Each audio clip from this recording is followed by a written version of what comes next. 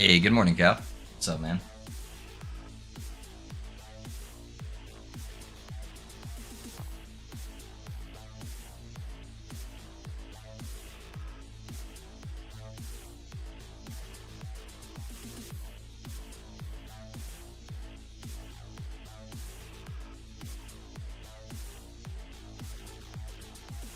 I like 3.5 hours of sleep. I'm exhausted, but I'm here. Hey, I appreciate you being here, man. Sorry you didn't sleep very well.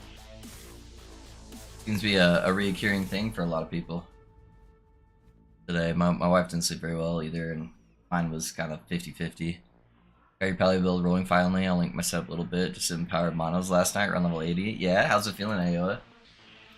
Feeling good?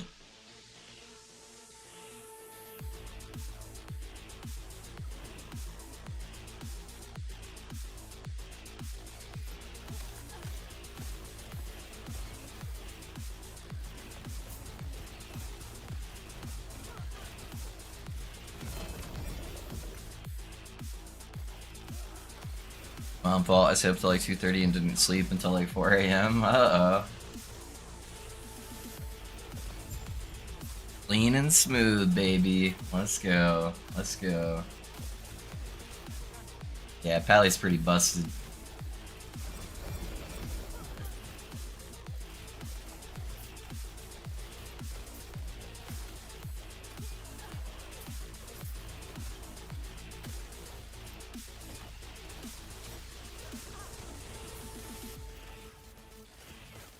So I was doing some testing last night.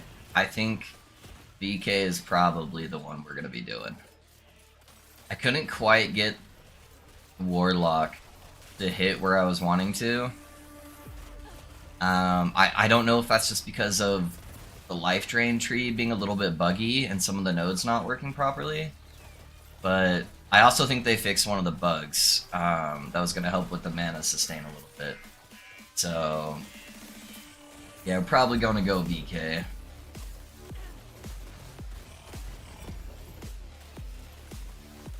Unless something magical happens the next like 48 hours, where I find some secret sauce and that takes over.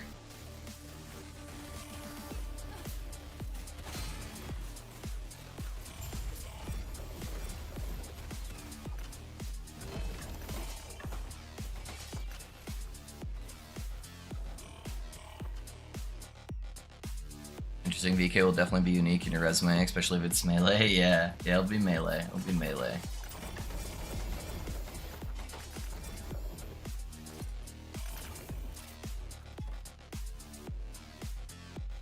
Oh, this build looks hella fun. You're playing right now. Yeah, this is probably third favorite build of the cycle.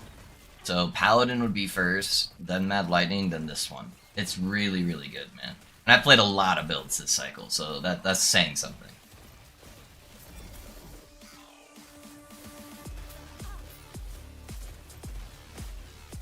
Yeah, this build's also very strong. It's just a little bit squishy. So Paladin and Mad Lightning are way tankier than this build. This build probably does more damage than both of them, though.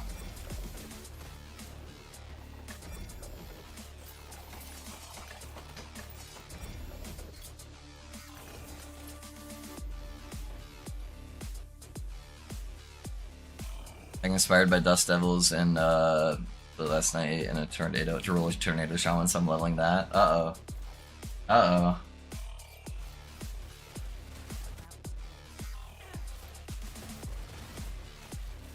Tornado Shaman's fun, it's just the bossing is what kills it for me.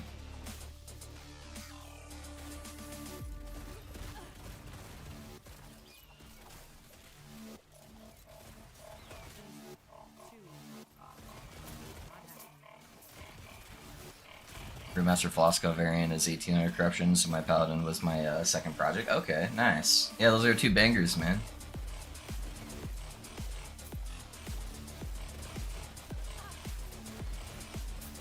What's up, Sig? How's it going, man?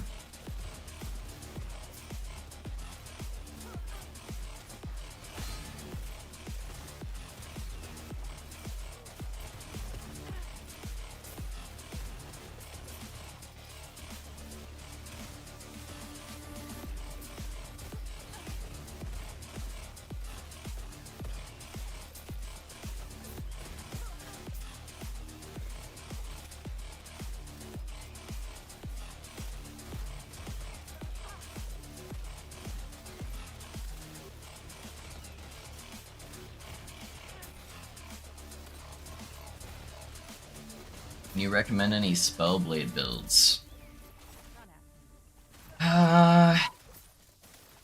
What would I play if I were to play Spellblade this cycle? So I think it's first important to let you know, Spellblade, as far as performance-wise, it's a fun class. Performance-wise, though, it is underperforming compared to most classes right now. With that being said, Shatter Strike can be really fun.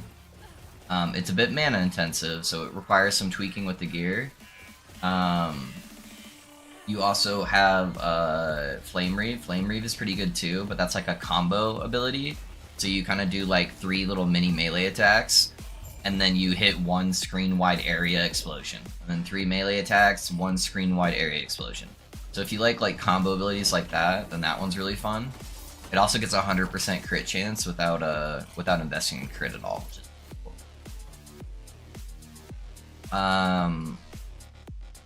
Probably one of the most popular ones right now is Surge, playing a Surge build. So you could look that up as well. That's centered around doing a movement ability that applies your damage for you. The downside with that one is it's a cooldown based build. So you only do damage when you're using your movement skill. So it's like every couple of seconds you do damage. It's only like 2-3 seconds though when you have good gear. So it's not too bad. So those are probably the better Spellblade builds that I would consider.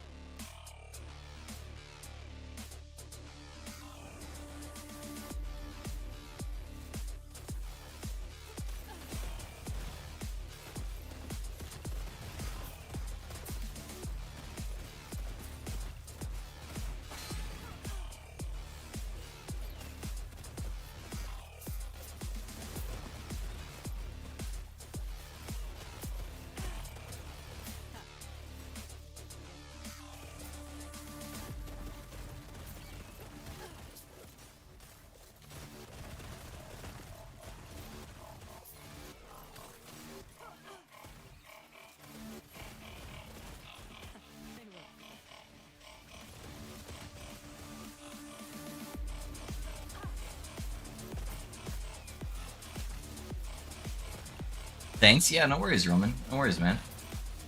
Yeah, I hope they give Spellblade a little bit of love soon. If it just had some of its numbers tweaked, it's got a really cool concept. If it just had some of its numbers tweaked, I think it would be really strong again. A little bit more war generation, so it's a little bit more defensive. And just a little bit more synergy with like some new uniques or something, and I think it'd be really, really good. Got some cool potential.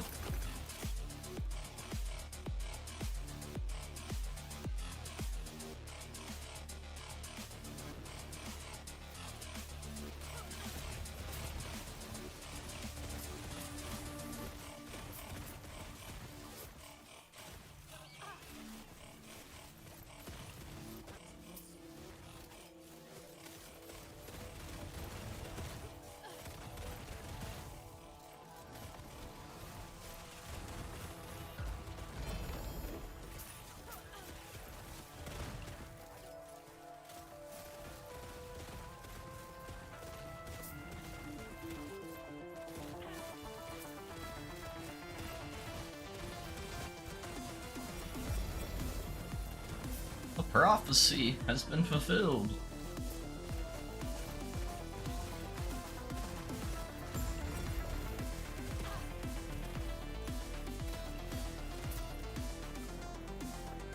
I honestly haven't gotten to shit for prophecies the last couple days. The last 2 days, I don't think I've gotten a single upgrade from any of my prophecies. We're like a couple 100,000 favor in.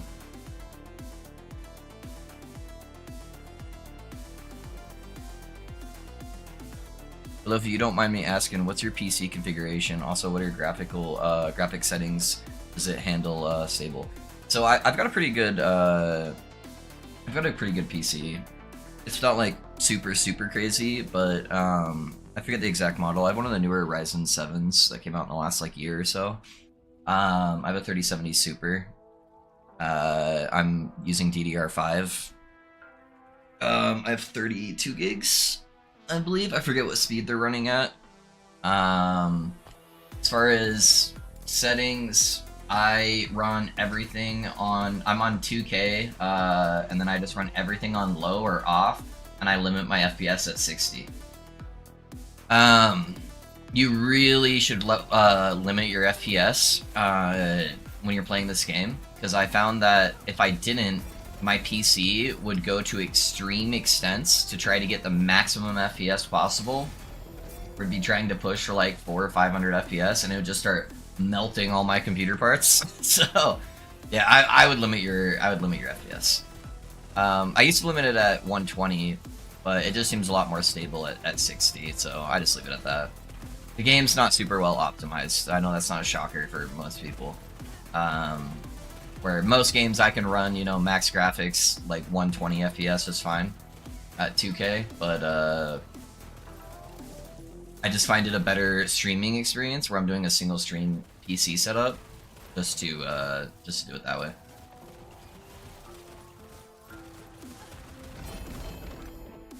A dagger. What's up, Risky? Risky, last night was so depressing, dude. So depressing, man. After you left, dude. Oh man. I was very upset with how my game session went.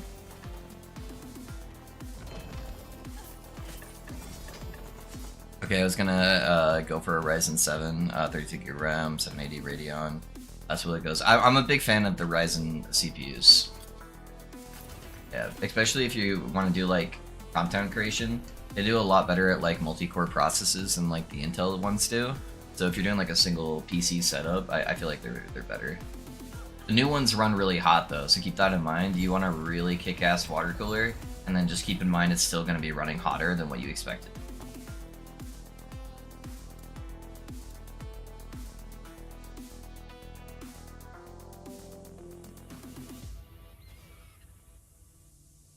Why? I got really cocky, Risky, and when I was playing Gray Zone, I had like 6 tasks that were all in that one town, and so I said, you know what, fuck it, I'm gonna do all of these tasks at the exact same time, because I'm big baller. You know, as one does.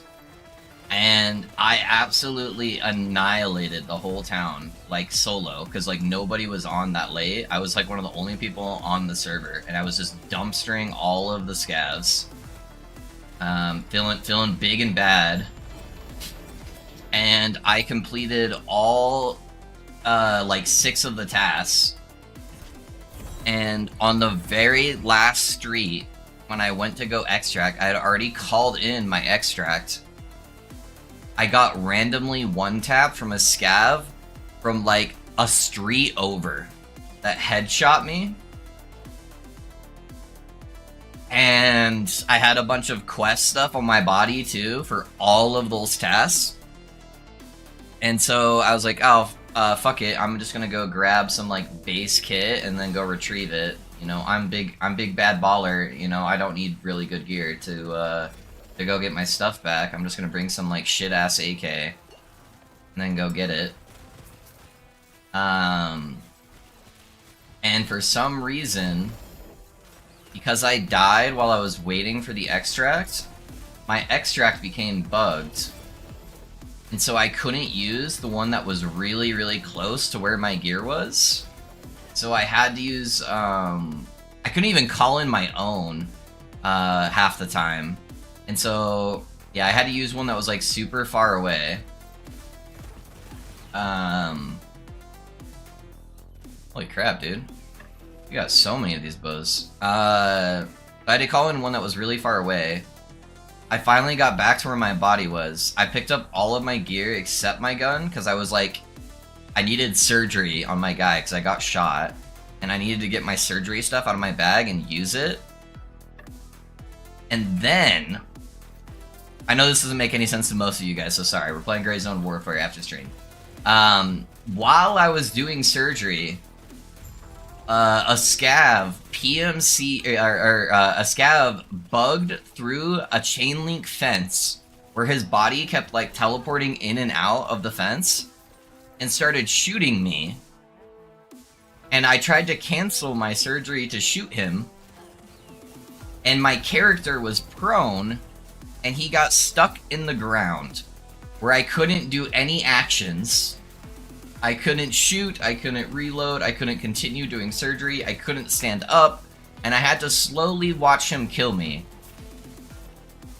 And when I finally grabbed a good kit to go get my shit back, because I was sick of it, my gun was gone, because I didn't pick it up off my original body. So my super sick, tricked out gun is now gone, and I have to redo like 3 of the tasks. So, yeah. And I couldn't leave the server because all my loot was on that server, even though that one extract was continuously bugged. And yeah, it was a miserable time. And there was like no one playing on the server, so there wasn't people helping kill any of the scavs. So, alright. Sorry, rant over. Yeah, dude. It was a shit show.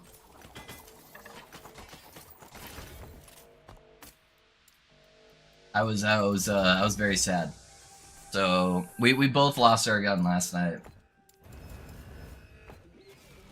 I don't have any AKM mags either. I need to get some because I have a decked out AKM, but I don't have any mags for it. So I have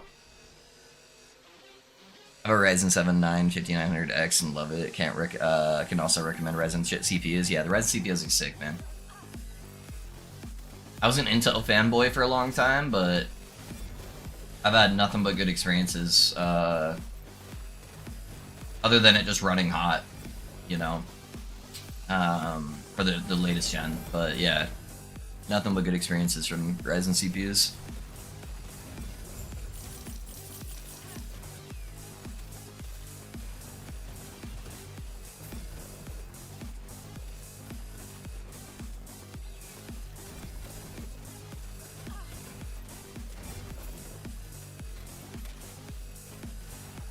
My PC is liquid cooled to help with temps. Yeah, I have a liquid cooler for my CPU, not my GPU.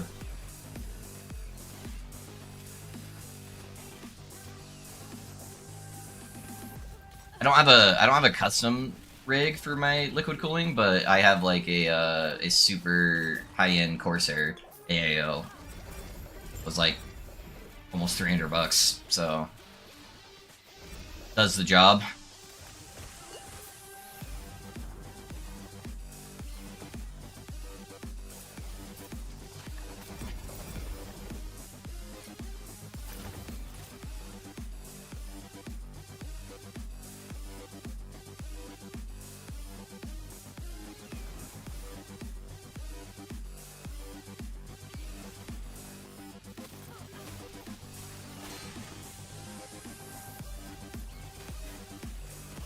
When are they supposed to announce the 5000 series for NVIDIA? I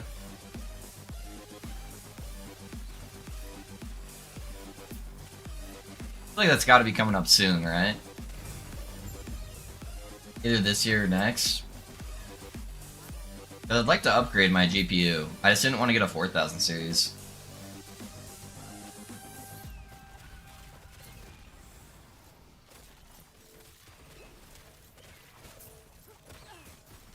Watching Netflix, my monitor kept flickering black and it was pissing me off. Downloaded Opera and I don't have that issue anymore. Yeah, Opera's the way to go, man. Opera's the best browser by far.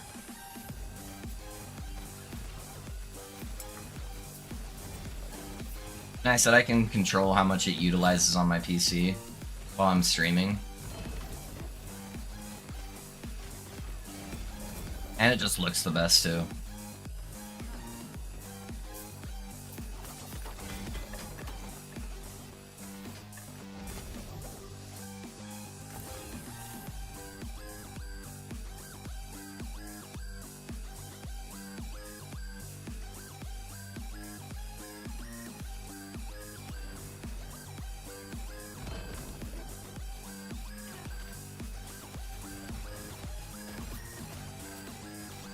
convinced that either browser issue or GPU issue, and thank God it was a browser. Yeah.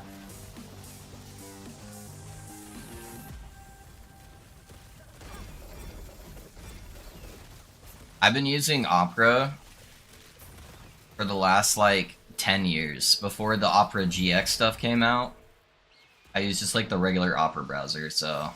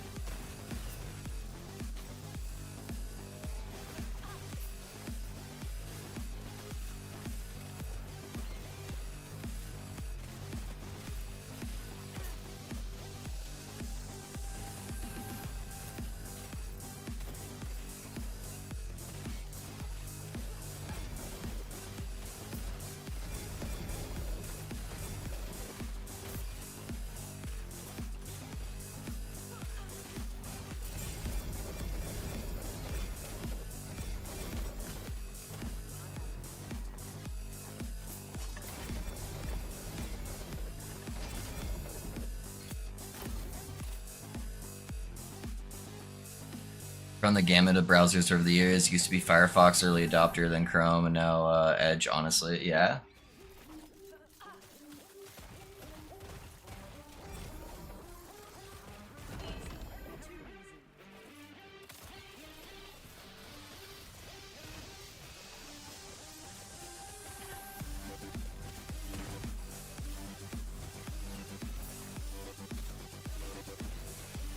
Yeah, I really like Opera. This gives you a lot of customization with your browser.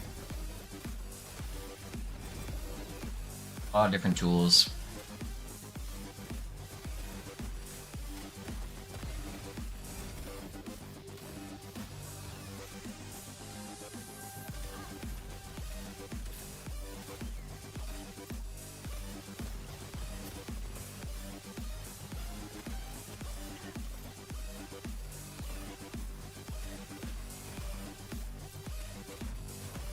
I've run the mostly because it become true black theme. My monitor is OLED, so I want to prevent burn as best as possible. Opera does the same thing. Yeah, Cal, it'll force everything over to dark mode for you. Yeah, so it's got that stuff too. I check it out. Yeah, it's pretty nice. It just feels lightweight, more responsive, no memory leak issues with it. Yeah, I don't have any memory leak issues with Opera either, and I can control how much memory it's using, so I don't go a little bit overboard with like 30 tabs open while I'm streaming. That's a really bad relic.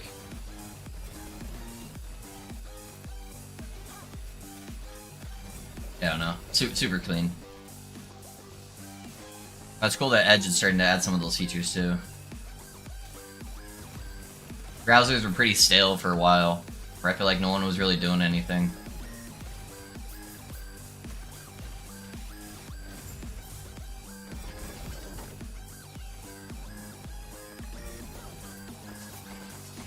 We're at 36 hidden tabs when I click my task manager, bro. Couldn't find what the fuck was even open. Yeah. Explorer is only used to download other browsers when I first set up my PC. At work, but want to say hi. Hey, thanks, Wax. I appreciate you, man. Hope you have a good day at work, dude. Can't transfer my bookmark to extension like other ones? Probably. I don't know. Like I said, I've used Opera for 10 years, so I haven't had to have that problem. So, so yeah, I don't know. I'd have to look into it.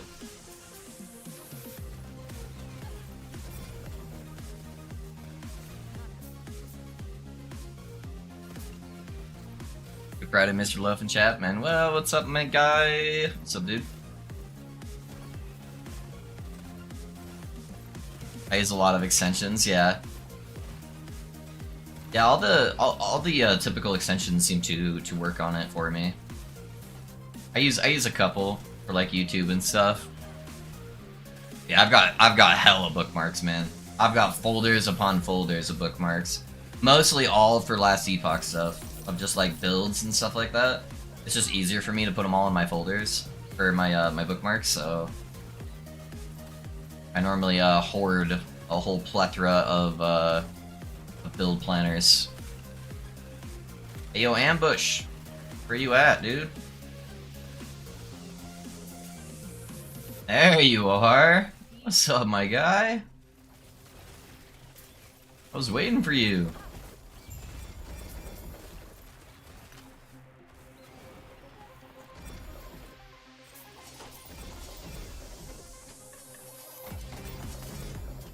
Doesn't fit in inventory. I am no beast of burden.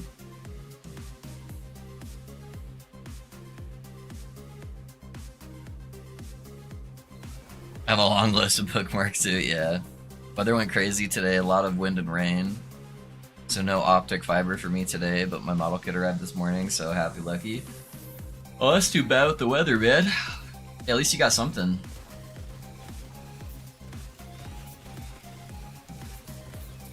If you're comfortable with it, Manuel, you should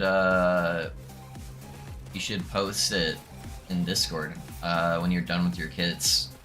I'm curious to see what they look like.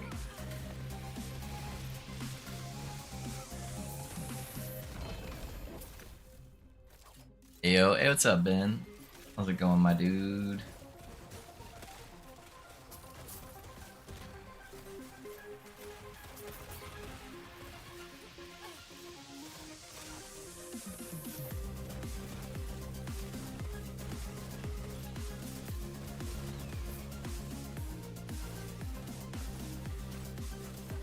Oh, I may do that. I'm a newbie too. A newbie though. Oh, it's all good, dude. I know nothing about it, so that's why I'm curious. I've never really messed around with like miniatures or any of the model kit stuff or anything like that, so.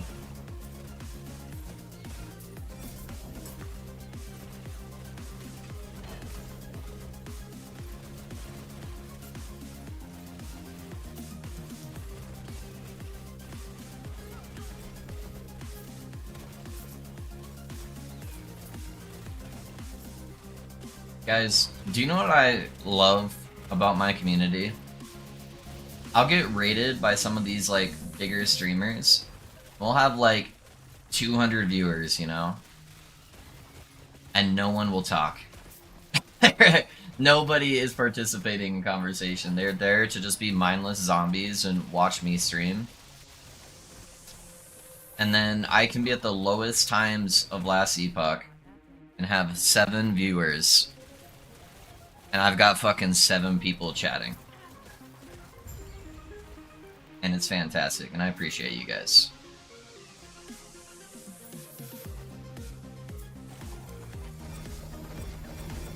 Definitely, definitely the best Last Epoch community.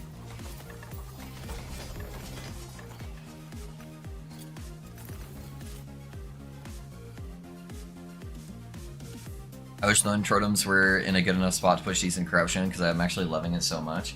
I don't think they're bad. You can get decent, I think.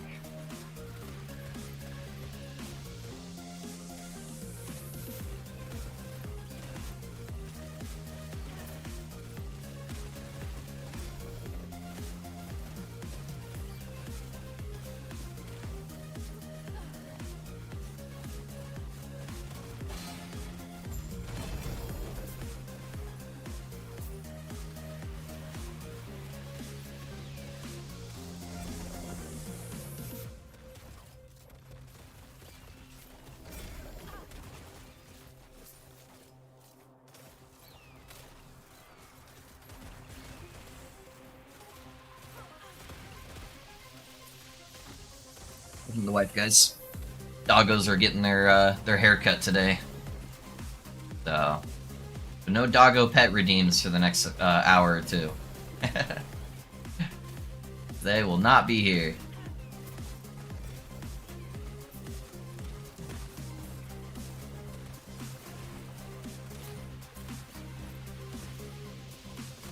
"99% of streams you raid, nobody says a damn thing, and I love it." Yeah.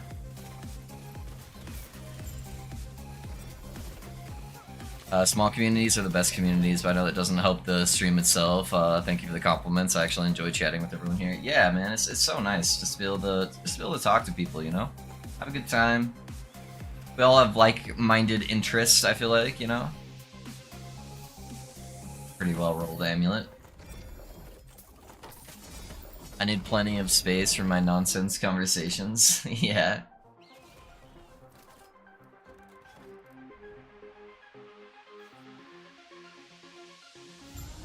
I think they can push 500-ish. Oh, so that means I can't double doggo yet. Yeah, no.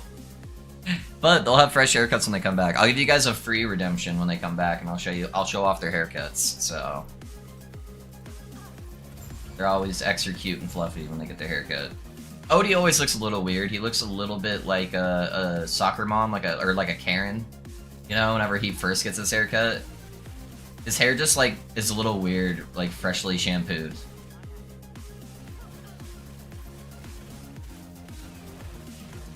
I don't know how to describe it, but Moody looks extra cute.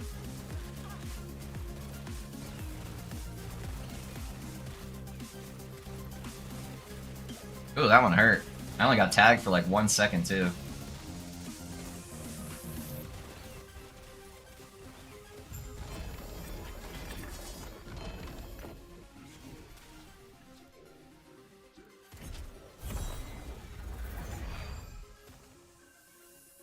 Yeah, it could probably go 500. It could probably go 500. Oh, that's a really good ring, dude. That's a super good ring. What the heck? Oh, and we got a 1 LP Prism Wraps. Some bizarre drops from that boss. We'll take it.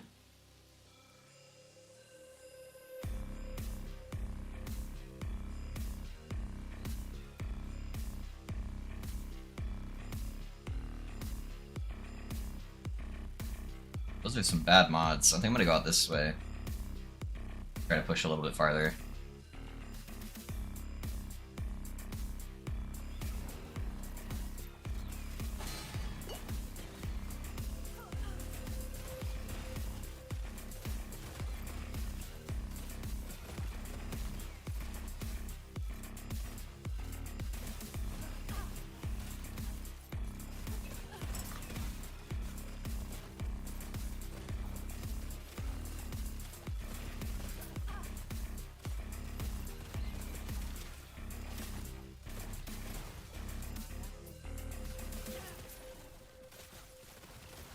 Seems like D4 pretty heavily nerfed Dust Devils. I hope they're still decent, strong, but might finally be able to have my minion army dreams come true again. Yeah, they nerfed Frozen Orb pretty heavily too.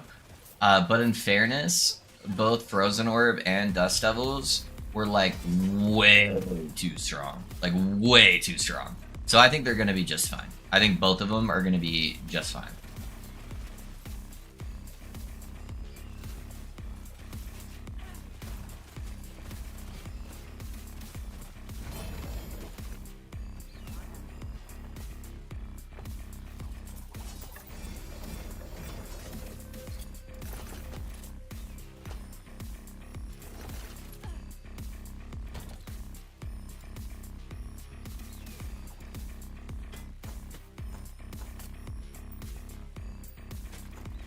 That chest piece roll. Oh, that was the one we crafted on, okay.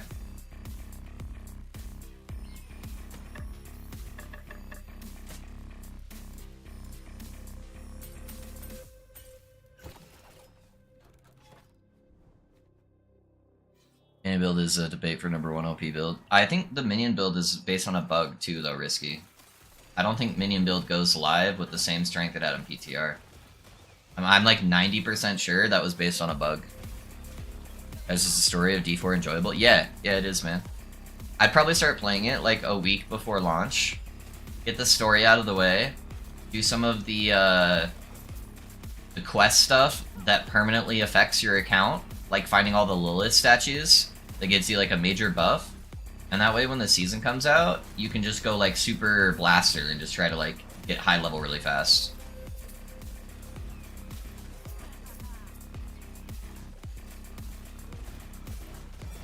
That's what I would do if I was playing, but I'm very competitive, so maybe you just want to take it slow right at launch, I don't know.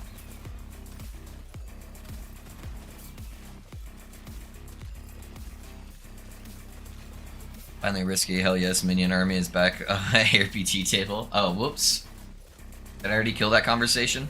I think minions are going to be better regardless. They're going to be good regardless. But one of the main interactions I think that was making them strong was a bug. Where their like damage was like insane too. My first time playing Season 4, but I'll take my time and enjoy the story regardless. Okay. Yeah, so like you get the option to skip the story once you've gone through it. So like typically for me, I like to blast and get ahead of everybody. So I'll skip story. I have everything unlocked where it gives me the maximum benefit like right when the season starts. So my character starts at like levels like 6 or 7 with a bunch of like talents and stuff. Makes it a little bit easier during like the very beginning of the campaign. I've got all the reputation stuff already done, so giving it a chance since you told me yesterday Rogue can be like Assassin from D2. Yeah, dude, he can. Yeah, a lot of combo stuff. Both its melee and range builds are really good. Since Diablo's launch, Rogue has been the most diverse class of just having a plethora of like really strong builds. Even if it wasn't the strongest class, it's always had like the most like builds in A tier, where it's like you have super solid options to choose from of like any of the playstyles. That's been one of the few classes that people didn't really complain about, where they're like, yeah, Rogue's kind of good. Rogue feels good all the way around. Play however you want, all of the stuff is solid. So unless they drastically fuck something up this season with Rogue, Rogue has been solid from launch.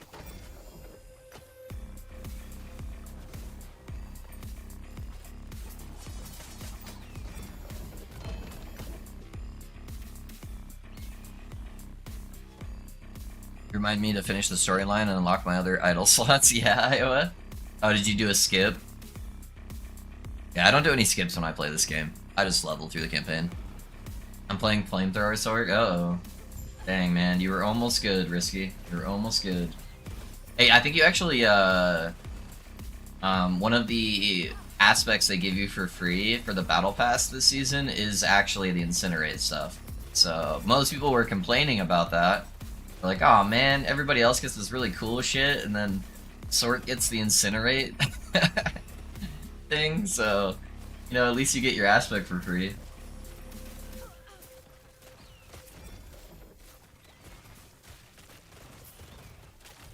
What if you just set yourself up for success, Risky, and then you had a good season? Huh? Huh? Think about it. Think about it.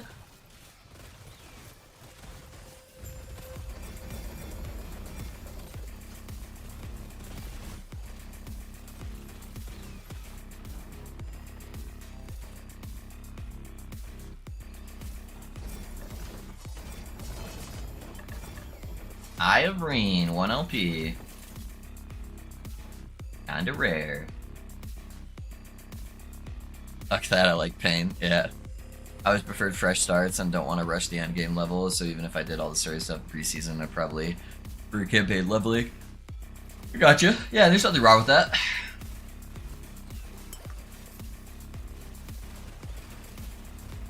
Nothing wrong with enjoying the journey.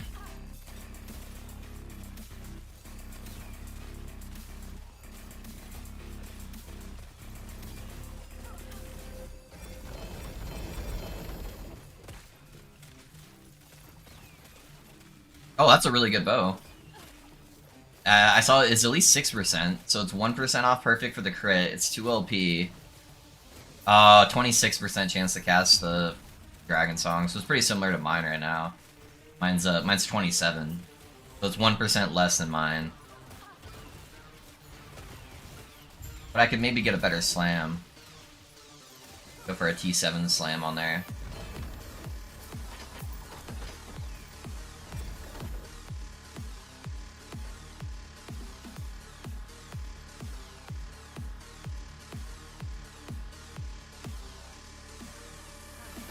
In D4, I need to grab all my Uber Legos off my Season 1 stash and put them in the internal storage. I should probably do that too, huh? I haven't done that with any of the seasons, I'm gonna be honest.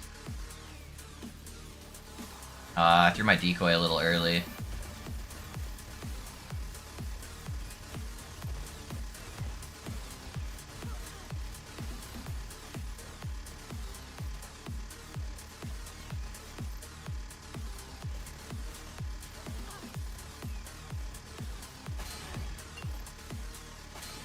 Ow. I can't see shit. I can't see. Wait, what killed me? What killed me? Oh, the void things? Oh no, it was cold. The cold stuff was over here when I died.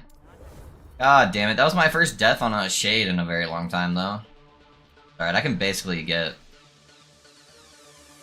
Yeah, that was a shit show, man. There was so much area control stuff.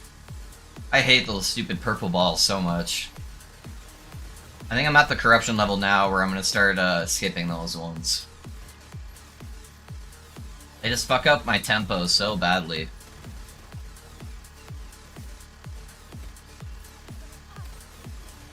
Especially when I don't have a movement skill that makes me immune during my movement.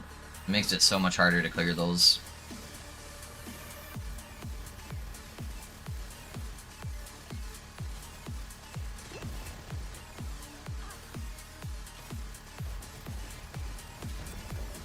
I like 12 Harlequin crests. Yeah? What you're saying is you were abusing bugs. Don't tell me you weren't, Iowa. Don't tell me you weren't. Because you would have been playing D4 constantly the entire time up until this point to have 12. I know. It's all good, man. I'm gonna quietly judge you over here, but, you know, is what it is. Any good Blade Dancer builds? Yeah, anything Shadow Dagger related is pretty good. Yeah, just look up Shadow Dagger Blade Dancer. Anything Shadow Dagger is good.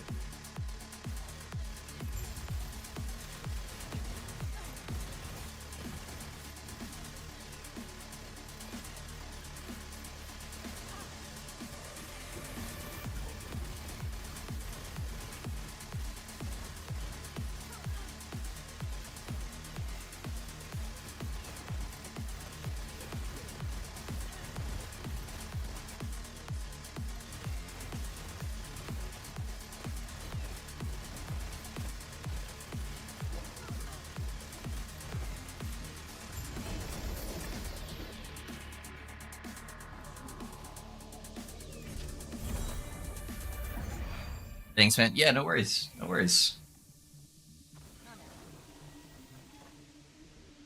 I should have selected Falconer. Falconer's pretty strong. All the rogue, not all the rogue. Blade Dancer and Falconer are both pretty good though. Yeah, they're both solid options.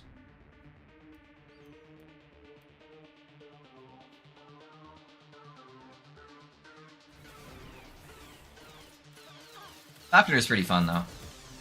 Falconer is definitely my my favorite class right now, or my favorite rogue class right now.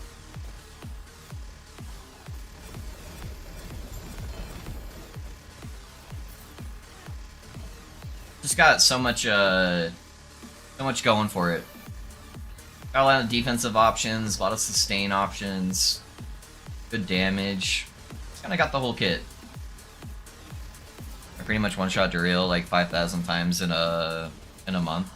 Oh yeah, no, I'm not concerned about how fast you were able to kill him. But how you got the materials, yeah, that was definitely a bug. But it's all good, dude. It's all good. You don't have to admit to your terms of service breaking. It's all good. I've been around the block, man. I know how long it takes to farm materials.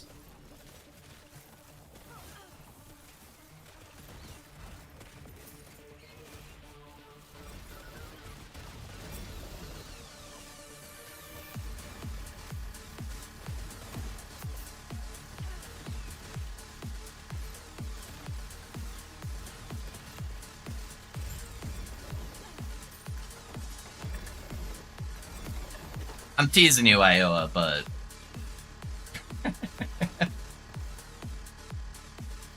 No hate here. No hate here.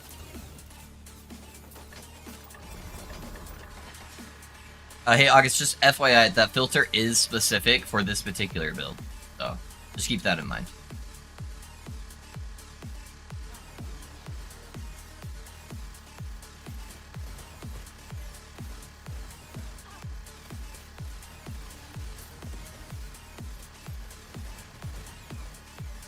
Yeah, I don't do generic filters.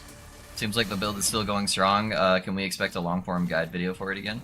Probably, Peters, probably. Yeah, build's very strong so far. I'll occasionally get one shot, just because I'm a little squishy, but you know, we're getting the job done. I need to get a health helmet is the big thing right now.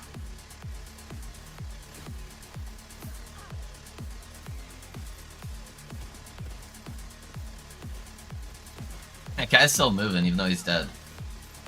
Yeah, my helmet has 2 armor affixes on it instead of 2 health affixes. I want to get closer to like 3,200 health would be like ideal, I think. So that would be the goal, at least like 3k. I'm very low on my HP at the moment.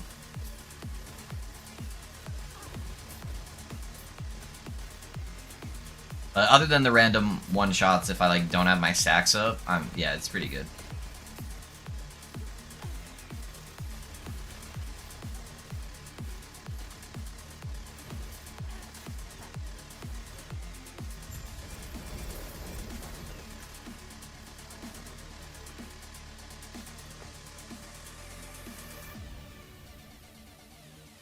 Copy that, just checking it out. I bought Massive Official Trade site with items I sold. Yeah, they were duping, but I didn't care about the supplies. Alright, alright. We'll leave it there. I'll give you the benefit of the doubt.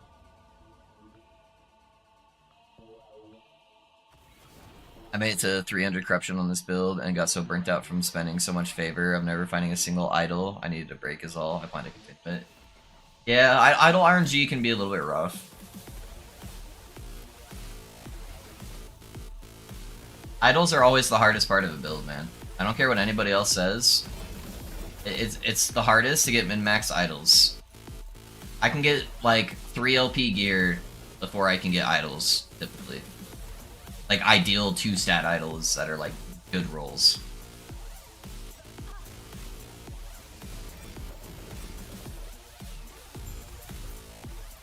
What I would make sure you're doing, Cow, is add a text line on your loot filters for your other characters for these idols. That way you still have a chance to get them while you're playing your other characters.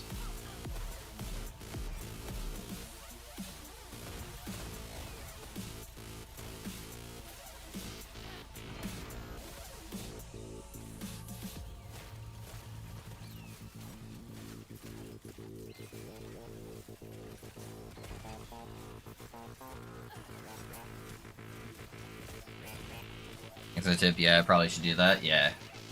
Yeah, that'll help for sure.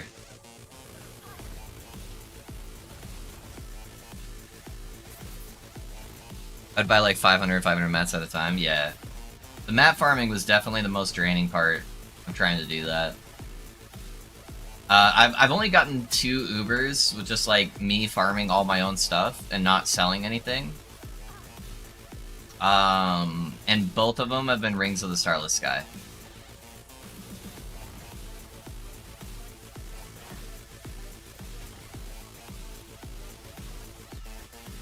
But I haven't really engaged in really any trading on any of the trading sites.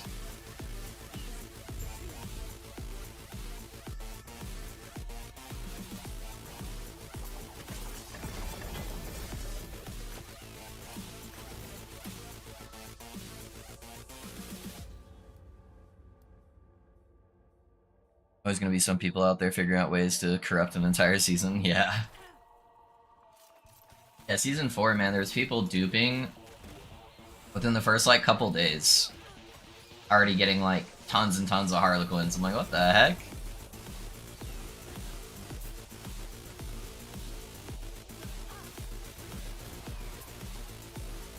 What website did you use for trading? I feel like I tried a couple times to, like, sell some rare items, but I felt like there was never anybody online to ever, like, do trades. It felt just like a dead server, you know, when you have like an actual auction house. I wish they would add an in-game trading auction house in that game, man. It'd make it so much better. I hate having to use third-party tools for everything.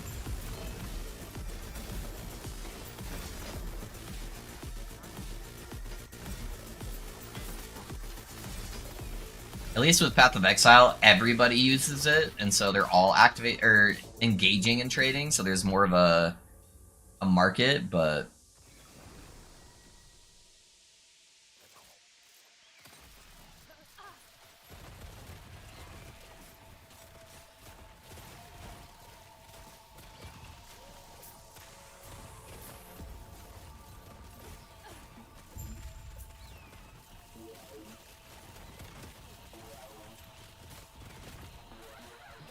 this is gonna be the season. Risky is gonna create an incinerate build that works, and you're gonna be in awe, and I'm gonna get famous. Then I'll say Loaf made it, and you'll get famous. So yeah. But do I want to be famous at that cost, Risky? If I have to tie my name to being the incinerate guy, I don't know. There's some costs that just aren't worth it, man. Switching like a madman to get gold for mats, yeah.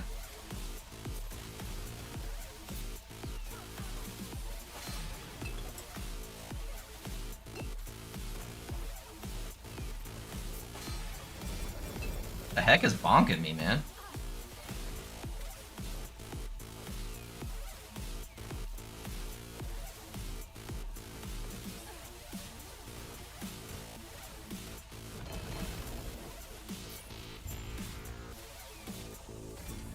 Look, an apostate sanctuary.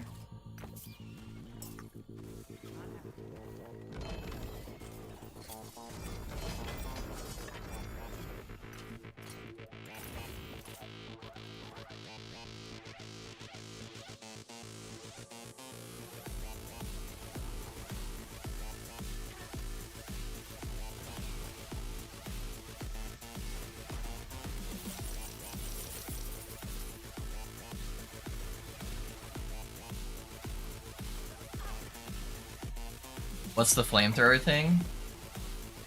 For this build, it's Dragon Song.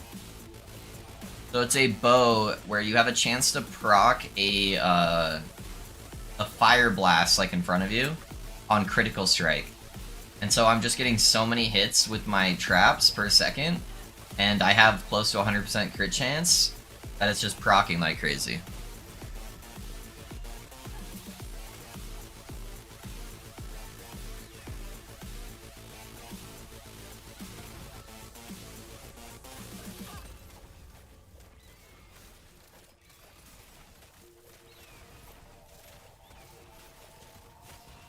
So it's not an actual skill that that has a skill tree for it. It's just a proc ability that's on an item. But that's what's doing 90% of my damage.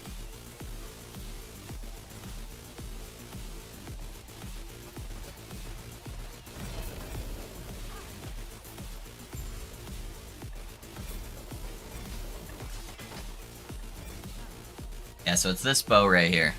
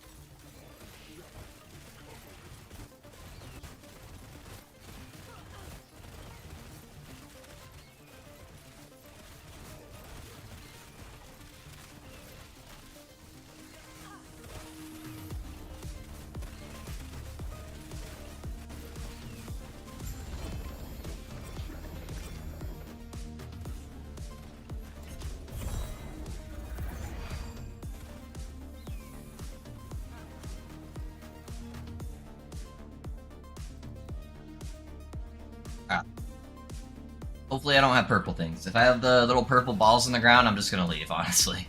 It's like the worst fucking shade mechanic, man. I hate it.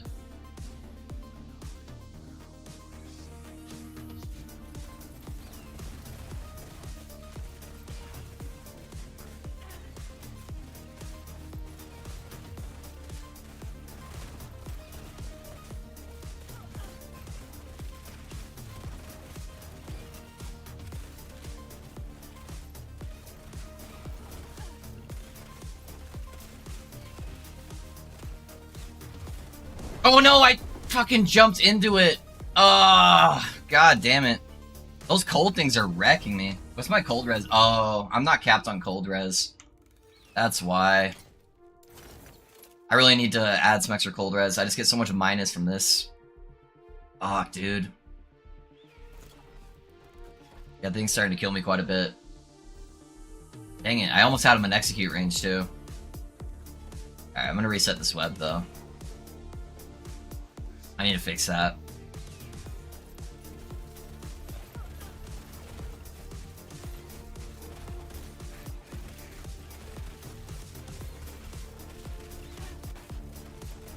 Oh, purple balls.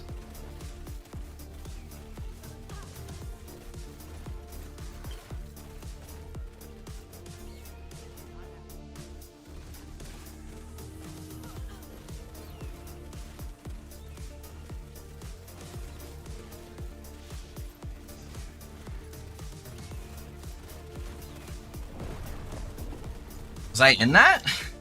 Alright. Alright. Whatever. Go again. That sucks, man. I went from 0 shade deaths to like a whole bunch right back to back.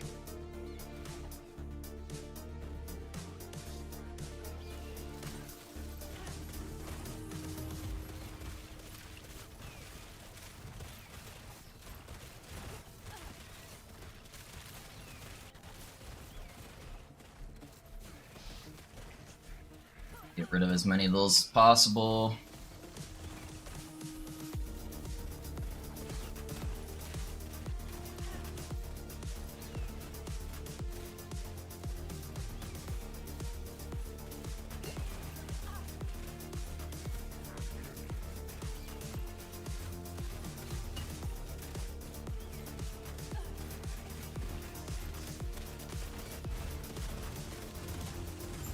There we go.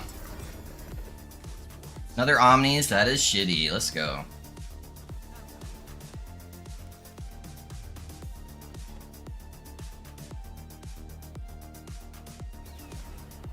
Gonna happen. Also, my headpiece died, so missed the last 8 minutes. R.I.P. How dare you? You didn't miss anything. I was deathless on Shade. Yeah, I killed 3 of them back to back. 0 problems, so that's all you missed, man. But it's okay. I'm happy to recap for you. Damn it, Loaf. Now I feel like trying some more for the damn idols. Yeah.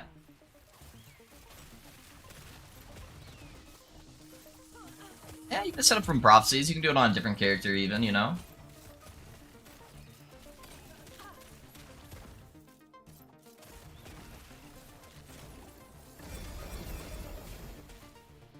Yeah, I'm struggling for some of my upgrades too. I'm really shocked I haven't gotten the helmet or the a glove upgrade after spending like 200k favor on them. Because I thought both of those are going to be the easy upgrades. They should be, statistically. They're like the easiest ones to get because I'm just looking for like Dex. They're like a really easy stat to roll Exalted, you know?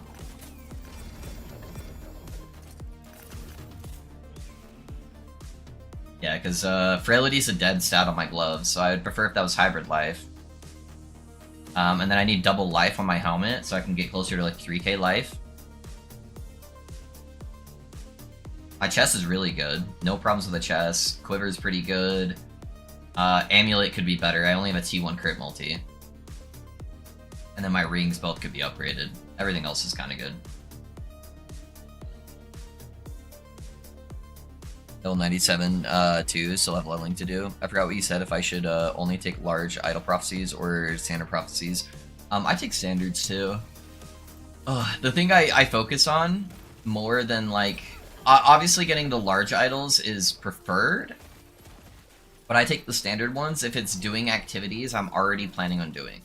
So I try to drill this into everybody's head.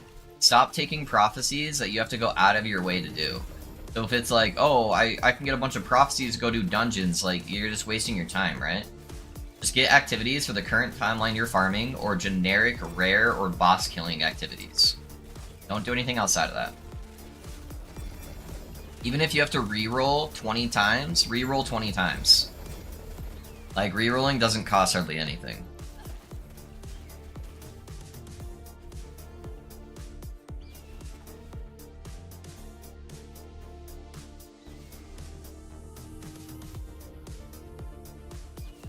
That's 1 LPs. The other bow behind it. Okay.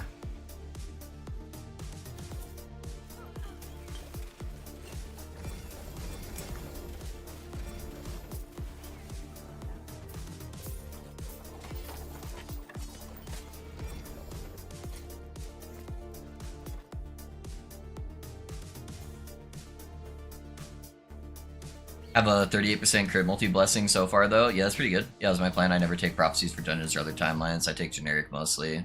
And shades, of course. Yeah, shades are good. Let me know what you think so far. Oh, that's your build planner for Pally? Yeah, I can take a look, man. Yeah, give me a second. Take a look. It's been a while since I've gone through your planner.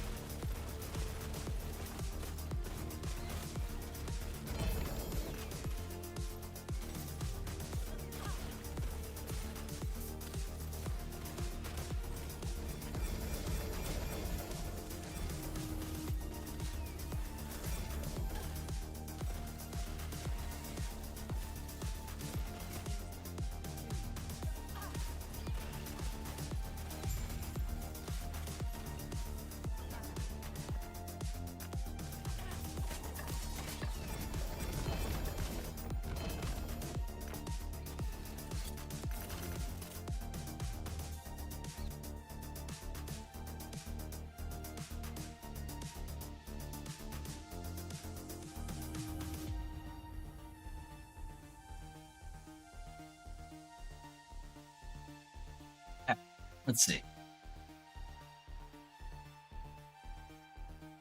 What's up?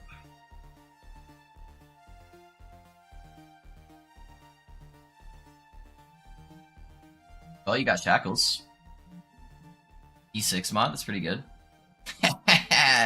You have T6 shackles, you don't have your idle slots unlocked? RIP, that's funny. Healing effectiveness, armor shred, awesome. Yeah, so 2 more, or 1 more of these guys, and then you still need the unique relic. The unique relic will give you a fuck ton of single target DPS, by the way. That's a dead blessing, but it doesn't look like you've done an empowered one yet. Yeah, so you need to rework your blessings a little bit, but not too bad. You got +3 smite with healing effectiveness and frailty. That's really solid. Full-on recovery is not terrible. Endurance threshold is a dead stat, but I couldn't get a good emulators either. I'm just running a perfect 0 LP one on mine. You got healing effectiveness, elemental damage. Yeah, double res. That's not bad. Not bad. Attunement with cold res. Perfect. That's great. And an attunement. It's not bad. Got the T7 cast speed. Okay. Increased healing effectiveness and stun avoidance. Honestly, stun avoidance is pretty good. And you got a +3 healing hands for prismatic gaze. What's the crit percentage on your prismatic gaze? Okay, playing the divine bolt variation.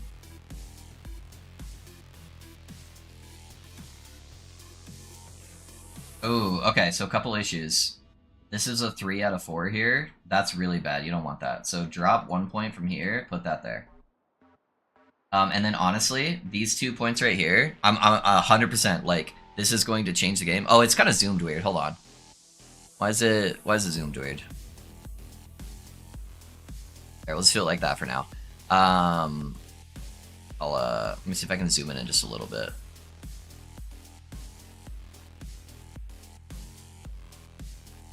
Okay. Honestly, super massive improvement here. I take 2 points out of here and put them here. I know it doesn't make sense on theory because we're always talking about healing effectiveness, but the healing conversion for ward, it goes off of the base healing. So the base healing for this ability is 100 health. So that 100 health is now a base healing of 100 ward that's then scaled by your healing effectiveness. So this is like increasing base crit almost. So instead of 100, it's now 240 with an extra 2 points in here as your base ward healing that's getting amplified by your healing effectiveness. So yeah, take 1 point out of here, put it right there so you have a 100% chance on smite cast. And then take the 2 points out of here and put it there, and your build is going to skyrocket in defenses. It is going to be so much stronger. Okay, so take the 2 points out of here. Those are bad. Bad points. You have a lot of bad points in here, actually. Bad, bad, bad, bad. All of that's bad. So take all of that out. Finish your crit multi. You don't want to reduce your cast speed, so take that out too. Put your 2 points here. 3 points here. You want to max this out next. Oh, this is bad. This is bad. Okay. Change that. Now your damage just like doubled for smite.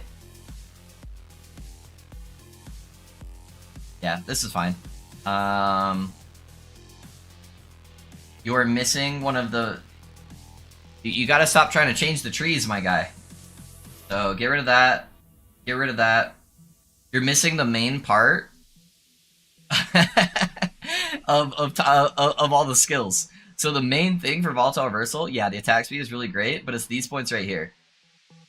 That's not the same as 30% like spell damage or something. That's 30% more damage. So that goes at the end of the damage calculation, and this is the part that makes Volatile Reversal so busted. So change that back. Literally just copy my tree. Don't change it. Don't change it. You don't need the ignite chance.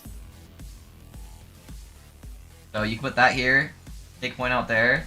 If you want to do the instant cast setup, do it like this. Actually, if you're doing the instant cast setup, what you should be doing... Oop, I didn't mean to hit that. What you should be doing is this. You want these ones because it gives you 8-second extra duration on all your sigils. So if I was doing the instant cast setup, I'd actually do it like this.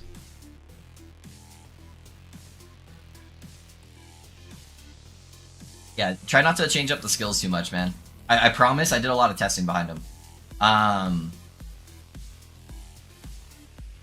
Oh, you have 34 unspent points? Were you in the middle of a respec? I'm not even gonna... Copy my passive tree. Copy my passive tree. Here, I'll give this back to you just in case you want to look over it.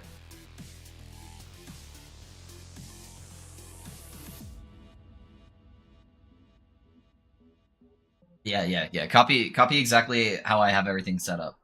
I promise you it'll be better. Yeah, gear-wise, your gear looks phenomenal. Gear looks phenomenal. Make sure the skills are what I have.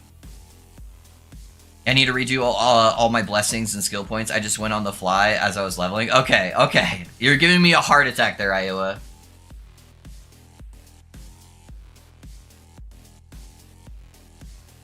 Is it really worth going back to do my Jasa for 1 stat? If you're really trying to min-max cow, technically, have I done it a single time this patch? Nope. I'm too lazy. I'll copy your tree now. Yeah. Hey, Love. Hope stream's going great. Can't talk today, but be in lurk mode. Have a nice stream. Hey, thanks for being here, man. Oops. I feel like sometimes the immunity works, and sometimes it doesn't. So those guys shouldn't have been walking over to hit me regardless before I'd moved. And the only reason why I'd moved is because they were walking over to hit me. Sometimes it works perfect and they don't, and then other times it just says fuck all and everything starts attacking me. Thanks. Yeah, of course, Aowa. Yeah, your gear looks really good though, which is the hard part, right? Skills are easy to fix, so... It's very good if you use Red Ring of Outlaria for your build. Yeah, for Red Ring it's definitely good. Make sure you're hitting those minimum requirements.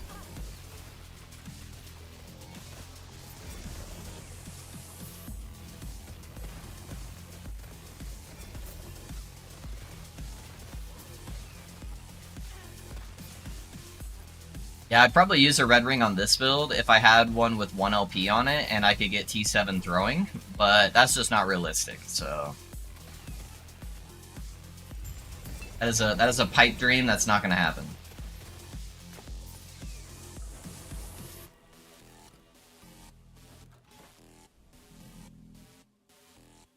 Hey, Arrowin, thanks for giving a sub to Heavy Gaming, man. I appreciate that. How you doing, Heavy? I appreciate you jumping in here, hanging out for a little bit.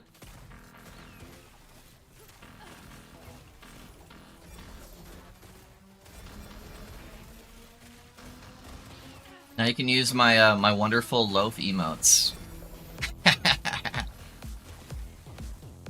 Just don't question the faces that some of the loaves have.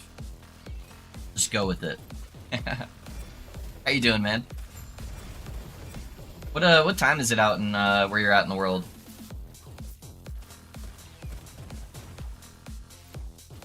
I can't remember. Are you from Germany, Heavy? I can't remember what country you're from. We got quite a few people from Germany here that hang out in the stream on a regular basis.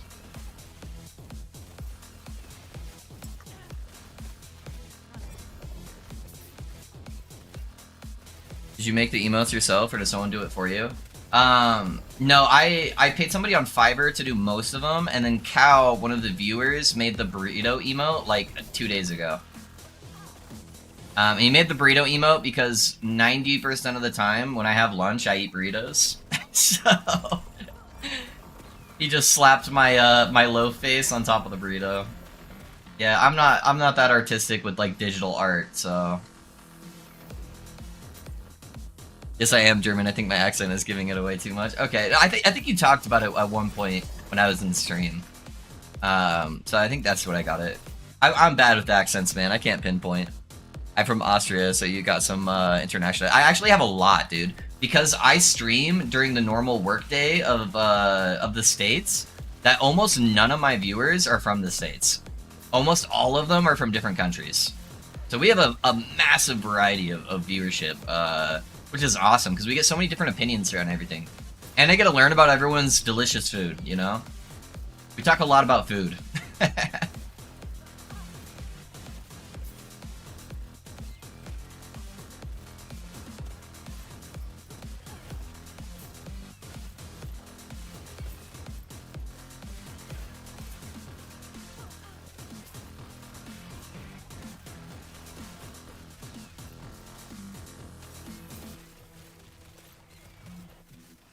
All my channel art and emotes were done by the artist and singer from one of my favorite metal bands, Lich King. His name is Tom Martin. Oh, that's dope, dude. Hell yeah. Yeah, you got that that metal band aesthetic with all your emotes too, so that makes sense. That's super cool, dude. Yeah, I have so many empty slots I need to fill for emotes, man. I don't have any animated emotes, but those all cost money, so...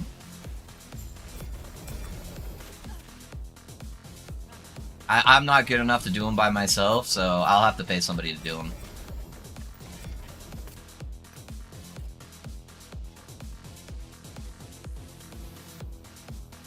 It's 8 p.m. here? Okay, yeah. I know for most of my viewers, they like start watching me after the workday, and it's like dinner time when I'm starting, and it's like, I just woke up. So, it's kind of amusing for me. It'd be so weird but so cool if Twitch chat has a voice chat, but it'd probably drive everyone crazy. Yeah, it'd be cool if there was like maybe an option for people. I just want to be able to moderate it is the only problem. Like, I couldn't be in there while I was streaming. That would be way too much. I would have a sensory overload and my brain would explode. Like, I've tried to be in Discord with some of my close friends while we all play games and I stream, and even that's way too much for me. And I know all of them. Like on a very personal level, you know?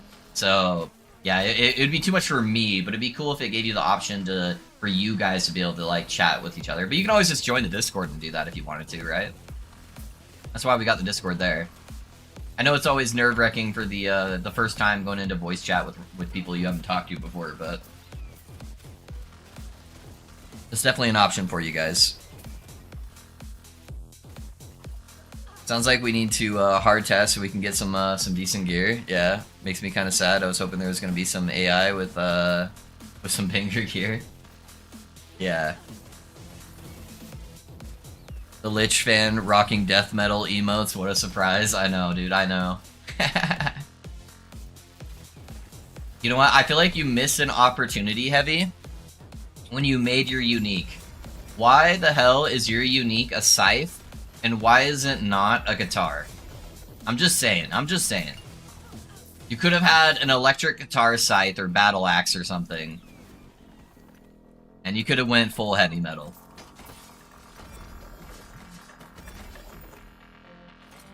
And then you know how you have like you have the bird idols that make the sound? It could have done like a chord or something when you would pick it up. Like how cool would that have been? I can do animations. I'd be happy to try. Just take longer, and I need to refresh my memory and skills. Yeah, I get you, Lou. I'm easily overstimulated as well. Hey, no worries either way, Cal. I appreciate you even doing the one email for me. So I won't ever ask you to like go out of your way to do that stuff, man. But if you ever feel inclined to try to make emotes or do stuff, you know, I'm always open to receiving them.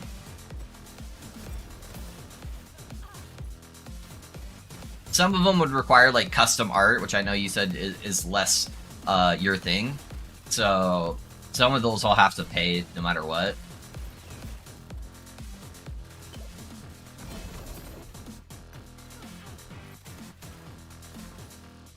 First question I would ask, I would hop into Discord, is anybody streaming? Yeah. True, Risky. That used to be what you were infamous for. I used to let him jump in Discord all the time while I was streaming. And he'd always say something questionable, and then he would be like, hey, are you streaming? Like, god damn it, ask first!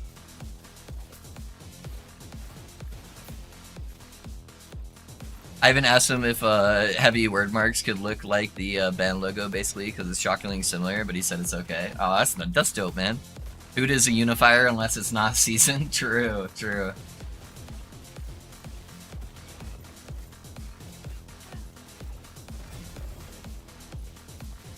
I like my food spicy. I like my food spicy. I'm good with some good seasoning.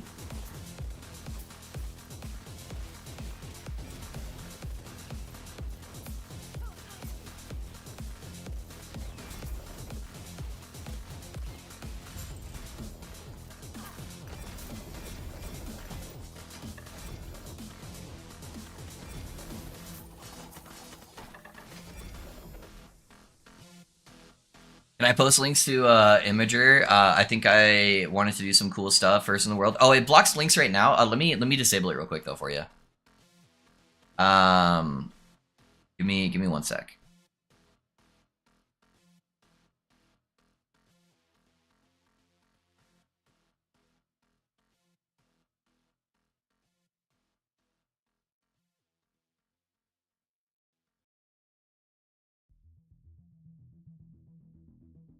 Okay, it should be good. So yeah, try posting a link there, and hopefully it doesn't automatically block it for you. Yeah, I think I want to do some cool stuff with Fits into the World. I don't want to do too fancy stuff. Yeah, I get you. I've been recommended doing a bullet belt unique too, which would be fun but doesn't fit. Yeah, without being any guns in the game. Yeah, I get you. I have to make sure nobody's streaming because I have zero filter and I grew up in a very non-politically correct area. Yeah. Very Klein, just tell me what you want whenever on Discord and I'll try to enjoy it a lot. Favorite hobby before my disabilities kicked in. Want to get into digital media as a career path. Yeah, I'm down, man. I never mean any harm with my word. Yeah, I know you don't. We just live in a very cancer, or not cancer. We do live in a cancer world. A very cancel culture world now. So I gotta be a little sensitive sometimes. Me too. I even make my my own hot sauce. Yeah, nice, dude. 500 TSD Scoville. Oh no, it still blocked it. Hold on, Heavy. Let me just give you fucking mod. I don't even care. I don't even want to deal with it. I'm such a bad streamer. If there is anybody that wouldn't jeopardize my channel, it's somebody whose name is directly tied to Last Epoch. Yeah, you know? So...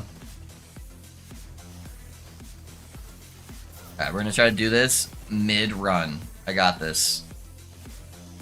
Boom. Okay, refresh your paid heavy and then post the link.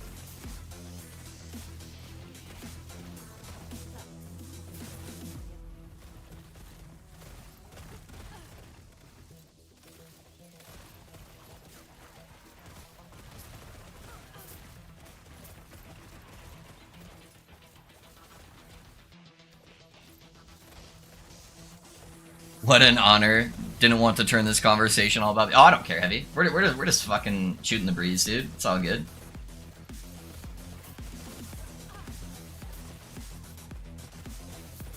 I do not prefer voice chats. I'm too sensitive. A lot of topics are and very shy. Yeah, I get you. I get you. Watch my stream, but if I got big and someone watched my rage clips, all of the shit I say, yeah. Here, that is the OG band logo. If you compare to that to my my word mark, you can see it. Okay, well, let me take a look. Ah, yeah. That's very similar. Very similar. Okay, where are all the monsters? Oh, I killed them all. I'm just throwing traps for fun. Yeah, I can definitely see see the similarity there. I always ask if someone is streaming, as I'm a bit too blunt and direct, and well, not everyone can handle my bluntness. Yeah, I get you. I get you. I've trained myself over the years.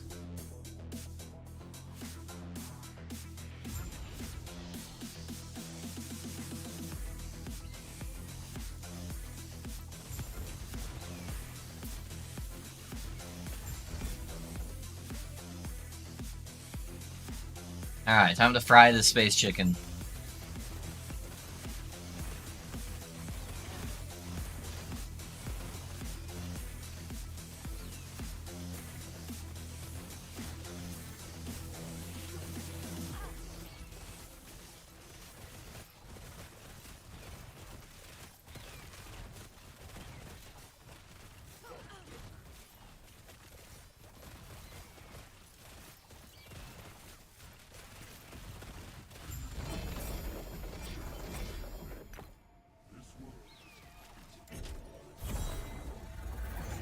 I hope you get big enough that you could variety streaming Gray Zone once in a while when they fix bugs would be so fun. I don't know, man. I feel like I'd be a bad Gray Zone streamer. It's kind of similar to streaming like Dark Souls, you know?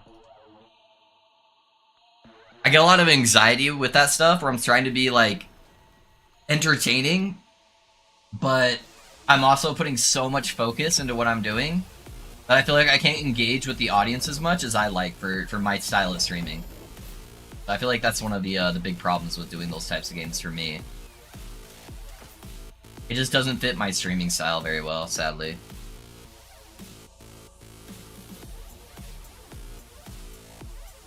Come on. Give it to me.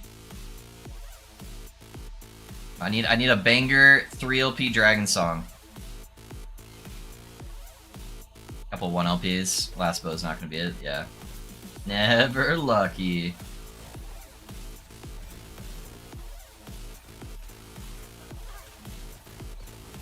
Void kebab, true. We're just adding a little of that dragon breath for a nice nice glaze on that chicken.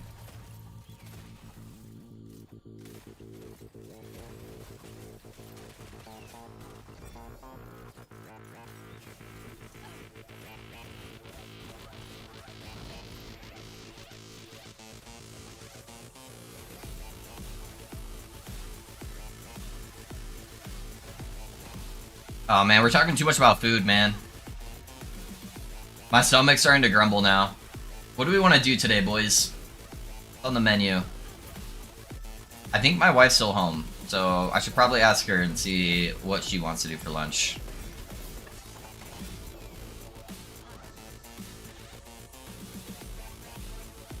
Pretty sure she's home. Let me text her.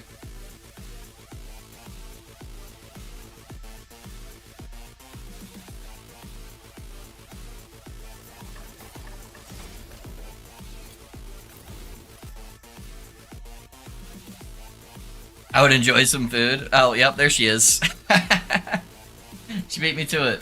What are you in the mood for, babe?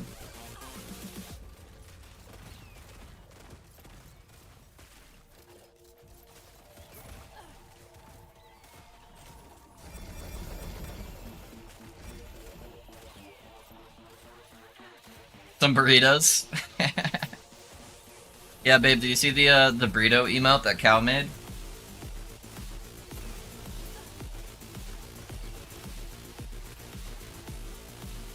He took our favorite low face and threw it onto a burrito for me.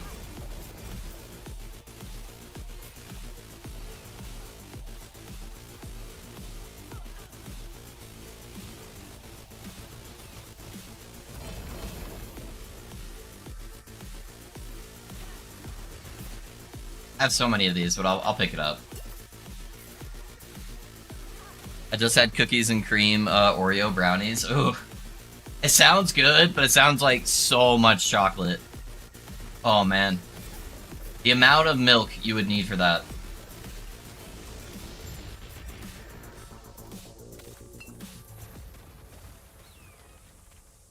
Let that roll.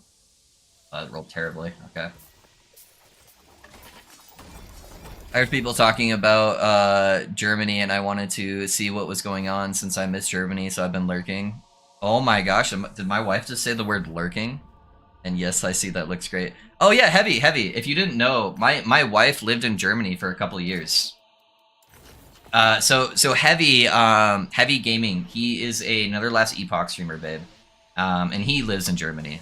And he's an OG LE guy, so he's been around for years too, so. He needs to count for that. I'm from the North Coast, so very different from your typical abbreviated German. Yeah. Got it.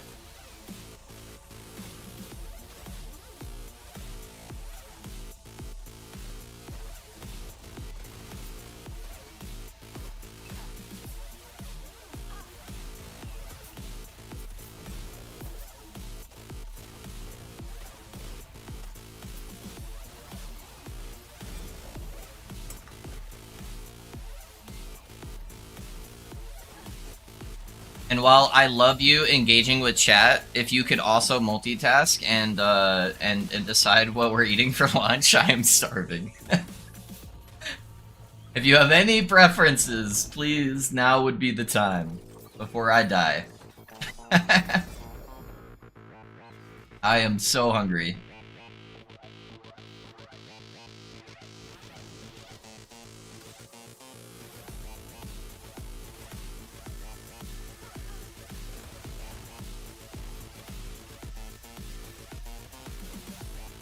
Oh, we got the bug on the mini-map.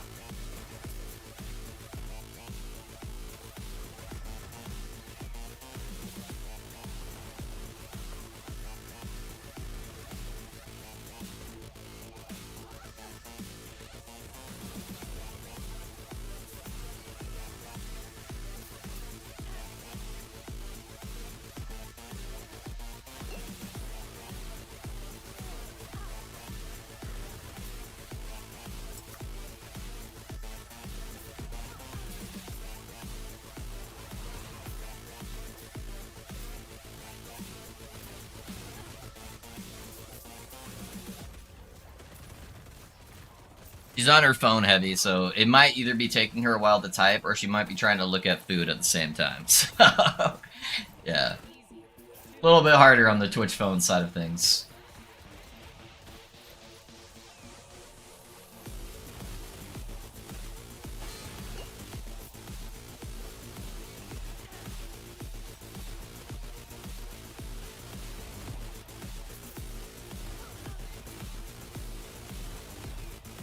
I think if I were capable of leaving this country, I'd want to move somewhere like New Zealand or Norway or Denmark, Ireland. Yeah, I agree, Cal. Yeah, somewhere over there is probably where I would prefer to. It just seems so nice. Everything I've heard about it out there just seems wonderful. It's both, I'm always down for Asian food. Okay. What kind of Asian food? Are we talking pho, ramen, sushi? What were you wanting?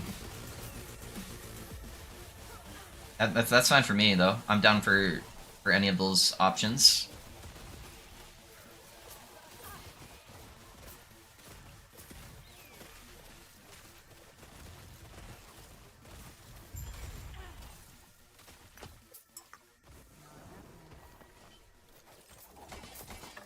I hear amazing things about New Zealand from Mama Dr. Jones on YouTube. Her family moved there from Texas, and she's so much happier with the healthcare system specifically. Oh yeah, I bet, dude. I bet the healthcare is probably a million times better than what we have. The States isn't exactly known for caring about our health. It's a good way to put it. Look what's available. Okay. I love the accents. Yeah.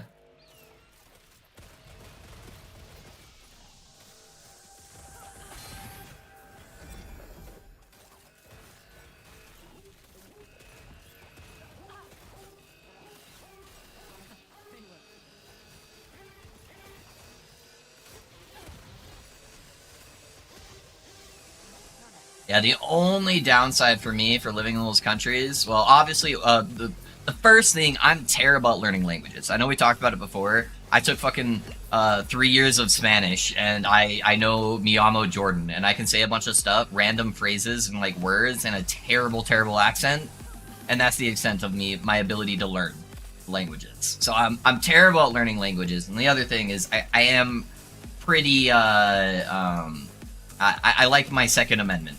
You know, most of those other countries aren't big gun people, you know? Which would be a little bit harder for me. I'm from America.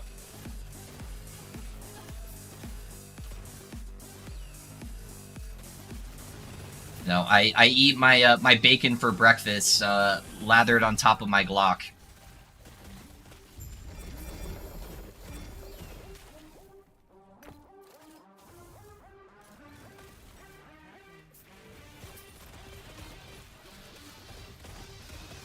Oh, that went the opposite way. No! It's alright.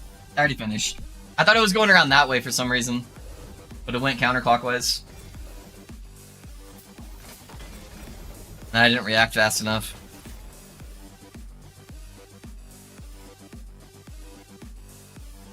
PSA is the problem of not caring about preventative and preemptive care. Yeah. Places that do are few and far between. True, true. I'm terrible at language too. I am ashamed to say I live in Germany for 4 years and can order my favorite foods, and that's about it. Yeah. Languages just don't make sense in my brain.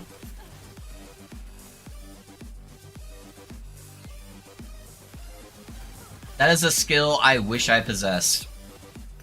I forget his name, but there's a guy on YouTube that I watch all the time that can learn a language in like a week, and he does all these like crazy dialects of like different languages, and then goes around to places in America and sometimes to those countries themselves where they heavily speak that particular language, and we'll try to troll people with it a little bit and like surprise them and get their reactions on it, and I love it. It's such an amazing ability to have.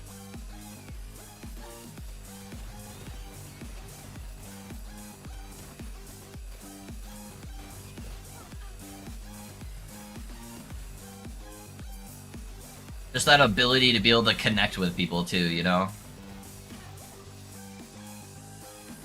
I feel like if there was one gift I wish I had, that would probably be it. I feel like that would just be the most universally beneficial ability to have, not only for like a business standpoint of being able to talk with all these different people, but just the ability to connect with people on a better level. That'd be amazing.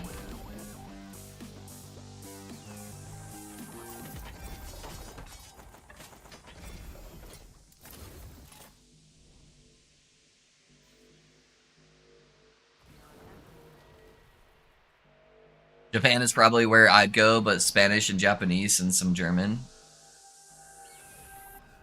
Yeah, I heard Japanese. I heard it's very hard, at least especially for writing. It's probably not as bad for speaking. I hear English is very hard for a lot of people with speaking because half of our shit doesn't make sense, you know.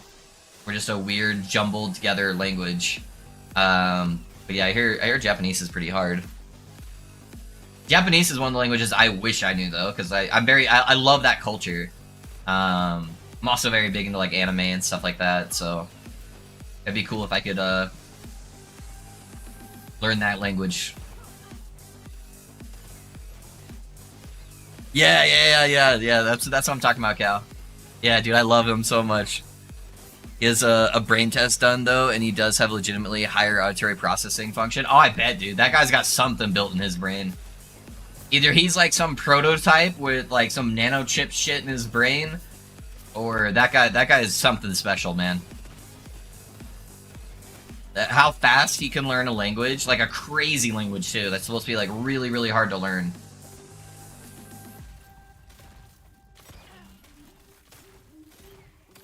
Stopped him watching some point when pruning my feed, but I have watched him. Yeah, had a former coworker that learned Japanese from anime. He managed to actually call with customers. I couldn't write a single word. Yeah, just off anime. See, like I don't get how people do that either. Yeah, I don't know.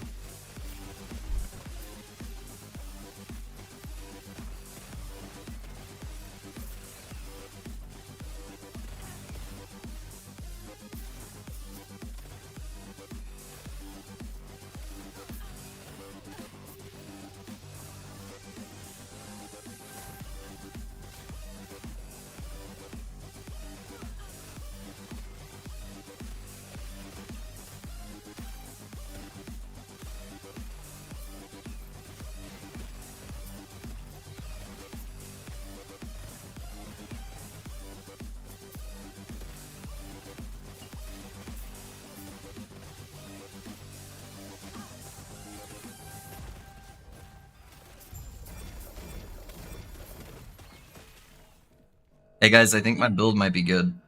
Since I've been staring at this DoorDash menu the entire time, and I was able to pass that at like 746 corruption.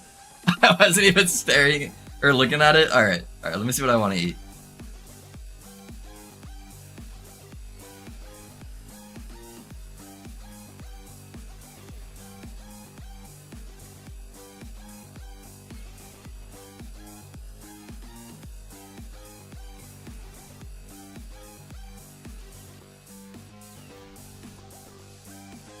Take a bid. Love you.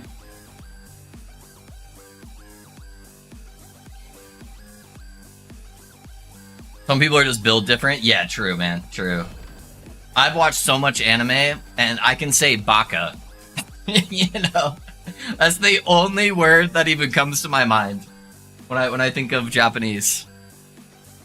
German wouldn't make sense for you at all if you want to say it's 24 minutes. We say for 20 minutes. Really? Oh man, yeah, that would be rough. I actually am German. I'm German, Irish, and French, but mostly German. So.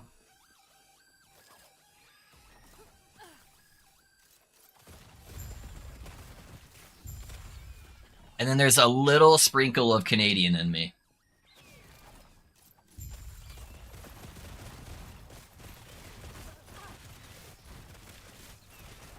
Canadian's kind of a melting pot anyways, so... Are people really Canadian? It's like when people say they're American, you know? It's like that could mean so many different things.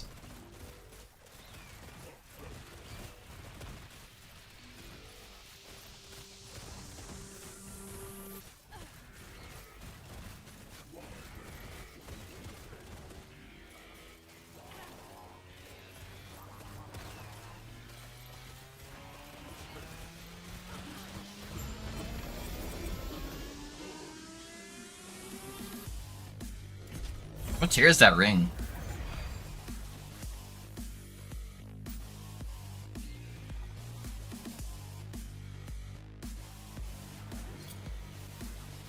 That's a tier 7. And it's got fucking health on there, dude. That's not bad. Some vitality. Man, it sucks those 2 stats are tier 3, man. I think I just have to chaos and pray.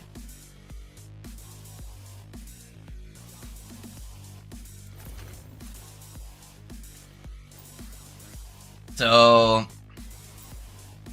what would we be looking at if we took one of our rings off? So this gives me crit avoidance, which is pretty big right now.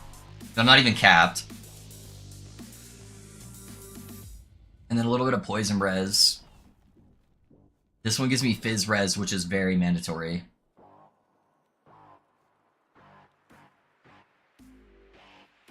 I think I drop this one, and I go for... And I have to hit fizz res and crit avoidance. That would be ideal. Oh no, I can't even get that because of this. I would have to... Yeah. Fuck, dude. I guess I could just go for the fizz res. If I hit fizz res, maybe. There's no way I get a seal on that, right? Do I go for it? Let's go for it. Yeah, okay. Critical strike avoidance. Okay. We're getting somewhere. And we just pray this gets something useful with the rest of our forging potential here. Dexterity? Oh my god! Dude, the luck on that. Holy shit, that's a good ring. That's a good ring. I can lose, you know, 10 poison res. That's a good ring, dude. Let's go. Yeah, and that caps me out on crit avoidance. Holy. Yeah, that bumped me up quite a bit of health. Yikes, man. Alright, sorry, boys. I struggled to learn other languages because apparently English is the only one that doesn't apply genders to... Oh, yeah, gotcha.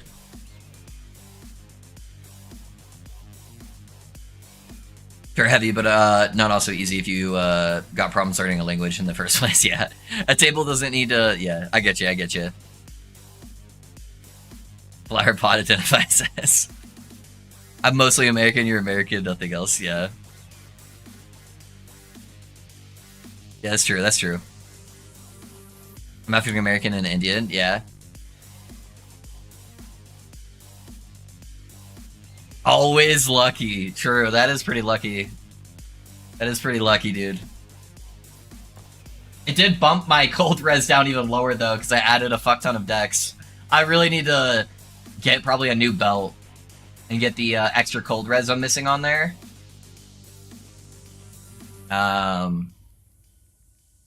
Both of these have cold res on it, and I need to try to squeeze in a little... I could get cold res on my gloves if I could get rid of that frailty on there.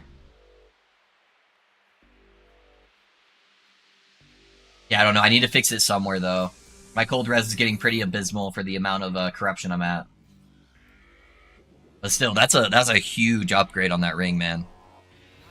What is the name of this build? I haven't thought about... I don't have a definite name of what I'm gonna call it yet, Joy. But it's essentially a explosive trap dragon song build. There's so many cool names that we could go with.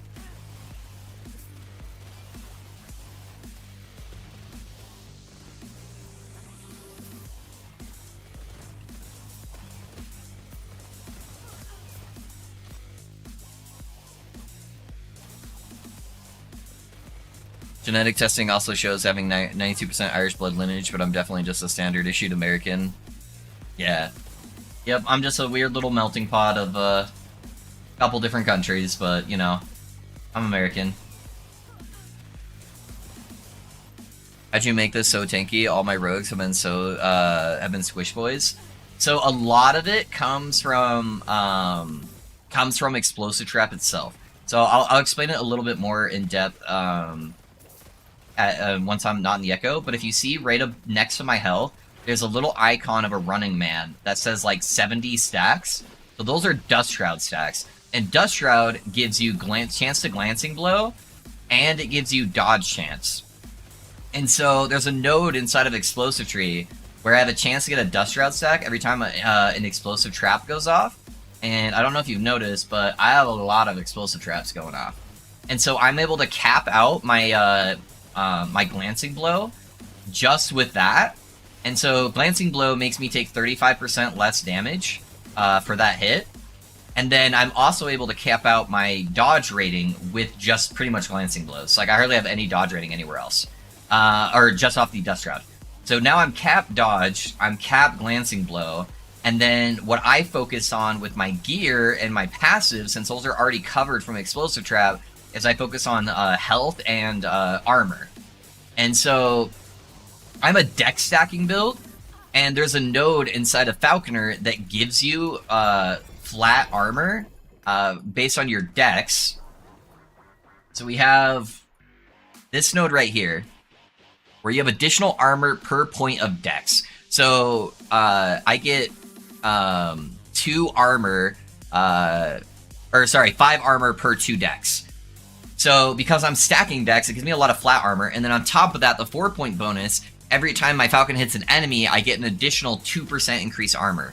So I'm able to get to like 40-ish% like armor mitigation on a character that's normally really hard to get armor. So I have that. And then on top of that, I get health gained per hit by my Falcon, per point of dex. Again, dex stacker. And then I'm also getting 21 flat health every time I crit. My traps are hitting so fast and I'm critting constantly. So I have really good sustain. And then on the Falcon, I also get more health based on my total attributes. So that helps with my defenses as well. But the big winner node is right here, Smoke Trap. So Explosive Trap hits have a chance to grant you a stack of Dust Shroud, and then this chance increases for the time it's sent to army, which is whatever. So it's just a combination of all of those. Like if you look at my defense right now, I have a 16% chance to receive a glancing blow, and my dodge chance is only 25%. And both of these hit cap just from using the Explosive Trap. It'll be hard when I don't have a target, but... yeah, I get to like 600% glancing blow chance when I actually have a target. And then my armor goes up while my Falcon's actually hitting targets. So, I just have a crap ton of sustain with flat health sustain and leech, because I have leech on my helmet and leech on my Pillager's Gold. And then I have a very good wide variety of defenses. It's not all tied into one thing. I have dodge, I have glancing blow, I have armor. So it's very spread out defenses there.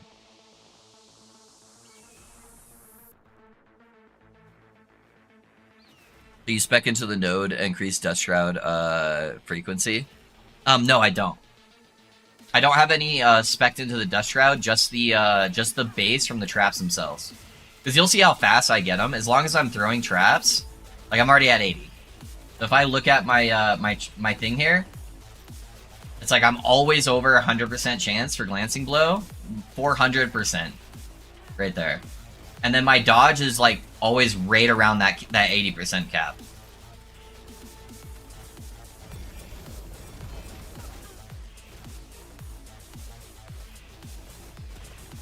I'm cool with being the weird guy. Oh, into anime and mecha cars. Yeah.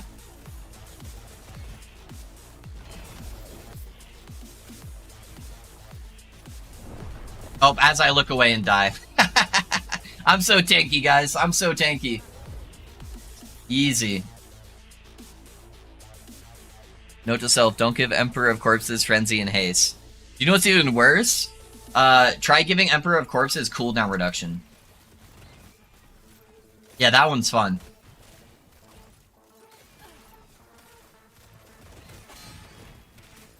Yeah, I need a bigger health pool right now, though. Because I have a lot of layers of defense, but I'm still susceptible to getting one shot. So if I don't dodge it, and then even if I'm mitigating 35% of the damage from Glancing Blow, I still have kind of a pretty high chance to get one shot since I only have 2,500 health. So I need to try to get closer to like 3k, like 3,200 would be ideal. And I think that would drastically help out with me being one shot randomly. So that's the big thing I want to fix right now. I need to fix my cold res, and I need to get a little bit more health. Which the health will come from my helmet. Right now it has double armor on it, and I need it to have double health instead.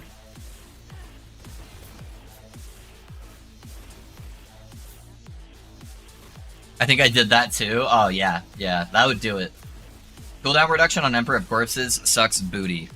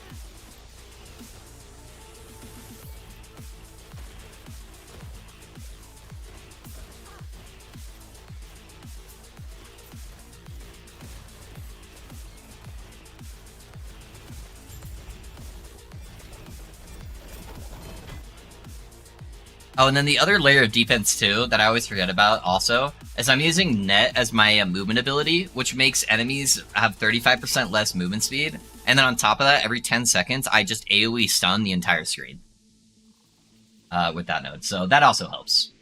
And I'm applying a bunch of slow stacks to everything I hit. So CC is a very valuable tool of defense that I think a lot of people forget. So that does also help a little bit, having that CC.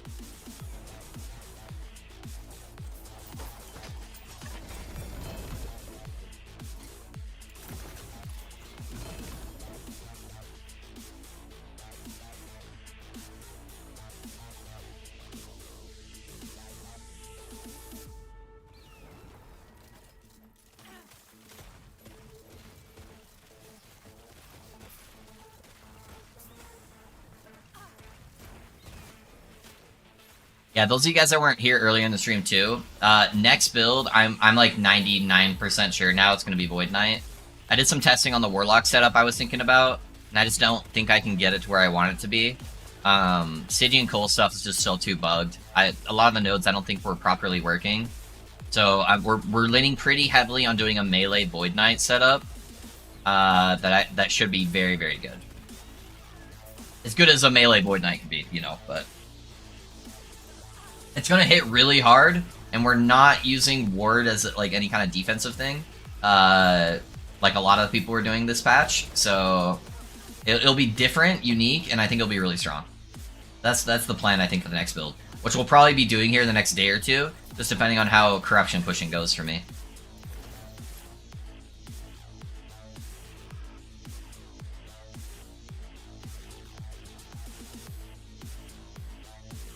Void Knight? Yeah, probably doing some Void Knight.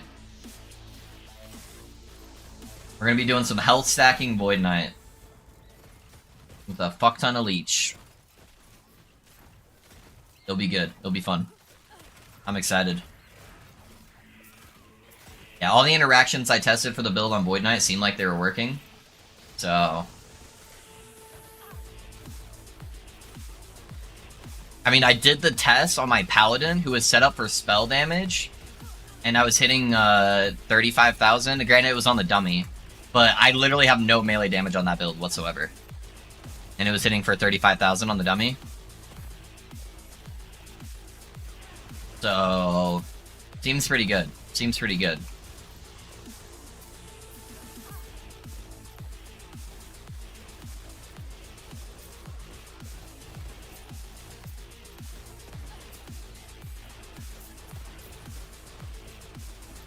If I had actual melee scaling on the character, plus I would have echoes with the Void Knight, I think we got a winner. Happy risky, word too easy, yeah. I'm digging Time Rot Void Knight, yeah. There's so many cool Void Knight stuff. I feel like if they tweaked a couple of things on Void Knight, it could have so many other cool, unique builds too.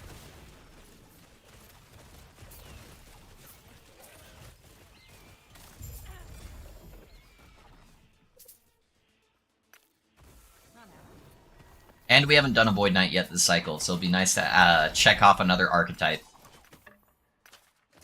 It's been a very long time since I've done a Void Knight build, and I love Void Knight, so they're just so much fun to play around with. Is it Rive? Oh, Brownlee. I thought you knew me better than that, man. I thought you knew me better than that. To think I would give you the info so easily. When I could just dangle a carrot, man.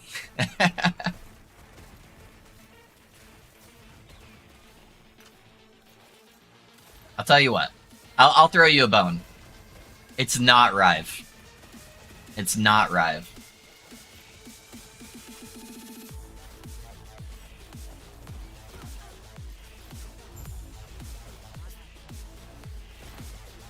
A racing strike? At what point can I stop picking up red removal items or yellows even? I have full exalted gear. You can always change it. So it just depends on how many shards you have for those particular mods. So the red removal items I just put for the rare shards. That way you have a plethora of them to use if you need to use crafting. So you just go into the red rule at the very bottom of the loot filter and just uncheck the stats that you no longer want to see if you have enough shards. And then if you have like a ton of tier 6 of an exalted item and the only thing that would be an upgrade for you is a tier 7, just uncheck the tier or the yellow affix for that loot filter.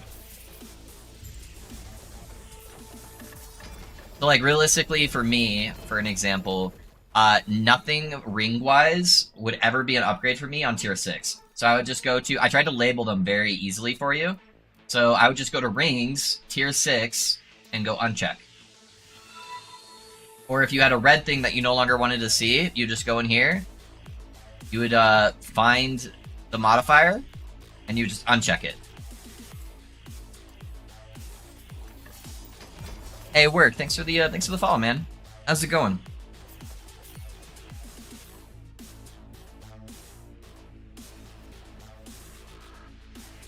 A racing strike, ES and VK would deal like 3 to 6 million on the target dummy. Oh yeah. I have a spell scaling paladin that I just threw an interaction on for to see if something interaction wise would work, and it was hitting for 35k. But yes, that would be very low regardless on a racing strike. So heavy is big brain, and he's doing he's doing the calculations in his head to try to figure out the skill.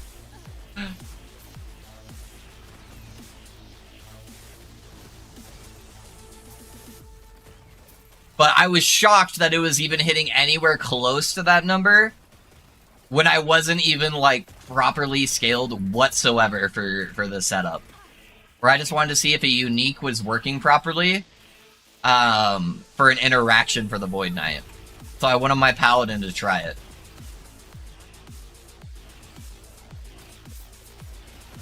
And I'm like, what the heck? Why is this not hitting for like 2k like it should be? Like, that's actually kind of hitting hard for having 0 scaling in it. I'd just be very disappointed if someone flexing 35k on a racing strike. Yeah. I got you. That's big brain though. That's big brain. It's not a racing strike, so yeah, you're good. You're good.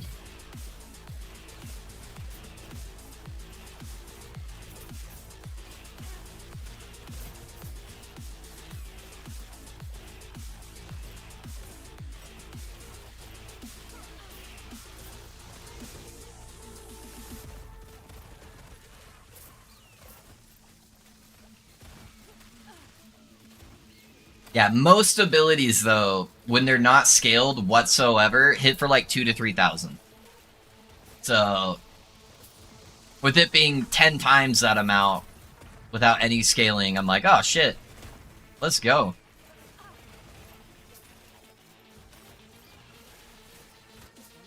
This is my second most played skill. I played that basically any variation you can come up with. Yeah, that does seem like a very heavy ability. Melee, Lich, and Big Bonks.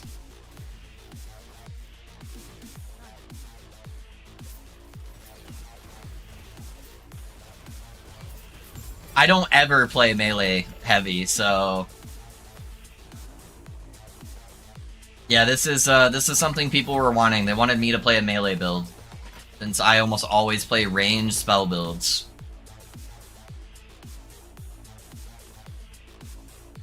I see what you did there. yeah, I got you. I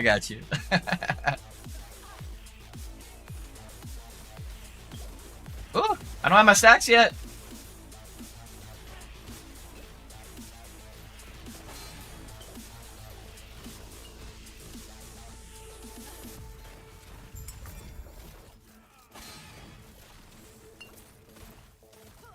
I'm starting to get into that heavy stun categories here now, where or territory, where the monsters are gonna start hitting me really fucking hard, and I'm gonna start getting stunned a ton, since I have 2,500 health. Especially the chickens, man. The chickens always stun. Yeah, every single hit I get hit by is just a stun.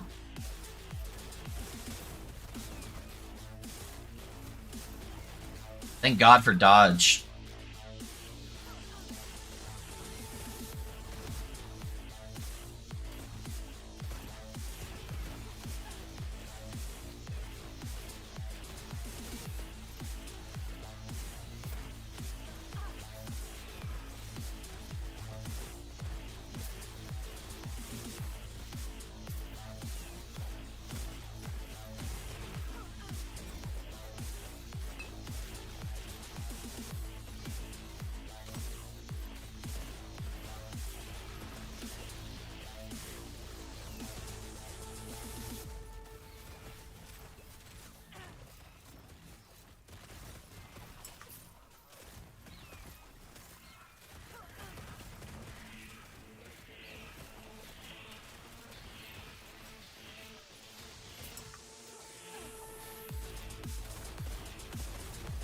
Oh, I think my food might be here.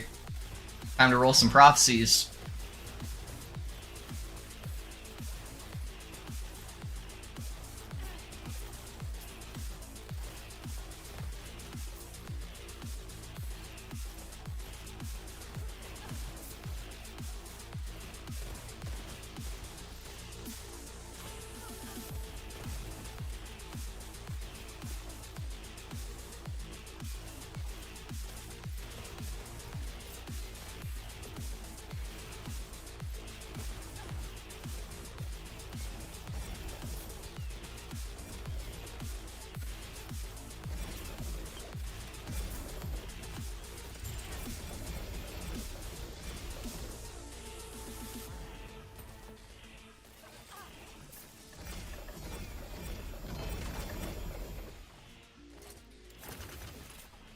I'm gonna put my gear away here,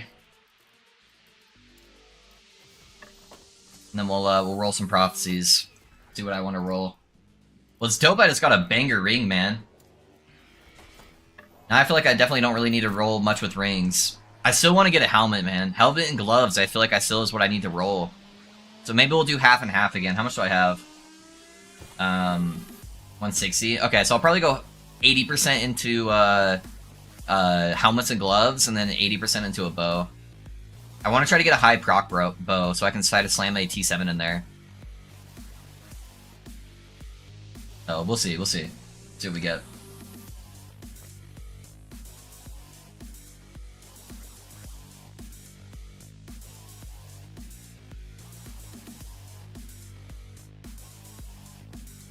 Okay, yeah, I just want to make sure it was the food. All right, I'm gonna go to the observatory, guys. I'm gonna go grab my food really quick, and then we'll be right back. We'll start rolling. What determines the stun? Just how much total health they hit for? It's yeah, it's like if you type it in the guide, it gives you the exact mathematical equation. You go stun. So it's right here. So it's your 2 times damage times 1 plus increased stun chance over max health plus current ward, and then it adds your stun avoidance in there too. So it's basically the amount of hit they're doing to the percentage of your total health pool. So the higher health pool and ward pool you have, the less likely you are to get stunned, is the simplified version. Was singing and hanging around, gotta head out, have fun with the rest of your stream, and thanks for being here, Heavy, I appreciate you, man. I'll be right back, I'm just gonna grab the food.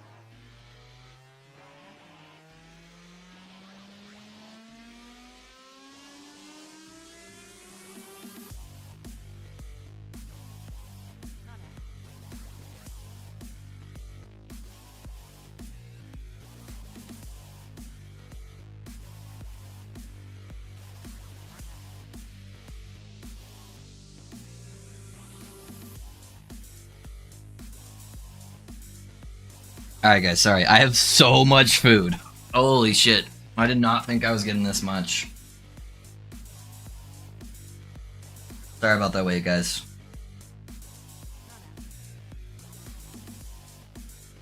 We got some steamed rice, some beef and broccoli, some veggies, and then I got some gyoza. Yeah, it ended up being way more food than I thought it was gonna be. Alright. Let me turn off camera real quick. If I can shove food into my face. Food sounds heavenly right now, but I don't feel like cooking, so I can wait. I get you, I get you. Alright, so we're gonna spend half our stuff on bows, and half of it on armor, or on helmets and gloves. That's the goal. So we'll do the bows first. We're gonna go to 80,000, do the bows, and then we'll switch over to doing the armor. Oh, gyoza bon appetit. Yes, sir. Yes, sir. No burrito? I am disappointed. I know, I know. My wife wanted Asian food.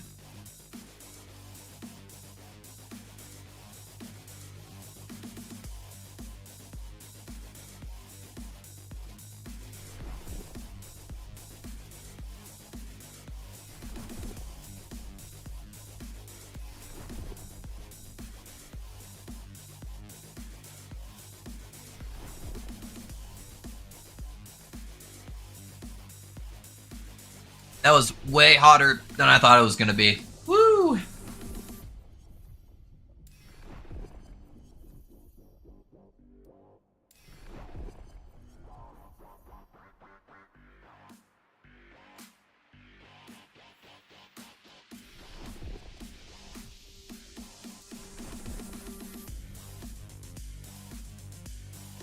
There we go. That's a good one.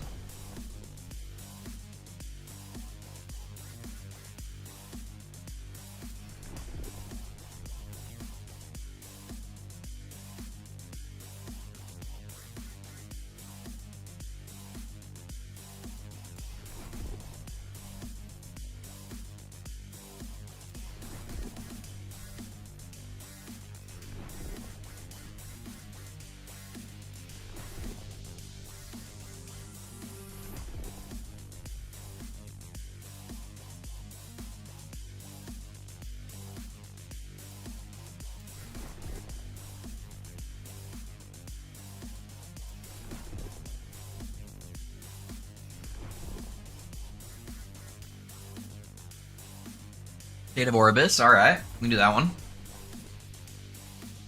I just gotta make sure I don't grab any of the ones that take like 60k favor.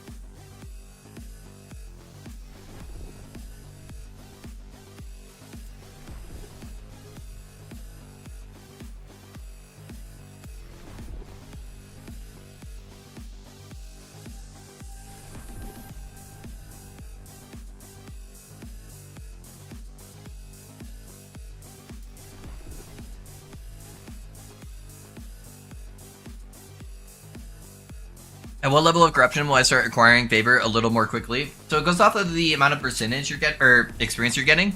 But you get a higher percentage experience based on higher corruption. I feel like it's really noticeable around like 500. At least for me, I feel like that's when I'm like, wow, I'm starting to get a lot of favor. Because I'm getting like, my full PlayStation, I'm getting like 200, 250 or something like that, 1,000 each play session.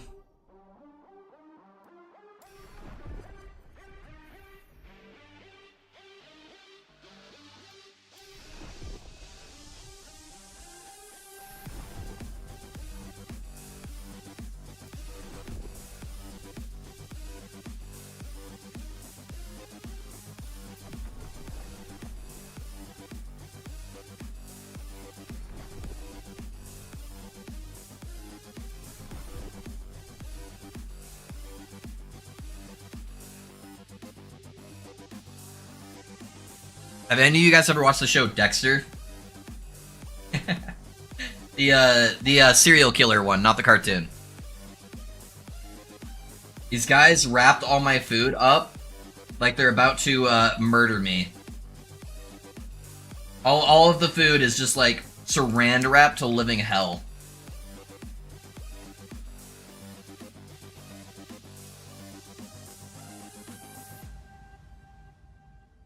Like, even each of the individual sauces had, like, a fucking pound of saran wrap on there. Also, I need to dip my gyoza in.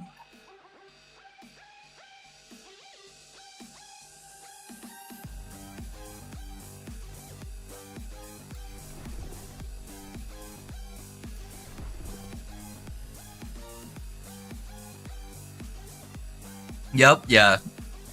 I love both Dexters. Both Dexters are good. Both Dexters are good.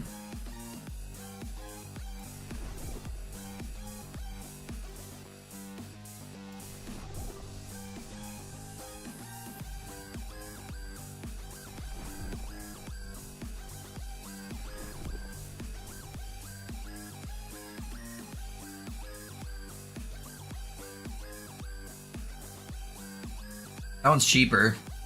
Yeah. Basically give me the same thing.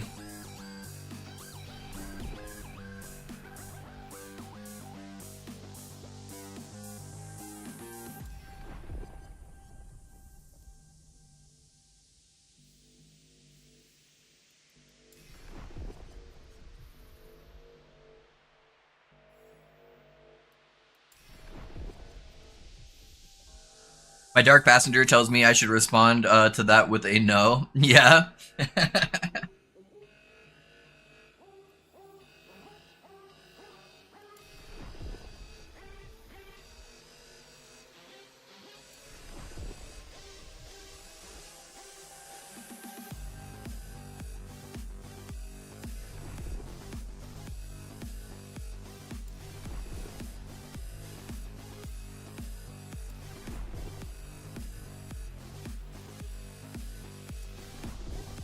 My mom is obsessed with Dexter. She loves that show. They're supposed to be doing like a new season, aren't they? Or they're bringing it back.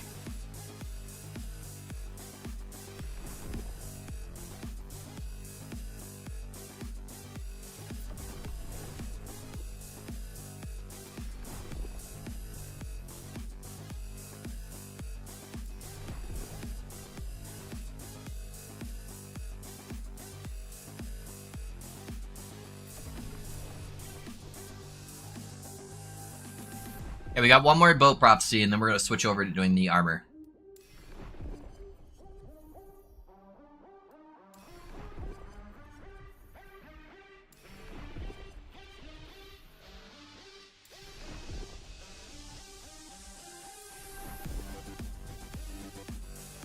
I love any kind of like vigilante shit. Yeah.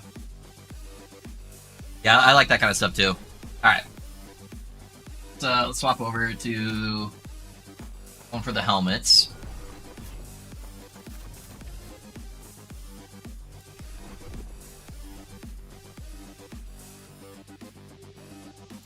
Helmets and gloves. Helmets and gloves. I could use both. Exiled Mage. Yeah, I'll do that one.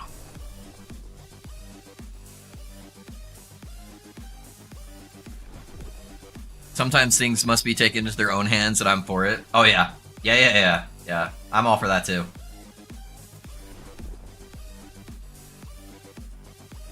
One of my favorite shows right now is The Boys, and that's got a lot of vigilante shit on there too. I'm sad I can't get my wife to watch it because she doesn't like overly gory stuff, and The Boys is definitely overly gory. But I love the whole premise of that show.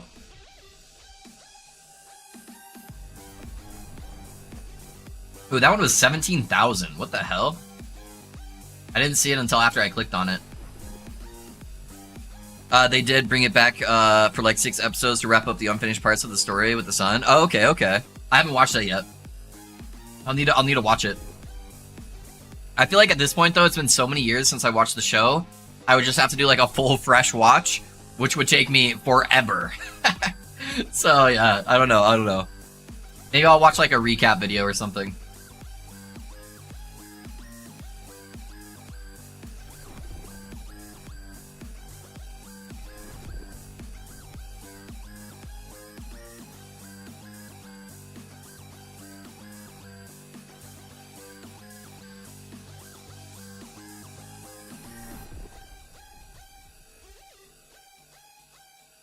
Dexter New Blood? Is that what they called it? Getting a lot of helmets, not a lot of gloves.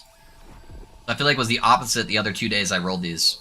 I was just getting constant glove things, even though I had a helmet modifier here.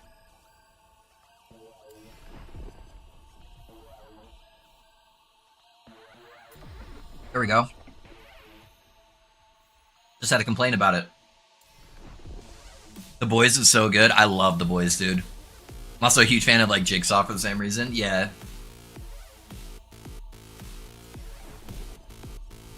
System fails, time to get creative. True. Yeah, no, I like that kind of shit too.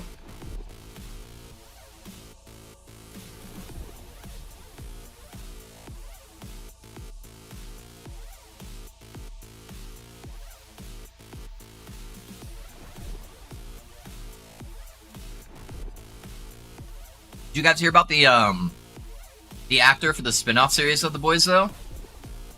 One of the main actors died IRL. And they have suspended the series, I think, indefinitely. The spin-off series, at least.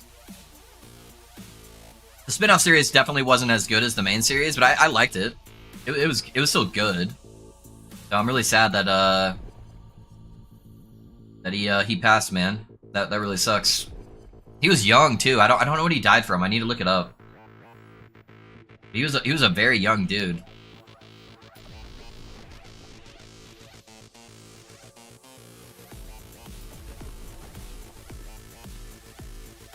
Alright, I think that's it.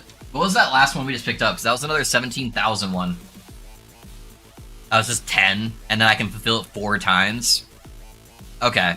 Yeah, that's worth 17,000.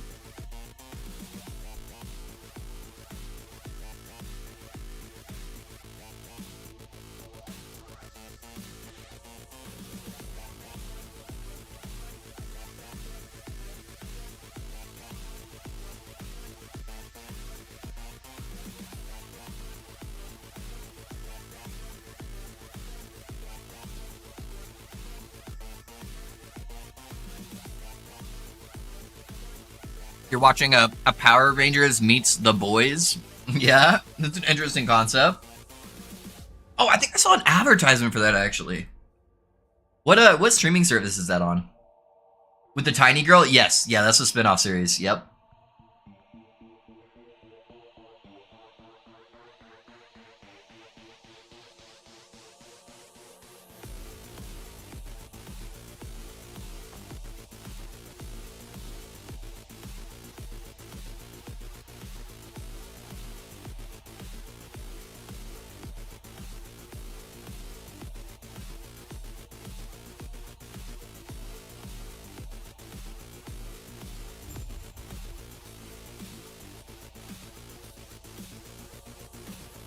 Guys, I got about 10 times the amount of food I should have gotten. Holy crap, they give me so much.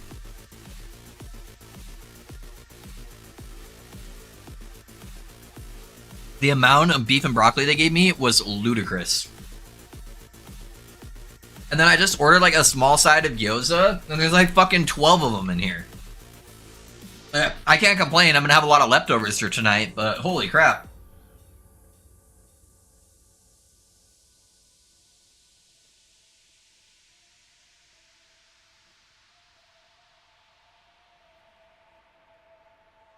Oh, it was a motorcycle act? That makes a lot more sense. He was only 27. Dang, dude. He was younger than me, dude. That's so weird. I'm in that, like, in-between stage right now, where I'm not, like, old, but I'm starting to get to the point where I'm watching people in TV series where I feel like they're older than me, and then I'm like, oh, shit. I'm, like, quite a bit older than them. I'm like, that's weird. Where I'm still, like, 21 in my brain.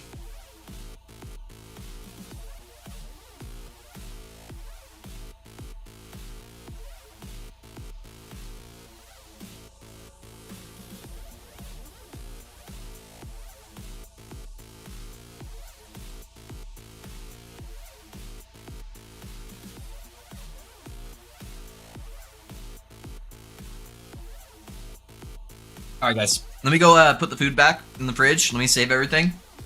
And then I will be right back and we'll keep blasting. We'll get some of these prophecies to drop.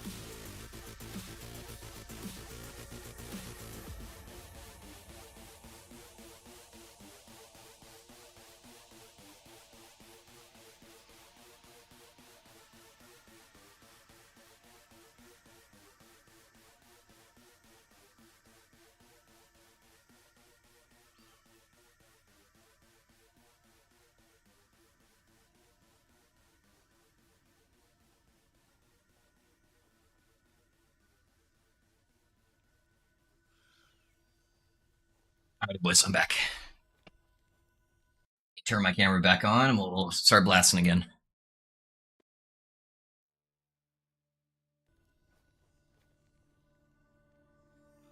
Used to order 2 family-sized portions of combination fried rice, lo mein, and eat them both in a single day. I have food problems. Yeah.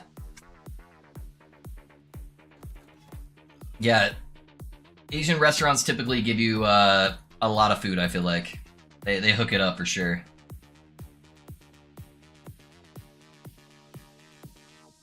I'll do this one. Armor should be the safest one. Let's do that. I'm 40 and I have peeps on here. Call me Cramps. Yeah.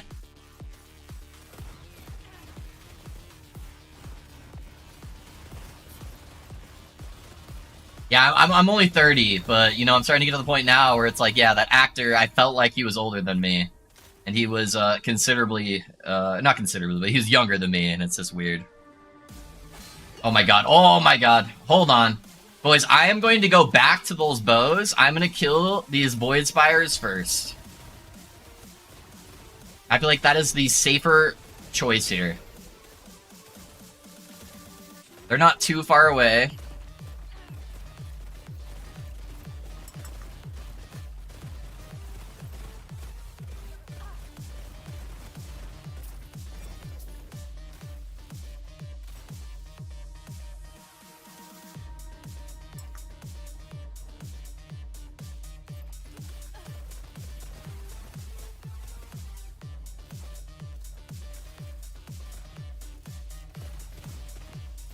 Keep my stacks up so I don't randomly get one shot and lose all those bows. I also can't really see the Void Spires. Purple is not my strong suit when it comes to colors. So I'm out here trying my best. Oh my gosh. Please don't die. I'd be so sad.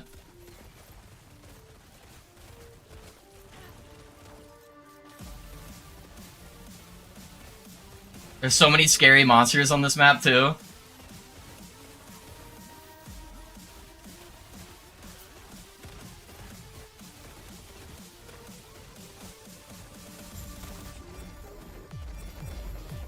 Alright.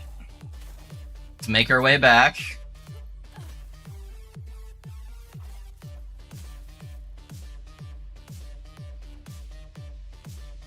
Okay.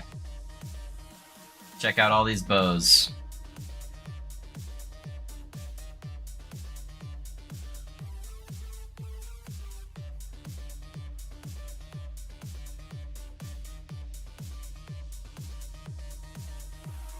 Nothing there.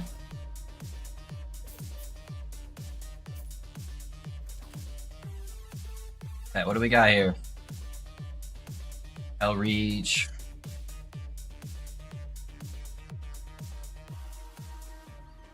Another 3LP Hell's Reach. Or no, that's the multi-shot or Ballista one. I'll pick those up.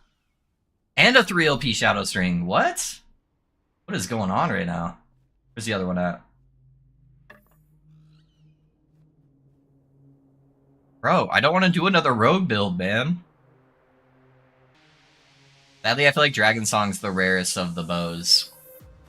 That's the less likely to get it.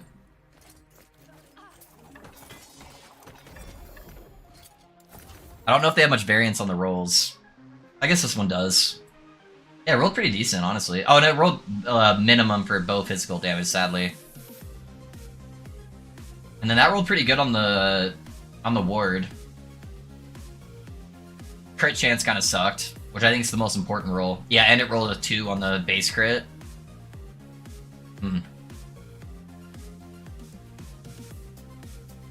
Honestly, that cold res roll might not be terrible. These helmets might be kind of goated. Because if I can hit the seal on this... Uh-oh. Uh-oh. Well, let's try that again. It's got a higher chance with more mods. Do we add add our Dex mod first? Please don't upgrade. Please don't upgrade. Okay. What? There's no way! There's no way! No, dude! Oh, come on.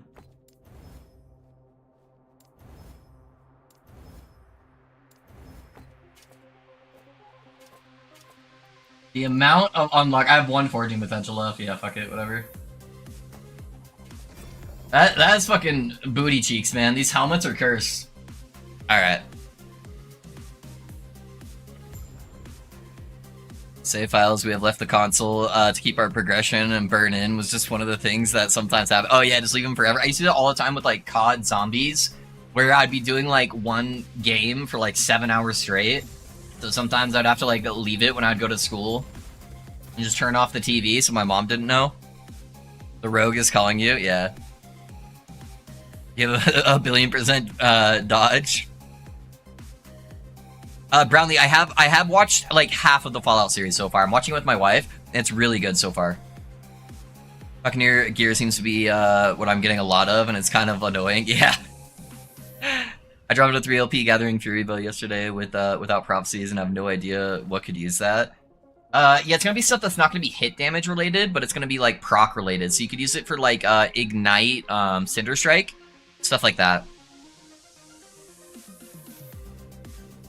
Now, let me fix my numlock.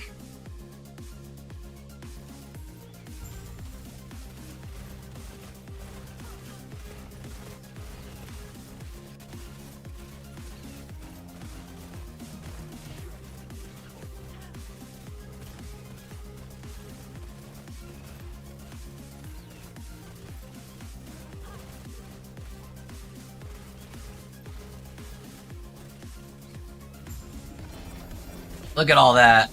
Let's go.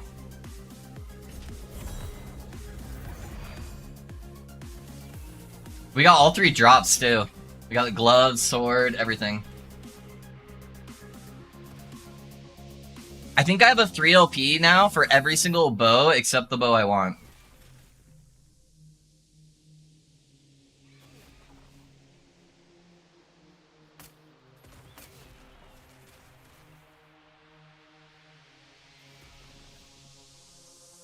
Boys? Boys? Are we doing a ballista build? We should have 2 of them too. Are we ballista gamers? It rolled bad on the flat damage, sadly. It's like minimum roll, but still. I wonder how good the stats are for bow on them.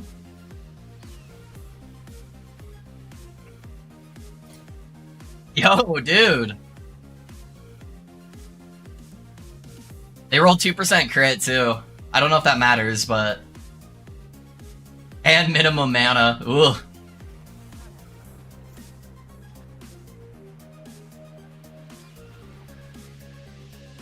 Is that bow even used for the ballista builds? I don't even know.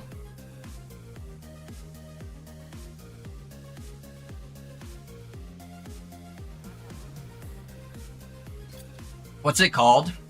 Stand? Let's pull it up real quick. Let me see. Builds.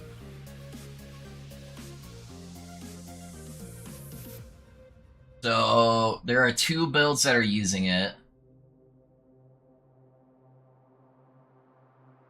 And they're both using Bone Clamor, huh? Interesting. I guess just for the dex, huh? So they're just going like full dex stacking. And one of them's using a Jungle Queens. Interesting. I probably won't end up using it, but you know, it's cool. It's cool to have.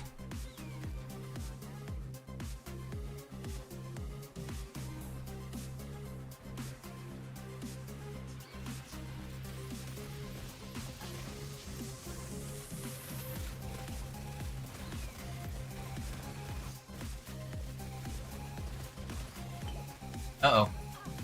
Uh-oh. Uh-oh. We got a lot of shit going on. In very, tight quarters here.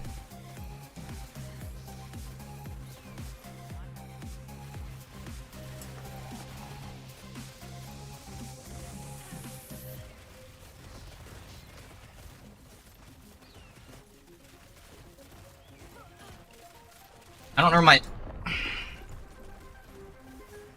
There was so much going on! Oh my gosh.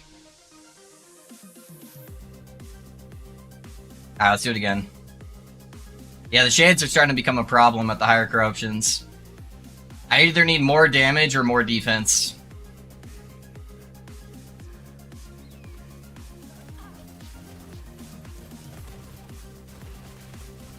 That's the main issue with Shade, is that there's just no room to, like, do anything.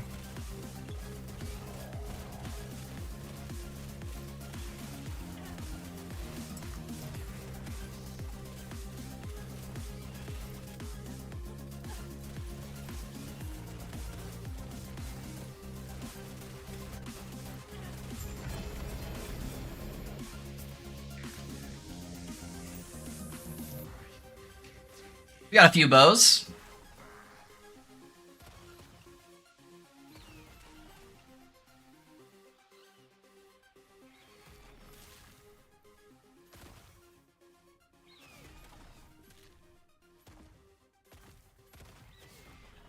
Surely we gotta have one dragon song, right? Statistically, there should be at least one somewhere here. No, guess not. Oh, there it is. It's only a 1 LP and a bad proc rate, though. Dang. Never lucky. Ace Jungle Queens for my volatile ice build. Yeah. Yo, how's it going? Hey, what's up, Nix? It's going pretty good, man. We just got a 4 LP ballista bow. 2 of them, technically. Kinda cool.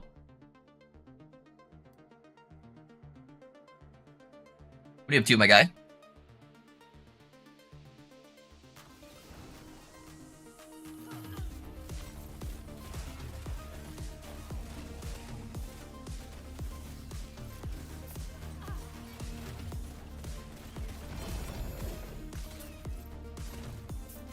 Yeah, we just rolled some prophecies, so we're starting to get a whole bunch of shit dropping for the next little bit. We're going for helmets, gloves, and bows right now. I'm hoping to get at least one good 2 LP bow that I could slam, or if we're lucky, maybe a 3 LP. Speaking of which, okay, I think we're safe to look at bows.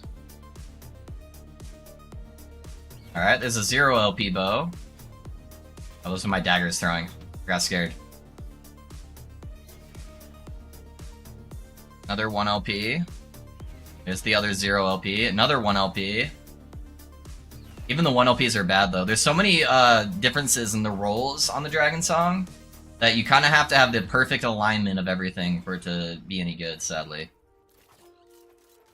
You really need to get a high crit chance. It needs to be at least like a 6 or 7. And then you also need to get like a high proc rate. And it's the rarest bow, it seems, to get LP on it.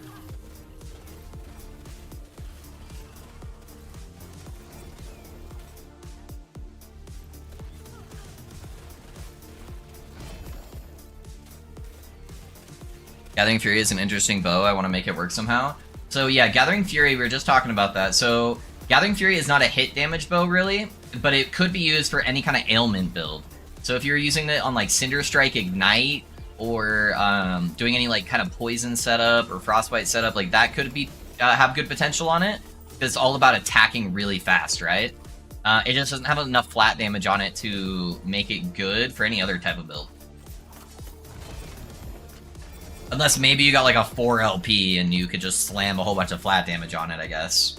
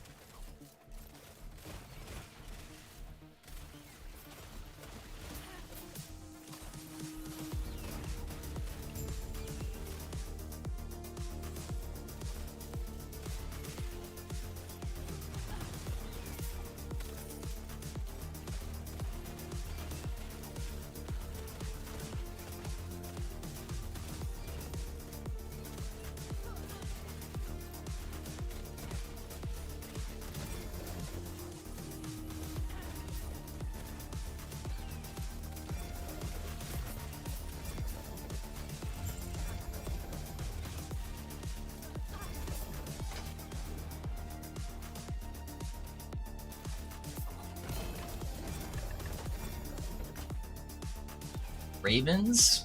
Not bad. I think I've only gotten 1 LP Ravens all cycle. I think it's 1 LP. They're kind of a cool pair of gloves, though.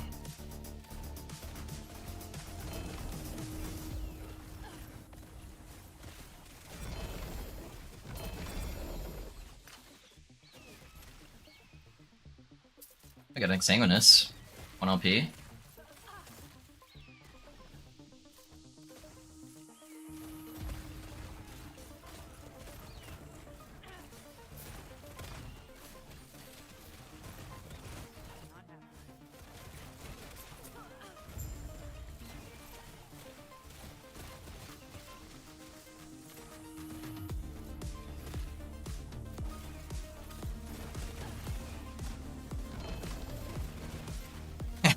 This bad, the Shroud is so much worse than Exsanguinous.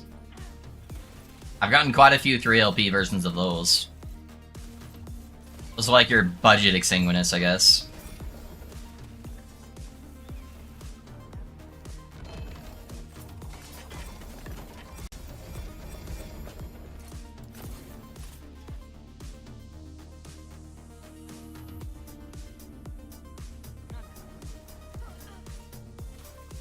Yeah, it's also too bad all the proc-based stuff is tied to the bows, because if it wasn't, you could use Gathering Fury to get you more procs, and then that could maybe make it a hit damage based. But everything rogue that's like proc-based is tied to a bow. Your Rain of Winters, your Dragon Songs.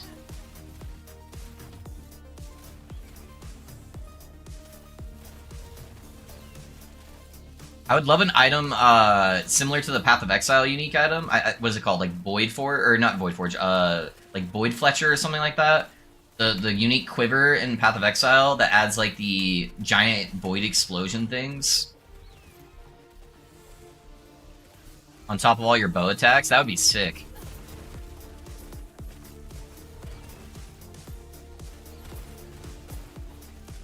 But it would add it to like each individual arrow.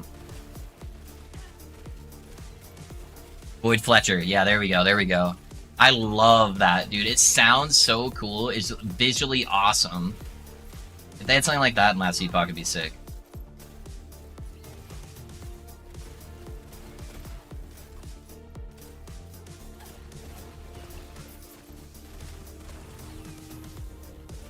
I love that item. Yeah, dude, it's so visually appealing, man.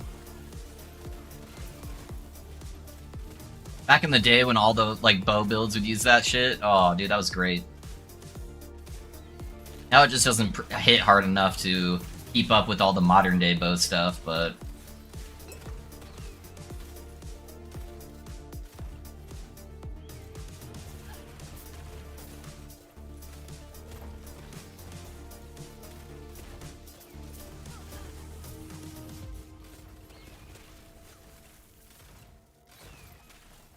it's shotguns too, which is very rare in PoE. Yeah, yeah. Shotgun on the bosses. I enjoyed playing that very much, yeah. That's why I would love that in this game, dude. Somebody make that. Can you imagine being able to do that on top of Dragon Song? Oh, baby.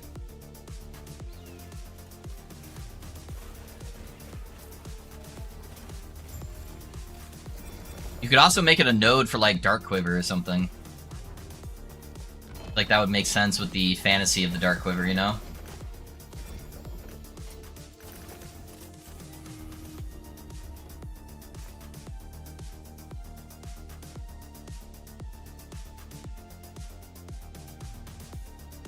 Isn't Gel Cores like that? No, not really.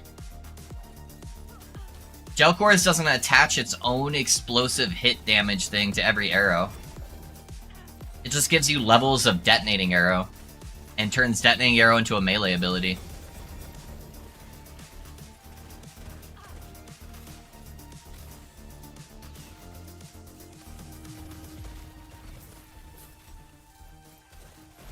But it doesn't have its own proc of damage that applies to every arrow.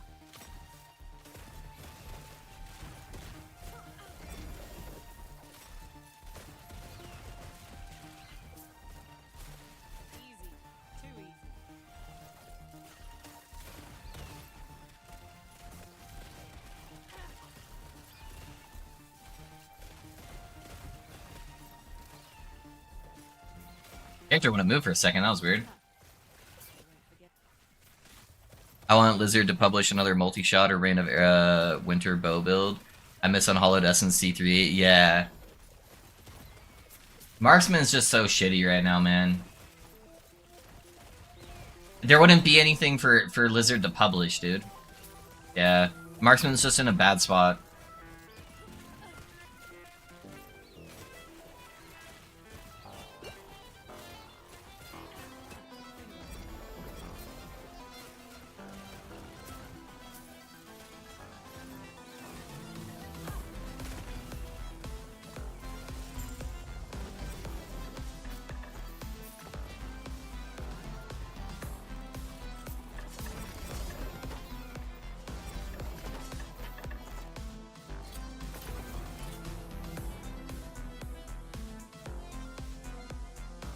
I know, and it makes me so sad. Yeah, a lot of the bow kids in Last Epoch are pretty sad. There's just like no actual bow builds, you know? Like I'm using a bow, but this is very far from being a bow build.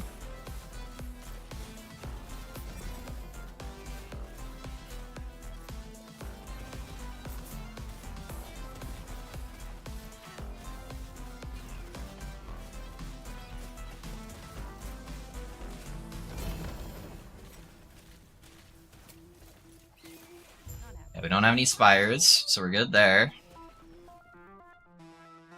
Give me a moment to look through these. 3 LP Shadow String again. Okay, 2 LP, 6%. It's good enough I'll pick it up, but it's only got a 25 proc rate, which is literally the lowest there is. I just can't get both to ever be on there. It's either got a good crit and a bad proc, or a good proc and a bad crit.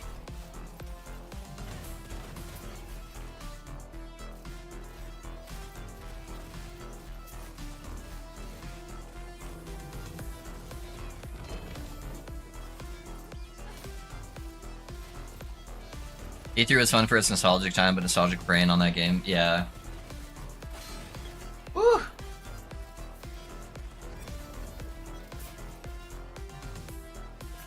Too many fire chickens and frisbee users.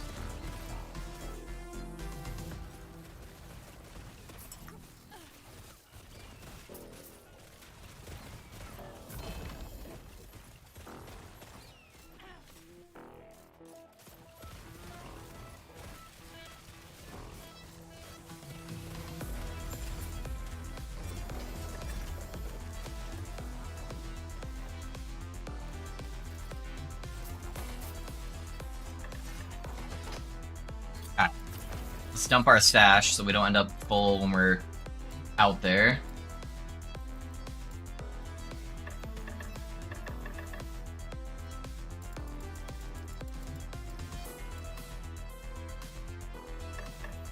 I have so many unique bows in my stash now.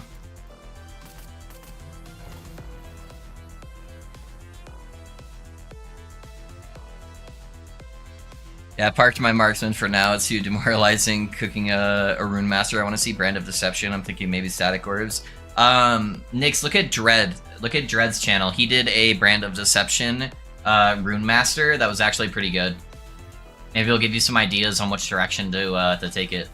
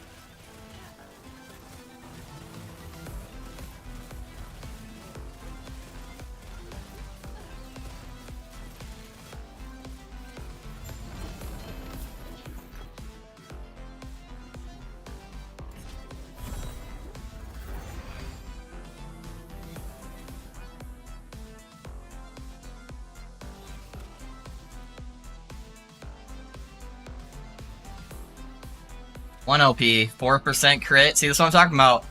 Great proc rate, almost perfect, 4% crit. It's never both. You gotta pick one. And sadly, the crit just wins. Yeah, crit's better.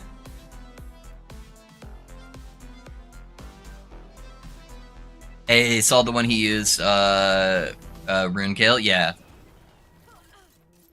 Yeah, his was pretty sick. It's basically like an RF build.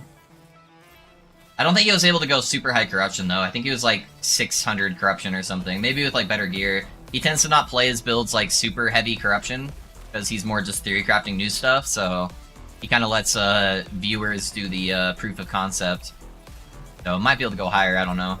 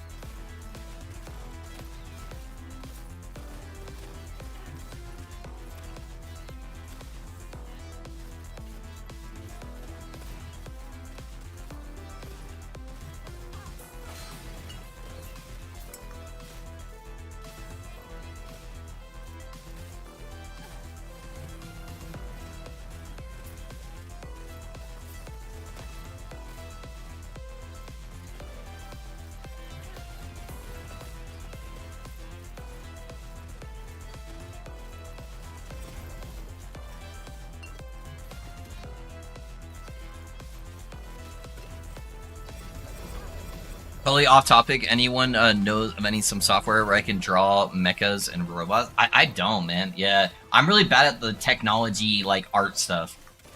I know how to use like pen and paper and like use pencil stuff and some other different things, but yeah, no.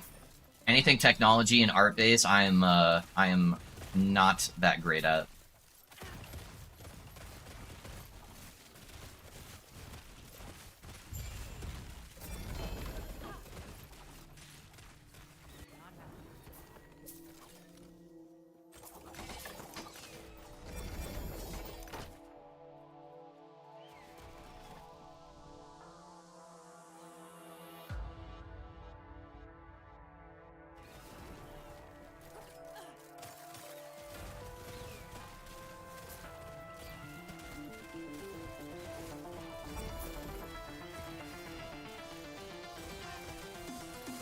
I love Clip Studio Paint. It's cheap one time buy and specifically designed for illustrators in mind. Yeah, there you go. I hate the rental stuff, man. It drives me nuts. That's like how all the software is nowadays, just forever costing you money.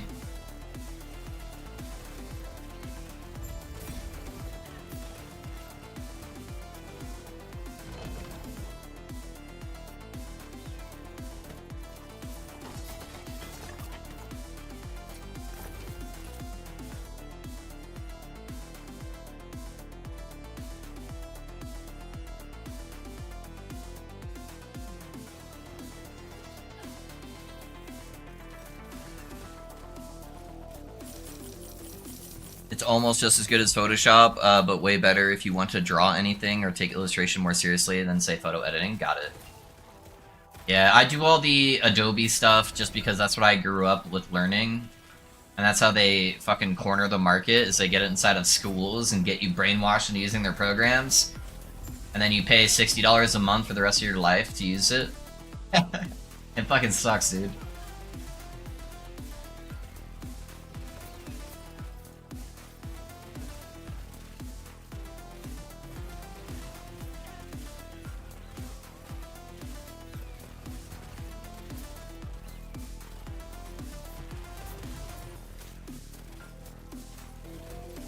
I dropped Adobe as soon as they wanted to charge monthly fees. Yeah.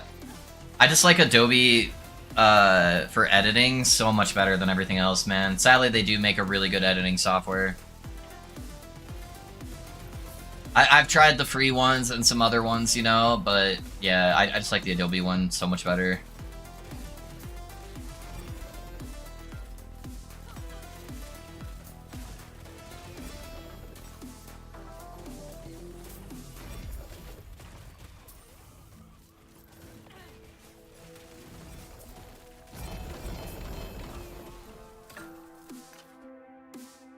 Interesting. Too bad Rune Bolt is so hard to build around for like damage. Rune Bolt's a very satisfying skill. The other big crying shame, man, is that Rune Bolt is on the second half of the Rune Master passive.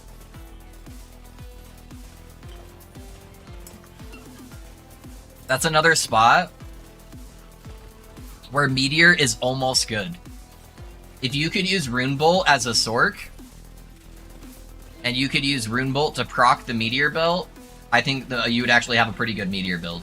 Because Rune Bolt can actually sustain the mana cost. It does its own armor shred. It's like, it gives you a damage buff and a base crit buff. Rune Bolt Meteor would be insane if you could actually spec into the Meteor tree as well.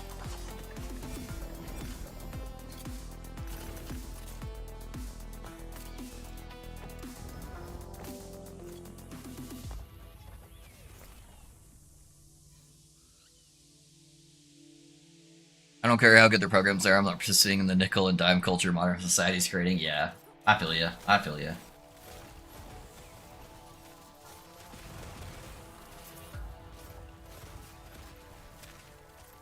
Look at my profession gave me access to grandfathered in software updates on programs I've had to use. Yeah. Sorry guys for the alarm.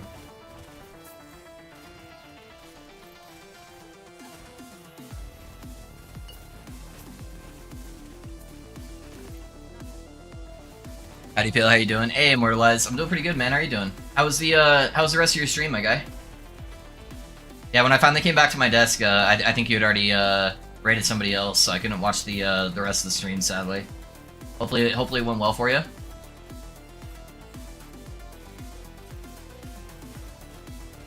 I just wanted to draw and paint the model kits before painting them. Got it, just to kind of get like a visual for it.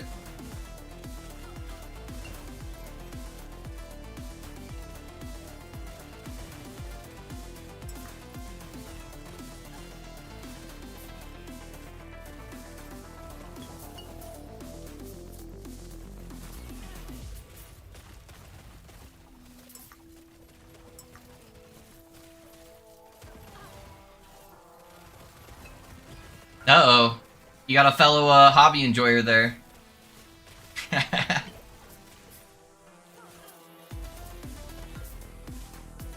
I'm okay, feeling a bit sick sadly, but yes, it went well. Ended up smashing monoliths with some of your raiders. It was fun. Thanks again. Of course, man. Of course. Happy to spread the love in the community, man. I'm sorry you're not feeling good. At least the stream was well.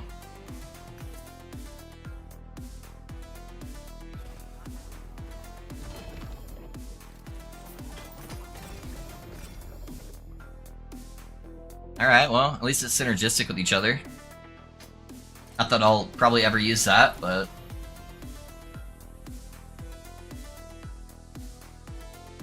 I'm a newbie, so gonna custom my first one. I got a... whatever that is. That's cool though, man. That's cool.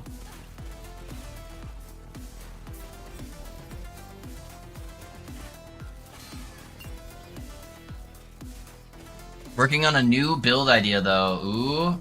Is it secret or are you workshopping it publicly? I enjoy theory crafting, so you know. If it's something you wanted to spitball, I'm happy to share my perspective of things. If not, no worries, I get it. I normally don't publicly disclose most of myself until I start playing it on stream, so...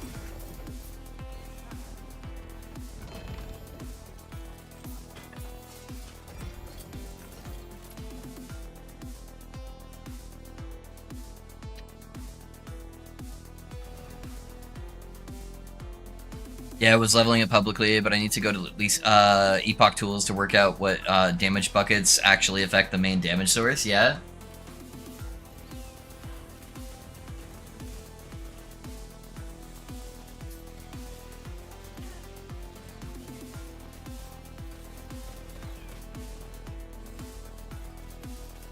What class you playing?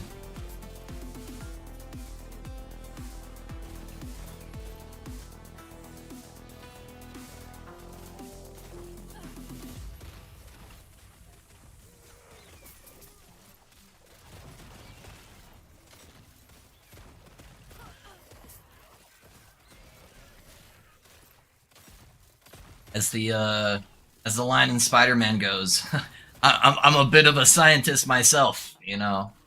I'm happy to look at some of the stuff. Shaman, uh-oh. Uh-oh. Uh-oh. Does somebody want to tell him? No, I'm just kidding. Shaman is probably one of the hardest classes to build right now. But what skill are you planning on using? Is it tornado related?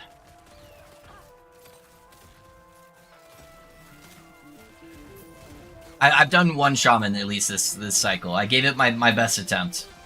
You know, we got it doing like 500 corruption. You know, it was decent for being one of the worst classes in the game right now. But it definitely had some struggles.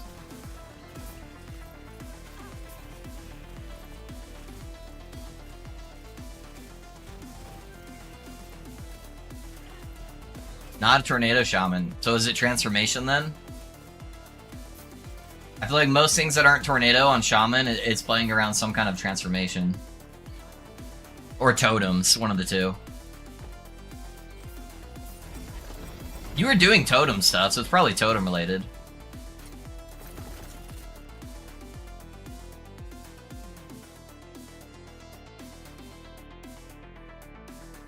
Yeah.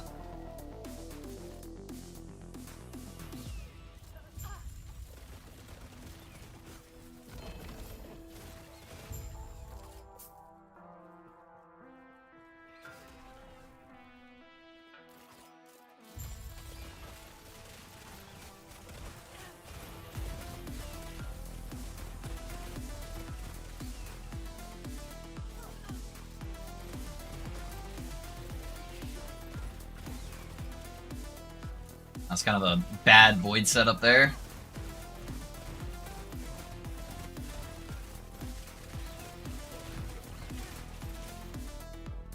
Holy lag, holy lag. Oh, thank God I dodged that. I just hit the biggest lag spike. Holy shit. RNG came through for me right there. It's Tempest Strike Maw Shaman. Oh yeah. Pulling out the big guns.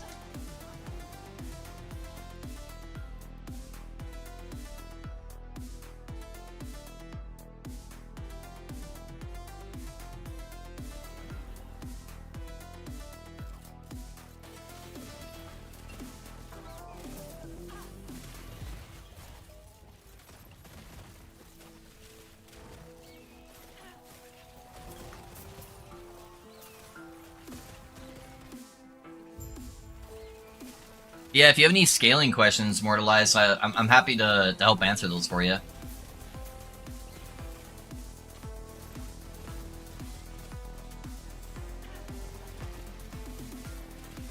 If you have a question about like what would scale on the totems.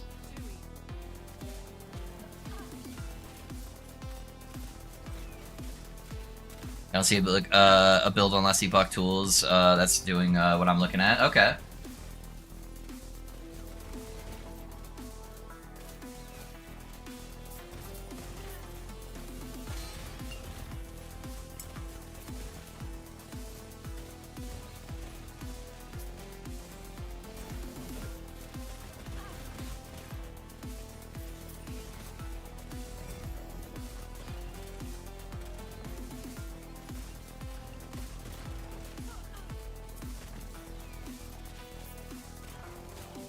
I'm hoping Epoch Tools is just easier to read the scaling because I'm going in and out of the skill page is long.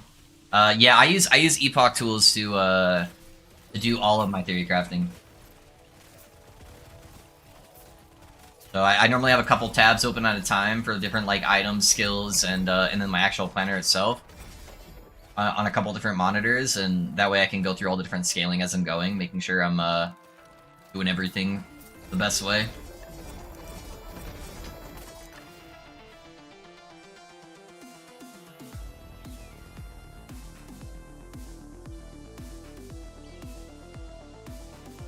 Yeah, I'm sure you you got a good majority of it already figured out, but like if you have like the build planner here, let me do the other one. I'll actually show a little bit more. So yeah, if you have like the build planner and you're building like around a certain thing, like Dragon Song does Dragon Fire, then you can like go over to resources and go into skills, and then just type in, you know, Dragon Fire. And then we have Dragon Fire right here. This is the proc skill source from Dragon Song. And then it will give you, you know, 180 base damage, crit. These are the scaling tags on what it can scale off of. It's at 900% damage effectiveness. So yeah, I normally will keep open like a couple of these resources where you can look at different items. Or if I'm like playing around with like an Ignite build or something, I can go in here and just type in Ignite. And then I can see all the different unique items that have Ignite synergies behind them, and start kind of filtering through or whatever it is that you're scaling around, you know? Makes it a little bit easier to kind of filter through and see what makes sense.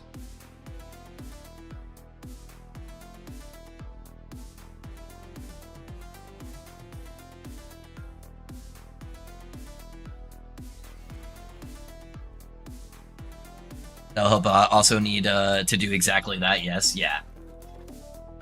Yeah, so I have like 2 or 3 tabs open with different last epoch tool pages at a time whenever I'm going through like my theory crafts.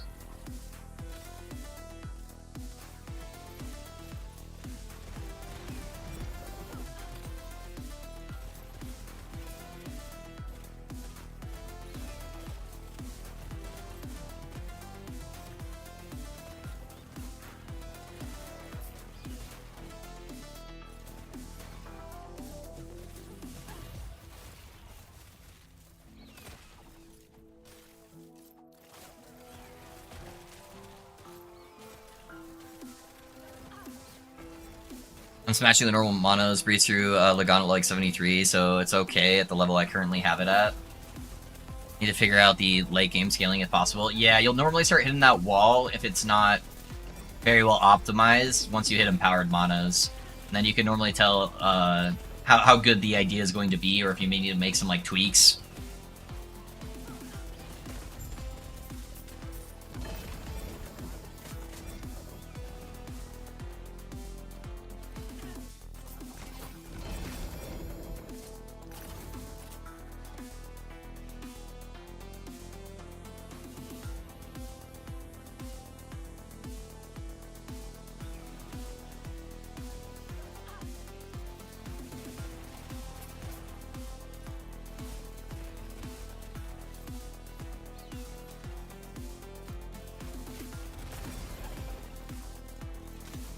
Yeah, man, I hope you get to make something cool. Shaman is definitely a less represented class at the current moment with the meta, so any cool Shaman builds would definitely blow up. You're able to make something half decent, you know? In Shaman, the bar for entry is pretty low, even if, you know, it's a 300 corruption build, you know? If it's new, that's still good for Shaman.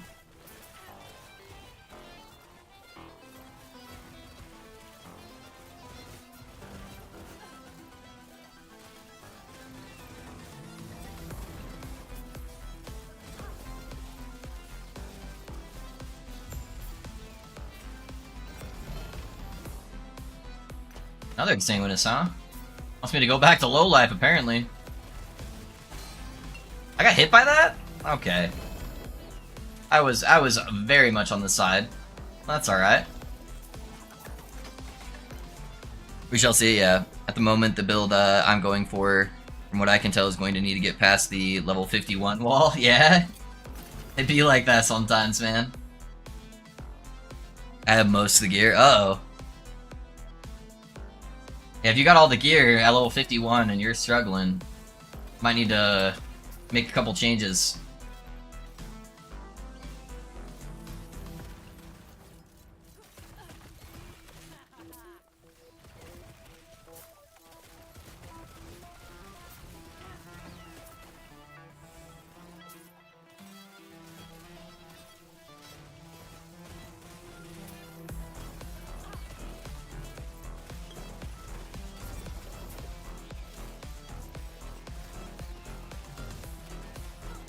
Zeko has two super scary mobs. You have the big golem dudes that do the void projectiles from across the screen, and we have the centipedes. Both of those guys fuck me up.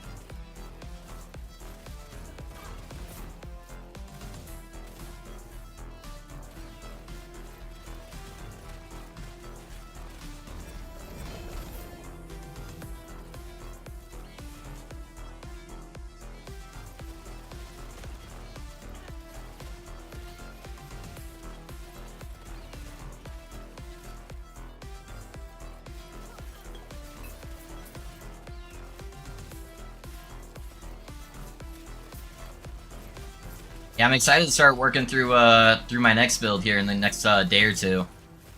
It'll be fun. See what you guys think. Once you guys see what I'm doing, you're gonna be like, oh shit, yeah, that makes sense. But I haven't seen anybody do it yet, so I'm excited. I think it's got a lot of potential.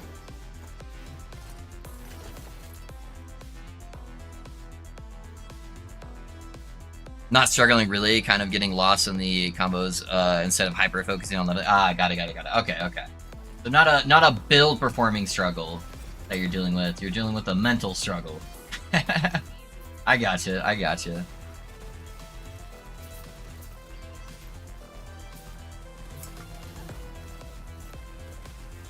I deal with those a lot.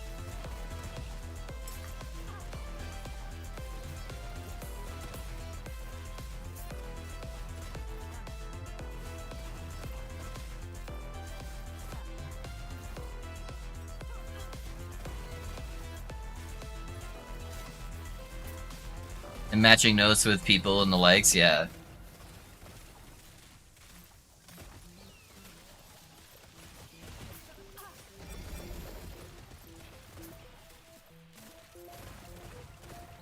Dobby redeemed the hydrate. Well, I got some Nos. That's all I got for you right now. So it'll have to do. I think it's got some water in it somewhere though. I'm pretty sure. We're hydrating my awakeness level, which is normally what defeats me in the end. So.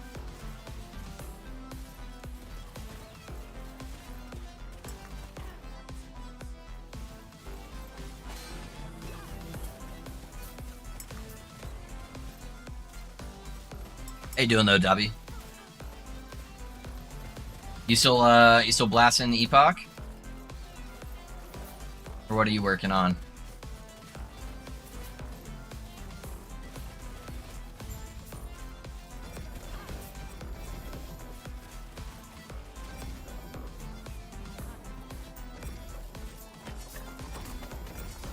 Healing effectiveness and fire res, huh?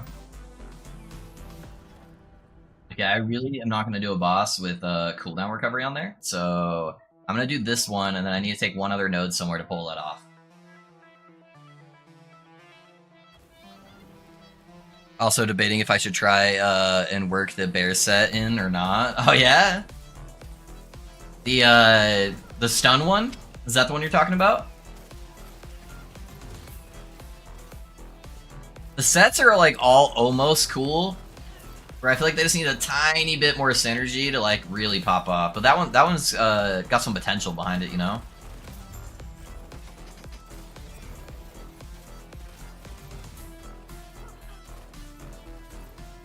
Or attunement. WoW pre-patch, got it. How's the WoW pre-patch treating you? I am very clueless on anything WoW related these days, so I have no idea what the next stuff is coming out. I don't even know what expansion we're on at this point. Yeah, I try to keep myself in the dark a lot of the time, but yeah, hopefully it's treating you well, man.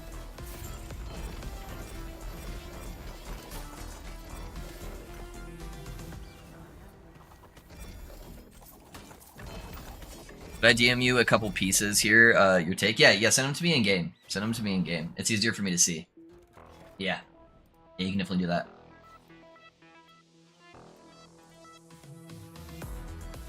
If I have like a chill effect somewhere, that'd be ideal.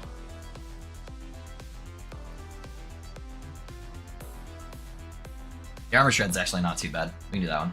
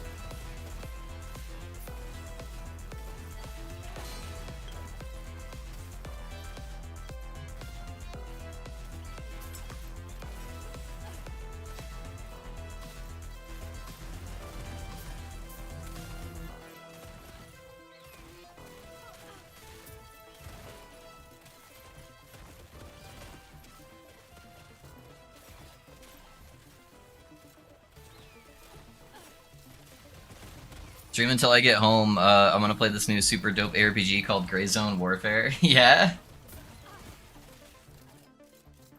Aw, oh, man. Really? Dang, dude. That means you're gonna have to restart here soon. You've already gone like 3 days. It's about time to start a new character, Risky. Oh, I'm just fucking with you. Time to start new faction.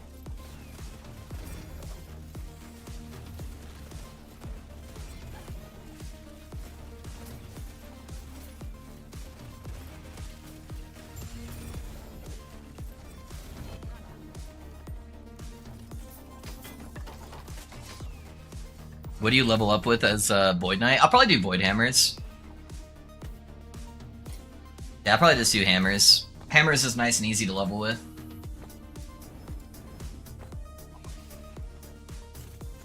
Yeah, let's take a look. What are we asking here? What build are you playing again, Melancholy? What's your like your concept for the build? What are you scaling?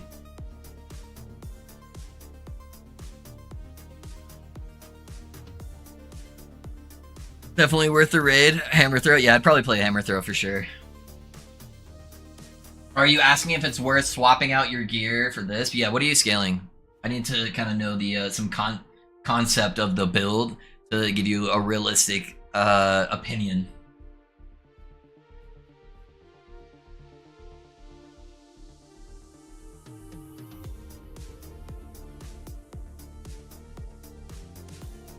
Oh, you're doing Hell of the West, huh?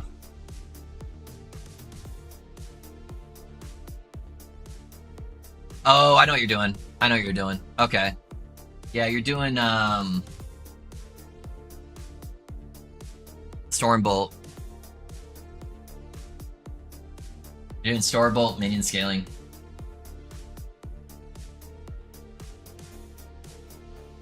You'd have the more melee damage. Are you scaling? If you're scaling a 2-mate, you're scaling the spell damage then? So you're scaling the spell damage to minions? Is that what you're doing?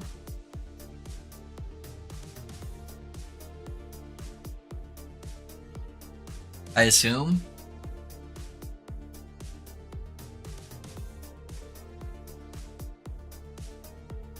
And then what exactly is the question? So a 2-mate only scales the spell damage portion of it, whereas strength scales the melee damage portion of it. So it's important to determine which side of it you're scaling. Yeah, what exactly is the question? You're just asking if you should swap these for the set item by doing that scaling?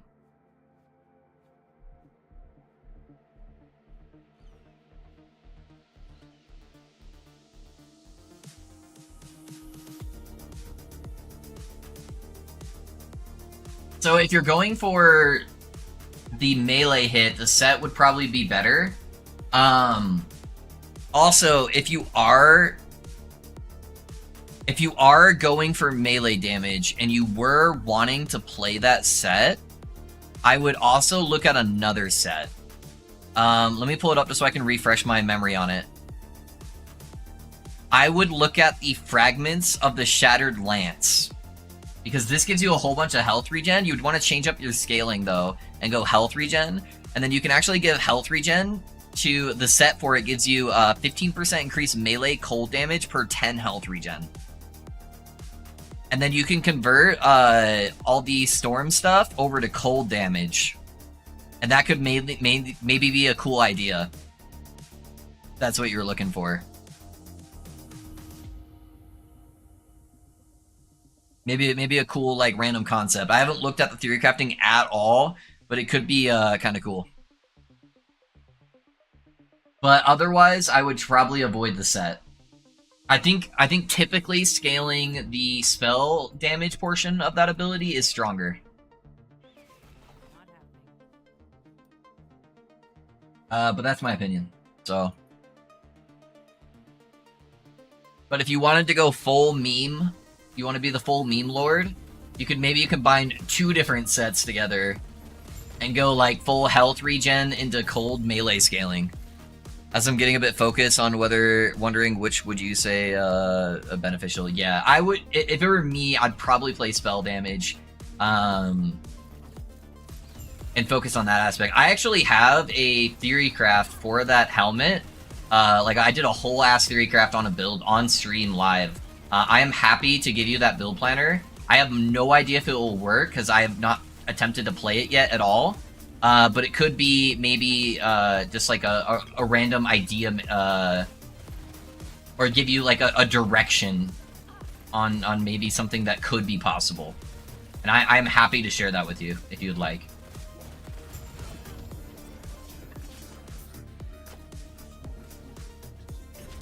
I think we're out of prophecies for bows. Or at least a majority of them. I didn't really get anything from these prophecies, man.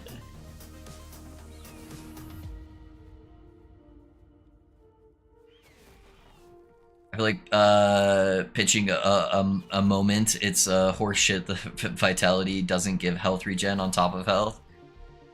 That would make Void Knight even more OP. 6 health per 1 vitality is S, yeah. I appreciate like hearing other thoughts. Yeah, let me grab it. I have it here somewhere. I think it's this one. Yeah, take a look at this planner and tell me what you think.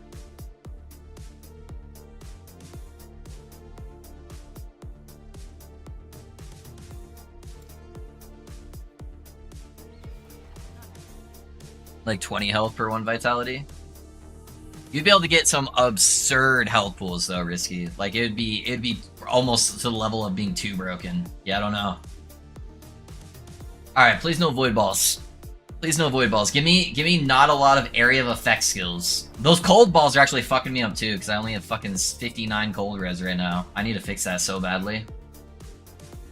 These shades have been a bane of my existence lately. Okay, he looks lightning based.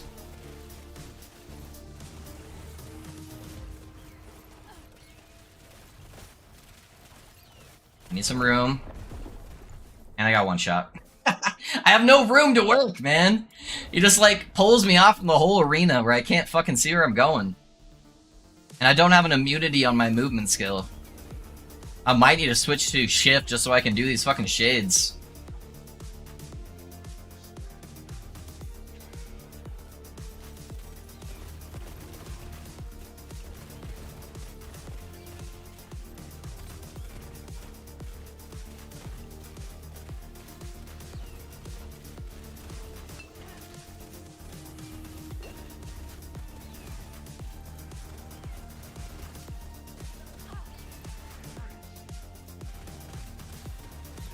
Yeah, I'm trying to play more in like the open here.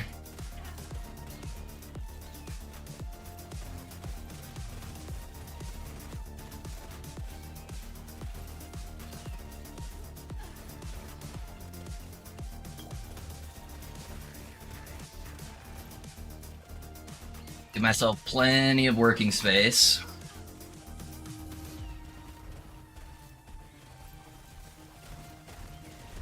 No, I had him in execute range and the lightning hit me! Ah! God damn it, dude. He almost died too, just from the remaining traps I had on the ground. I need to be a little bit tankier so I can survive some of this shit, man. Because some of that stuff is so hard to avoid.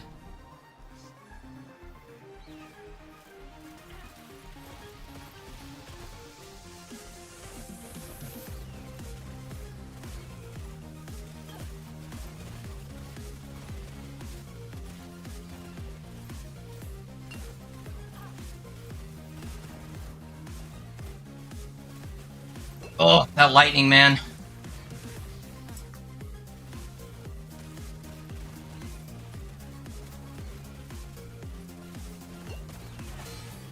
Ow, I got hit by the melee.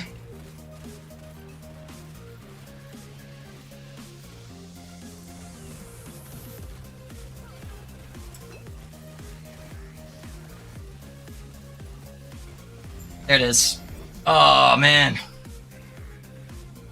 That really gets it all puckered up there for sure. Holy. Welcome to being rogue though. Alright, what we get? Give me at least a bow to reward me with the corruption I lost. I feel like that's fair, right?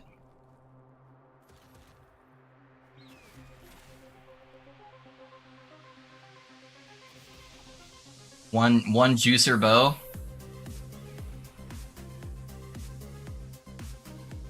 Not looking good, chat. Yeah. Nothing. Dang. Dang. These are one of these T7. Yeah. That's a lot of res.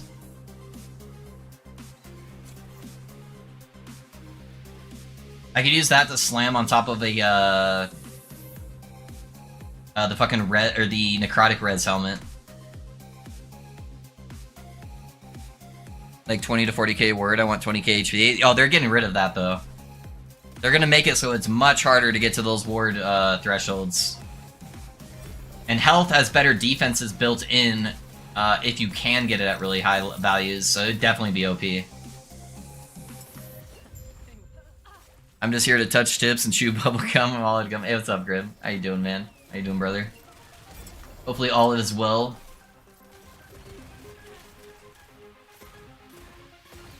Can't get shit for endurance threshold. Most of the classes now have some kind of node that will give you endurance stacking.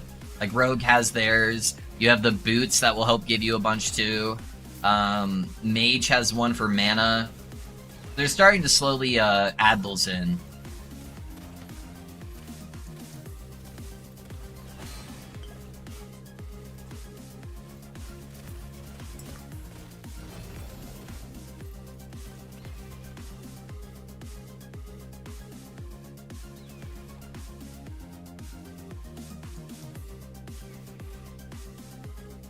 Those dive bomb bows are so easy to get, man.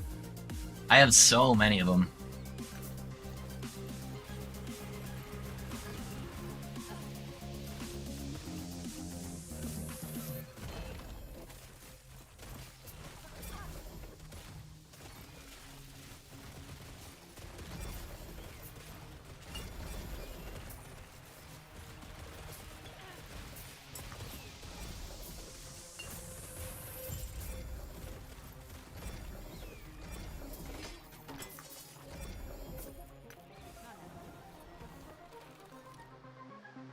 There's definitely an endurance build for Rune Master. Yeah, for sure, for sure.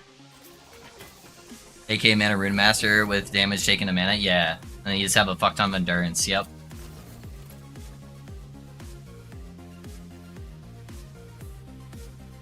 Yeah, they definitely are starting to build the newer classes with that ability in mind. With having access to the endurance. Warlock doesn't have one, but both Falconer and Rune Master have it, so... They are setting the health up to start being better here soon, I think. I think we'll have at least something for health. I'd be shocked if they took away the really OP ward stuff and they didn't at least give us an alternative option. So I think this next cycle we're definitely going to have some health buff stuff.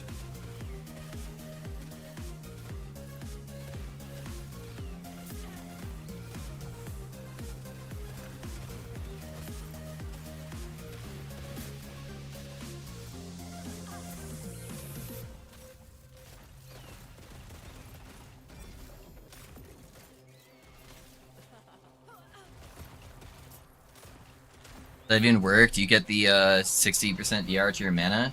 It's the damage taken when you are, I believe, when you are under your endurance threshold, or within your endurance threshold. I could be wrong. Let's look at the game guide real quick though.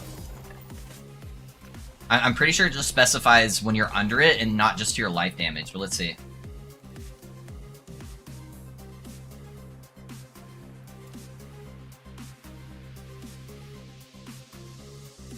So while your health is less than your endurance threshold, you will take less damage equal to your endurance value. So it doesn't matter if the damage is going to your health pool, as long as you are within that endurance threshold, you are getting the damage mitigation. So yes. It just requires an insane amount of investment to do it to the mana stuff. So I think that's okay if it allows that. I don't know. Yep, yeah.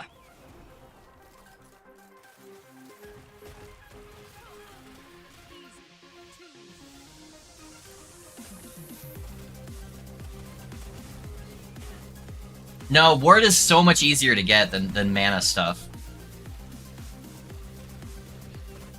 Mana investment is like a lot. You have to invest a lot of your build to synergize with that for mana, whereas ward is kind of a freebie with a couple items, you know? And there's really only like one class that can make mana that can use that.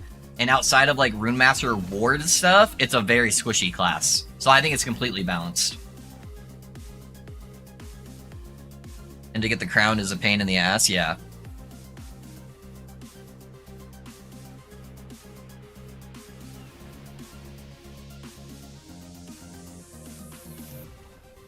You can get 60 DR playing low life? No, because low life is ward. There's a specific line where it doesn't apply if you have ward. But if you're doing mana damage taken to mana, and you're just playing like a health build, then it does work. That's what we're saying. So if you have any ward, though, it negates your endurance.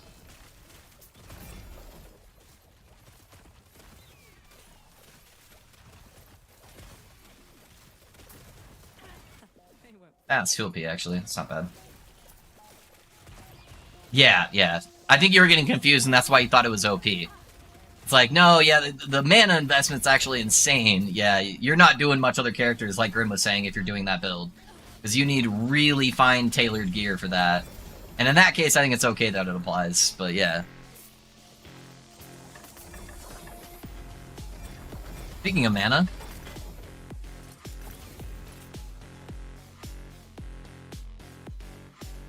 That's why I'm so mad that the endurance node for mana is in fucking Rune Master. Rune Master is the ward class. What were they thinking there? Come on. Put that in the Sork tree, please. There's threshold and there's, yeah. Yep, yeah, exactly. If they gave that node to Sork, Sork would actually kind of have a place. It would be kind of good. But they put it on the second half of the Rune Master tree, and it drives me insane that that is there. I want to play a Mana Stacker, and I want to do it as Sork, because Sork is supposed to be the Mana Stacker class. One of its inherent passive buffs is it gives you damage based on the amount of mana you're spending. Like that the class was designed for that, and then they gave like the best mana node to Rune Master. Sork is still good as a mana stacker, but it's only really yeah. Like it's good as in like a B tier build.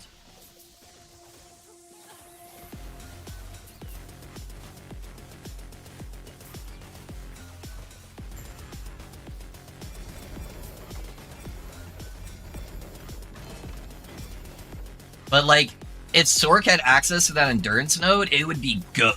It would be, like, pretty dang good. Hey, 1 LP Death Embrace, dude. That's fucking rare. As just, like, a random drop, not from Prophecies? Why do I only drop Death Embrace when Heavy has been in the chat at some point? He was hanging out a good majority of the stream earlier. That's funny.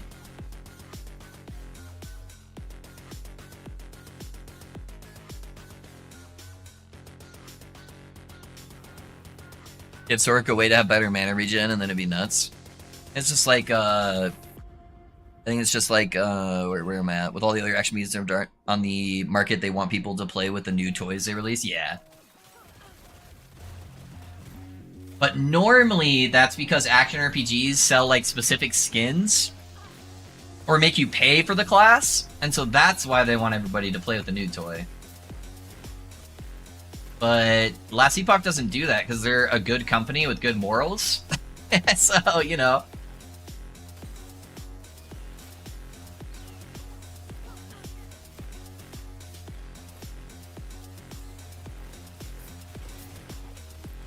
Did I miss the shrine? Thought I clicked it.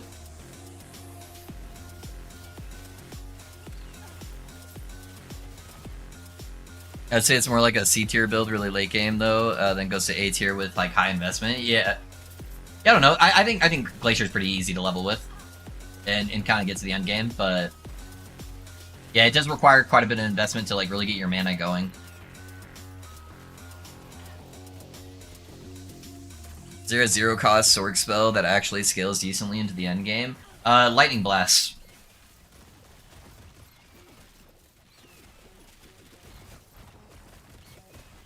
It's 3 mana cost, and if you're using a wand, it's now 0 mana cost.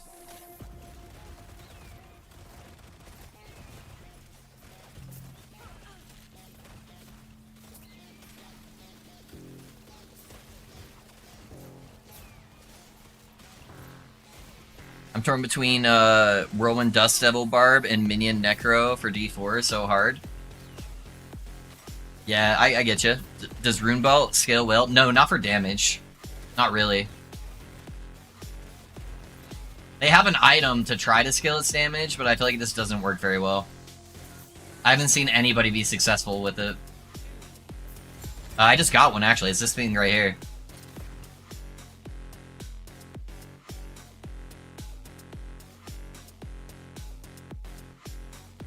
Ugh. I love the visuals and fantasy of Dust Devils, but I also love the minion and armies laziest gameplay. Yeah.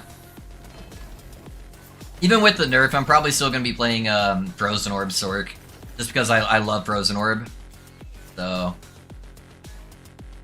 yeah, we'll see. We'll see.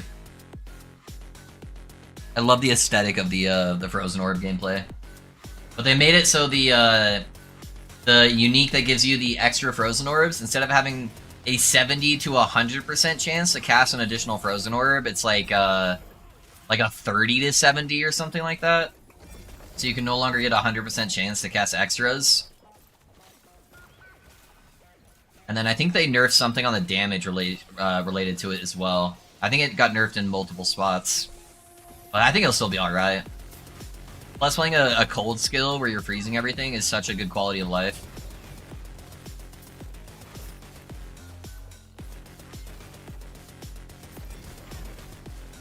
Scale the damage to mana lightning and just have 0 HP scaling? Maybe. And then that way you would be always under endurance? Is that kind of your idea?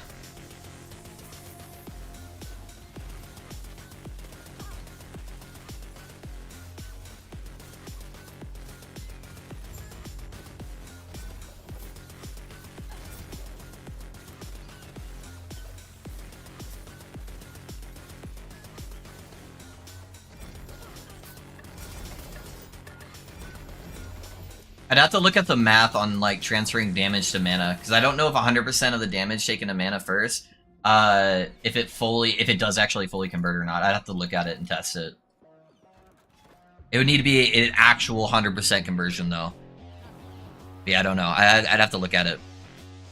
B2 Frozen Orb all the way, and Bone Sphere Necro also looks good. Dude, yeah, now that you can get the craft on your weapon that gives you a chance to shoot out another Bone Sphere, that one looks sick.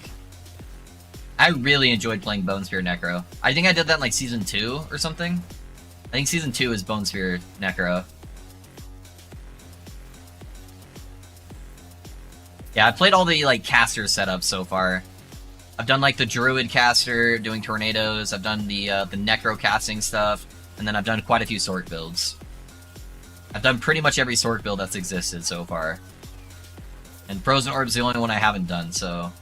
because it sucked. Yeah, I'll probably play Frozen Orb. But Bone Sphere did look pretty cool.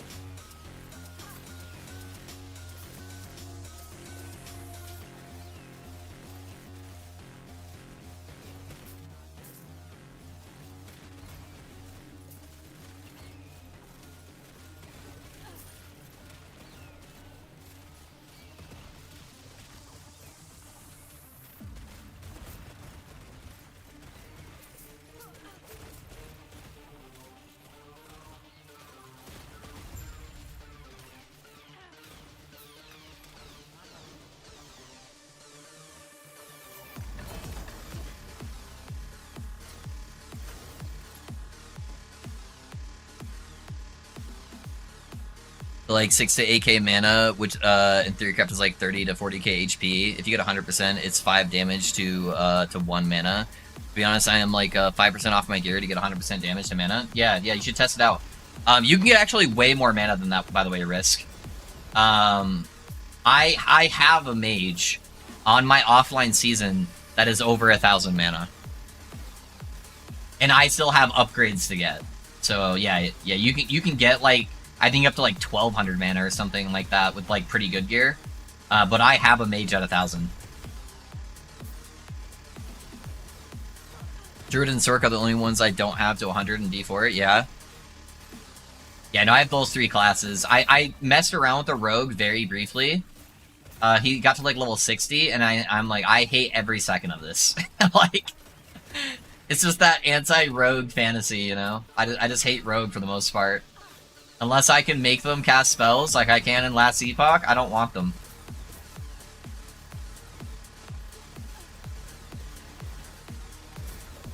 Although the barb actually looks enticing now that I can cast tornadoes, which was basically like a spell.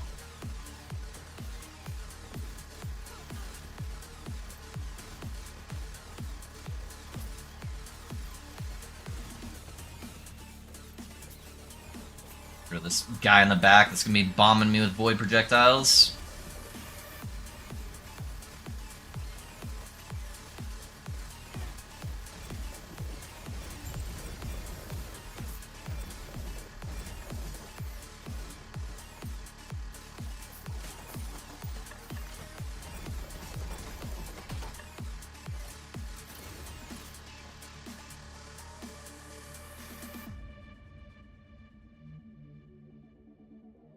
I just can't find a build I like with them. Yeah, Tornado Dread's really fun. It's just really gear intensive. Big Heft I had was like 2.4k mana, I think. But I misspoke about the mana numbers. But even then, 2.4k mana with 100% damage mana, 6% CR would be nuts. Yeah. Yeah, no, it is cool. It's very gear intensive though, so you'd have to be playing a lot. So maybe next cycle for your risky. I don't think you have the want for that kind of investment right now. But it is a cool idea to mess around with.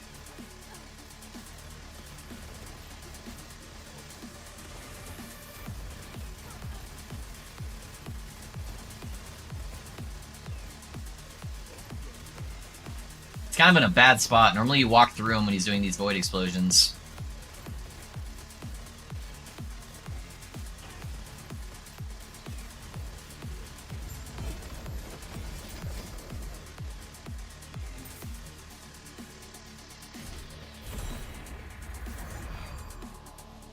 I'm gonna take a long break, talk to you later. Hey, no worries, Ben. I appreciate you being here, man.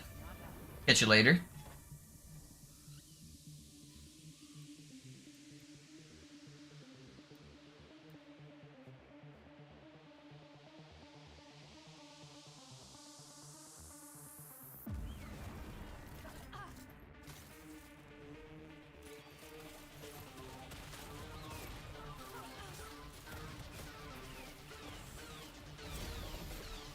I'm surprised my my doggos aren't done with their haircut yet, man.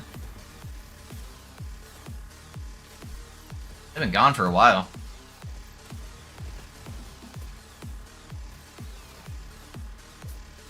I wanted to show them off because they're normally so cute and fluffy after their haircuts.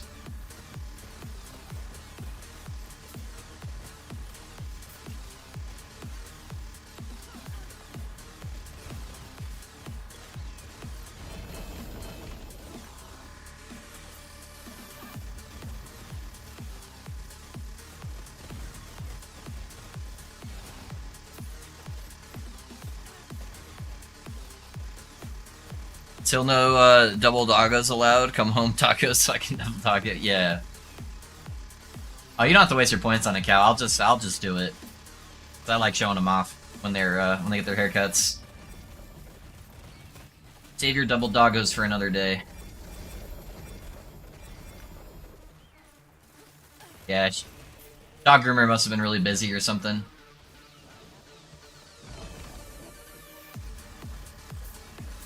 I think she had missed, had accidentally double booked, because they were actually supposed to be yesterday.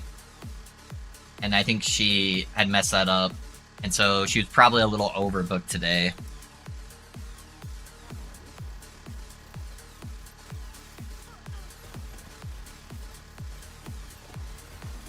And she's normally, like, very, very busy.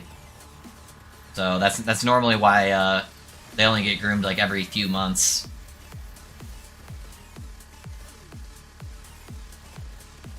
It's like every 8 weeks, I guess, so it's not too bad, but they probably should be groomed like every 6 weeks or so. But she's just so busy, that's like the soonest we can ever get in.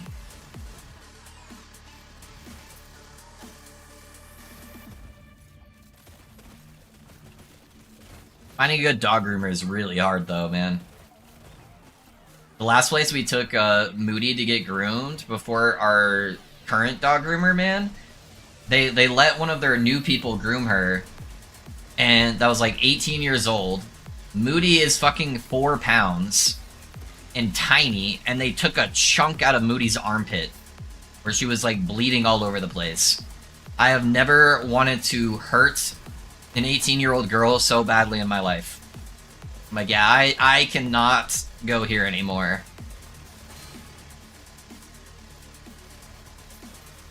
So thank God we have our groomer now.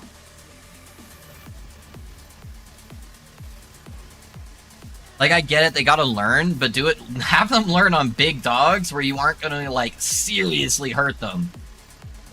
Like, a cut like that on a small dog could kill them, you know?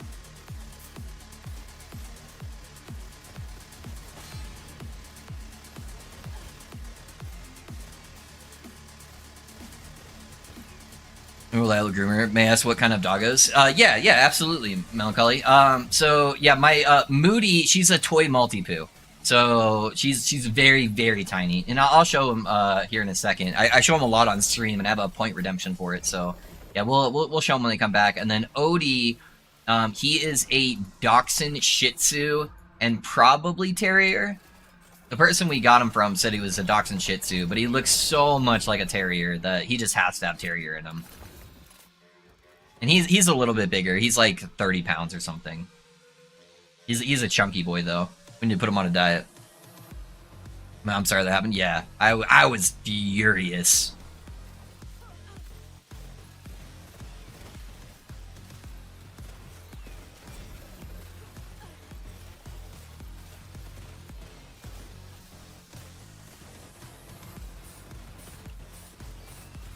Yeah, it's probably why she's so terrified every time she gets her haircut, too.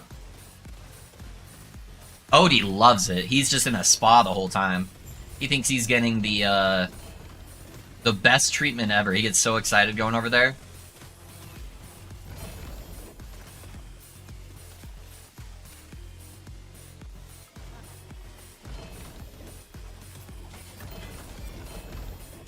What'd I pick up? Oh, another one, huh? Another Apostate Sanctuary.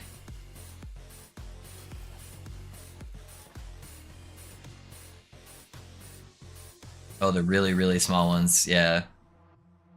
Yeah, we get some small doggos. They're so much easier to take care of, though. I like all dogs, you know? I like big dogs, small dogs. I love them all. The best part about our dogs, though, is they're both hypo, so they don't shed. So we don't have fur all over our house. The biggest shedder in our house is my wife. She leaves hair everywhere.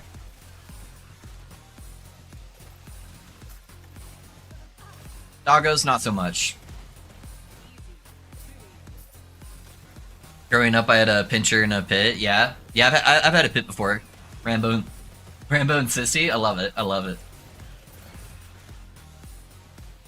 Yeah, I had a pit lab named Samantha. And then for a good chunk of my my childhood, I had a standard poodle named Jezebel. We called her Jez, but she had passed away a couple years ago.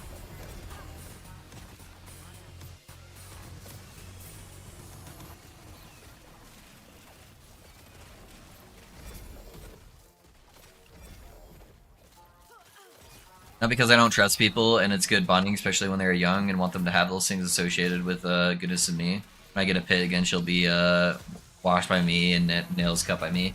Yeah, with pit, you don't have to do any like the grooming stuff. But like with my dogs, Risky, because they're hypo, they don't have fur, they have hair, and so they have to actually get like a haircut. And yeah, if you don't know what you're doing, that can be really dangerous for them, and it'll be very easy to cut them or do a terrible job, you know. So yeah, that's the main reason why we take her to we have to take them to be groomed. Speaking of which, I think they just came home. I can smell them, and I feel a little bit of a tickle at my feet. Baby girl! Hi! Look at you! Did you get your haircut? Yeah. Oh, hello, baby girl. Oh, I know, you're so excited. I missed you too. So this is Moody. She's our toy Maltipoo. Mwah. Oh, you smell so nice. You got your perfume and everything, huh? Yep, so this is the baby girl. And then do I have a baby boy there who's so excited too? Yeah, I'll pick you up in just a second, okay? My baby girl. So, this is the Moody. Mwah. Huh, Moody. Was the scary lady trying to take away all your hair? Alright. Come here, Odie. Hi, baby boy. Oh, you're so excited. You're so excited, huh? You want to say hi to everybody? Oh, say hi to everybody. Yeah. This is Odie. They are full of energy right now because they just got back, so that's a good boy. Long hair is all kinds of fun to manage, yeah. Alright, are you two excited? Alright, go have your fun. I know, Moody, I love you.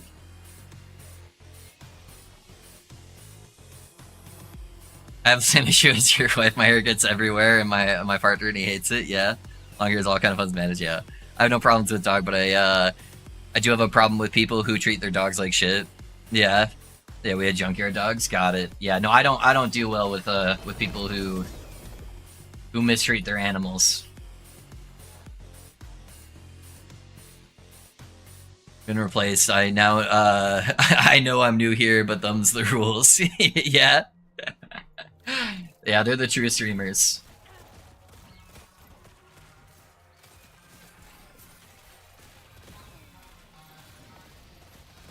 Yeah, I know it's hard to see. I need to find a place to hang it up, but I have a painting of both my dogs behind me on the floor there. You can see it like propped up against the wall. So that's how you know I'm a true crazy dog owner when I have a painting of them.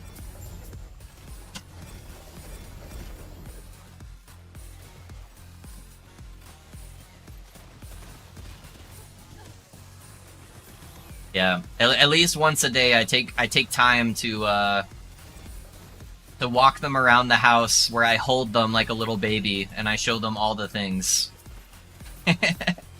I'll hold them by the window because I like to see outside the window and do my little baby voice to them.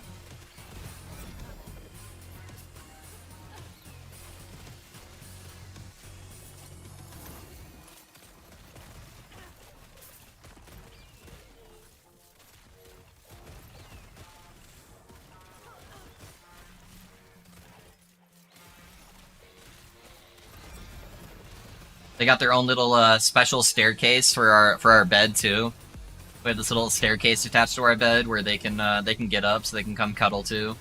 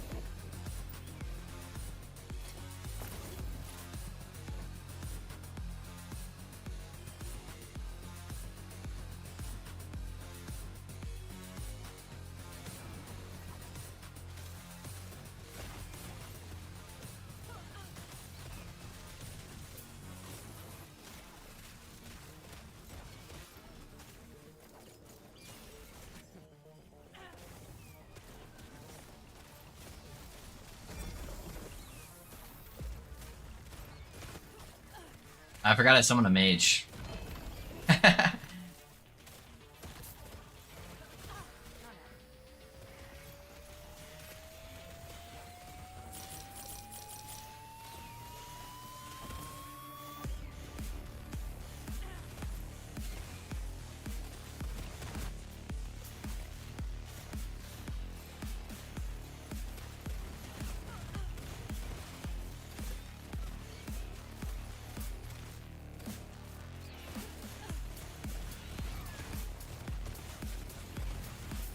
It's pretty funny. Moody pays attention to all the words I'm saying. and she knows when I'm ending stream or when I'm getting off Discord calls with people, and it cracks me up. As soon as I start doing my outro for stream, she runs over and starts like jumping up and like putting her paws up against my knees and getting all excited, doing little 360s underneath the desk. She knows that means it's her time now. Yeah, without me moving a muscle in my chair, just once I start going through the outro, she gets very, very excited.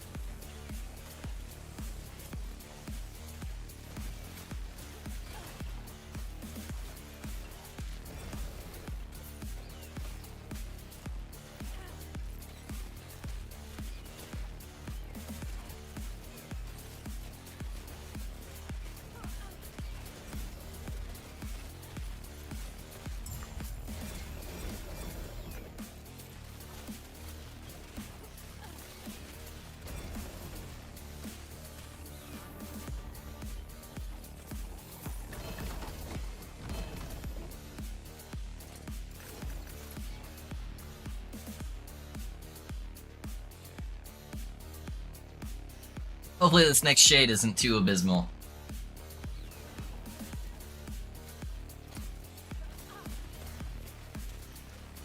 I still didn't really get a helmet or a pair of gloves to use today, man. With all of those prophecies.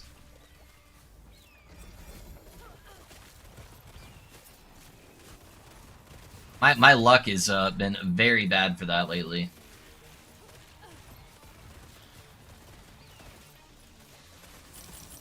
I could potentially get the cold res on the gloves I'm missing. That'd be nice. Plus, I still don't have dex on my gloves. And so that would be a bunch of extra damage, too. I think I could afford to drop the crit. Especially if I could get a T7 crit on my bow. Because I've got a few of those laying around.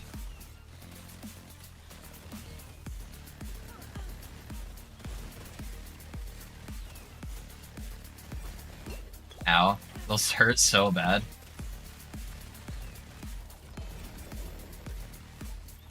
And I can't dash through it with this ability.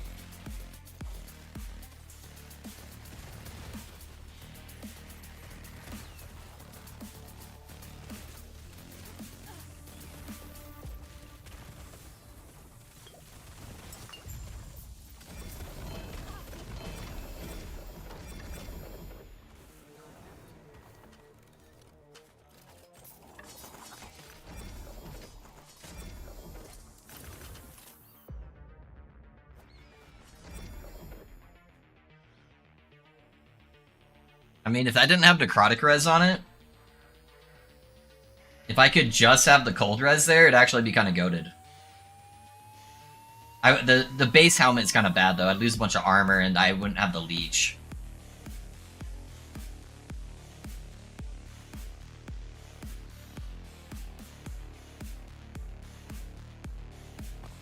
Let me look at these real quick. Oh, it's T5 throwing damage, man. There's no way I could brick those. T7, T5.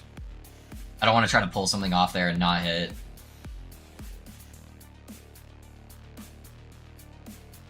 Yeah, and I'd lose too much armor using those on this build. I can maybe use this, though. I can pull the mana and the endurance off.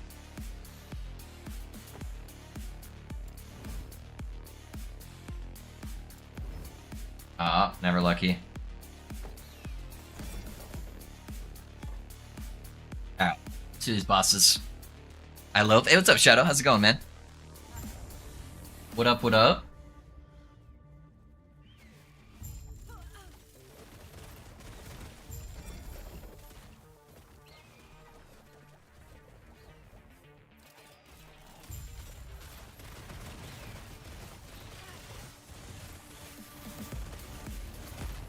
Perfect. I love when he does the minion first.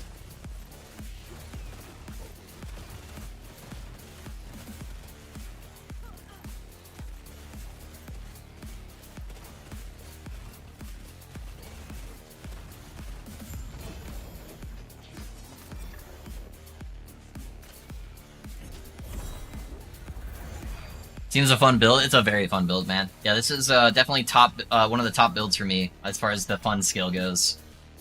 Although right now I'm struggling a little bit with the shades because I don't have enough damage to one-shot them like the marksman, but I am still kind of squishy, and I'm not capped with my res. My cold res is 59%. So I've died a couple times now to like the void balls, and I'm at like high corruption now, where I'm 763. So there's a couple of layouts for these guys that are kind of fucking me up. But I'm able to kill them eventually. I typically will die the first try, which means I lose all that bonus corruption.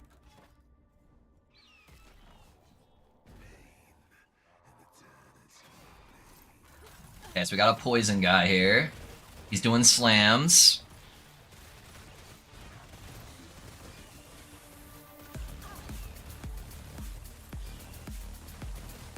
Okay. There's the slam.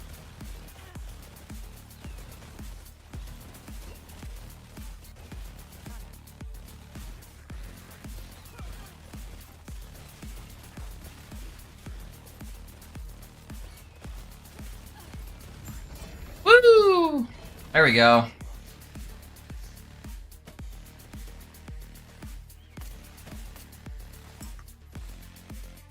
Hey, yo! We got a good Omni, dude. The Void Res sucks on there. The rest isn't too bad, though. Nice, dude. Let's go. 1 LP Omni. Pretty good on Fizz, Necrotic. So three of the, what, 7 reses are good.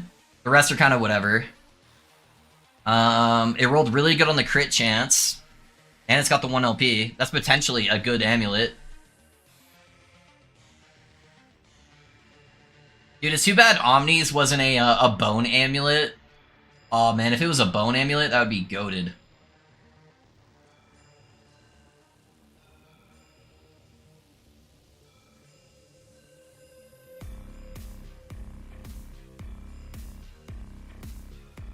That would be goated. Too bad I can't get too much on this build for like +1. It's like +1 on this, I'd only get explosion damage, or radius. Here, I'd just get a little bit more crit chance for the actual explosive flask, I guess. I guess I could go like throwing damage, but +1 here, it'd probably just be extra attack speed.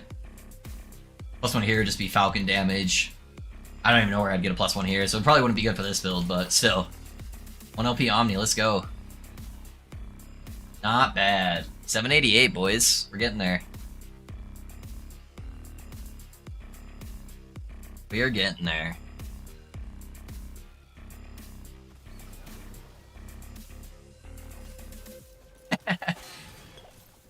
Oop, I don't have my stacks yet. Odie is just passed out on my floor. Just full sideways dog.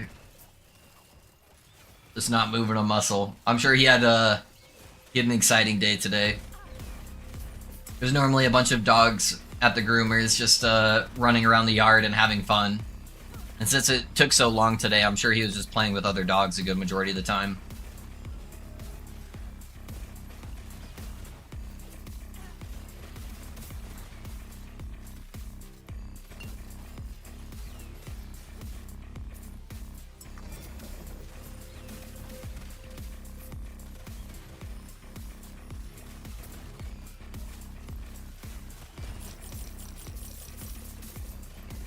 Oh, we got an ambush.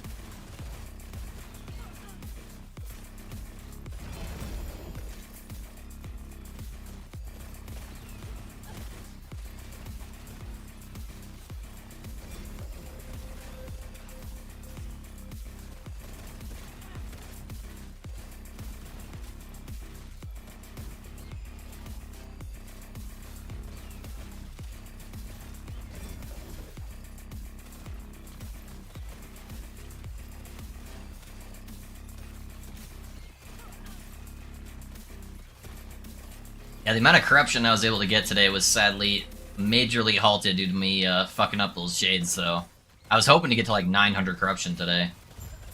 I'll be lucky if I get to 800. Or 3 LP hammer. I don't know why I picked that up. I got, I think, 4 LPs of those that I still haven't used. Let me empty my stash actually.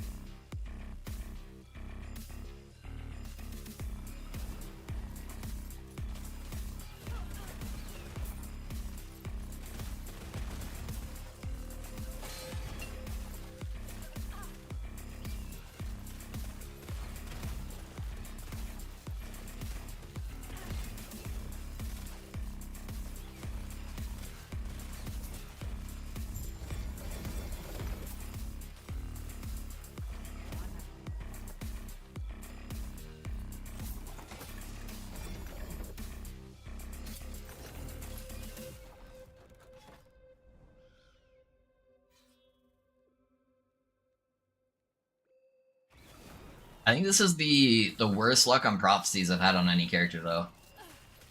Where I've now spent, I think this is my 3rd day trying to roll to getting a gloves or a helmet upgrade. Just to get exalted dexterity and get the other stats at least decent. And I haven't had an upgrade yet.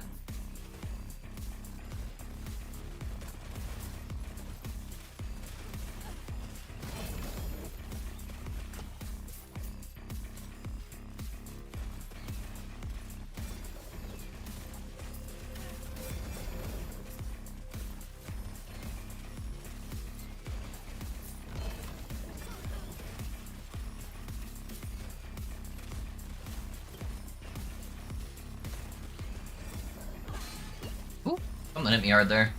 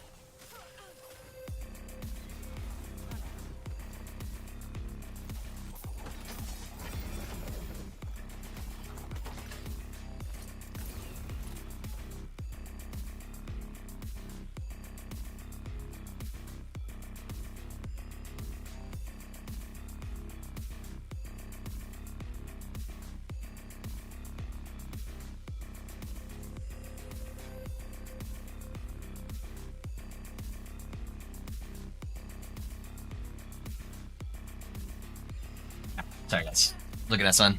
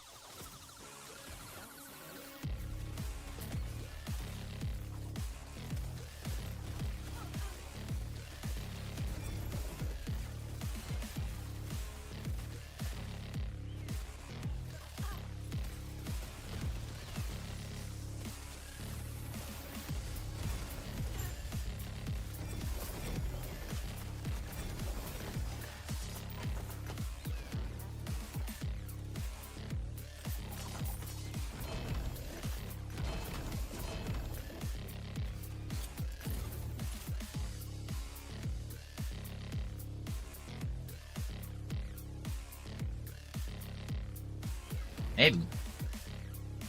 Loading screens has actually been a lot better. I know one of the patches it like felt like the loading screens went way longer. I feel like they definitely fixed that. I haven't had many issues with it lately.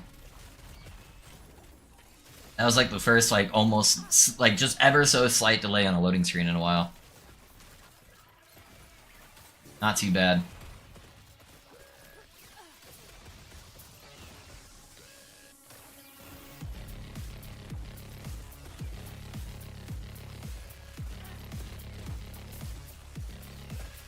Another weapon I want to try to make a build with is the Trident Spears, but not sure what would be a good base for it. Yeah, a lot of the spears just feel like out of place. There's some that look really cool. I don't know if you're talking about like the unique ones, or if you're just talking about like using a spear in general. I feel like the unique ones are almost good. They're just not quite there. There's either just not a good enough skill to like build them around, or they just don't have enough current synergy with anything.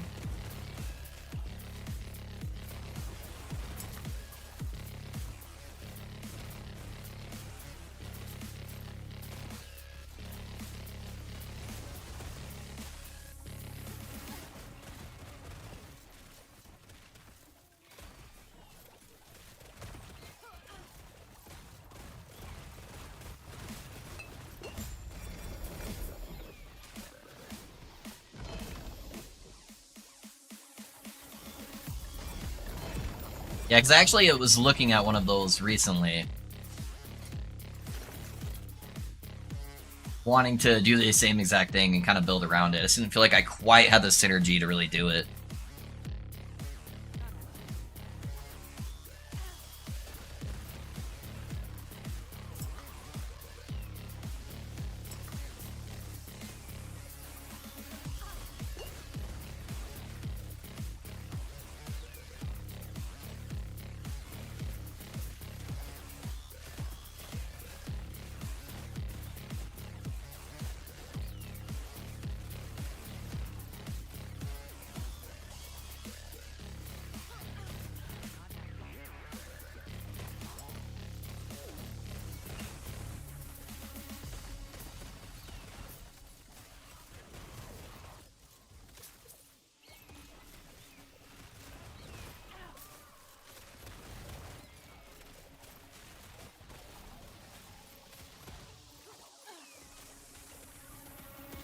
There is one thing on one of the spears I wanted to look at for a build though.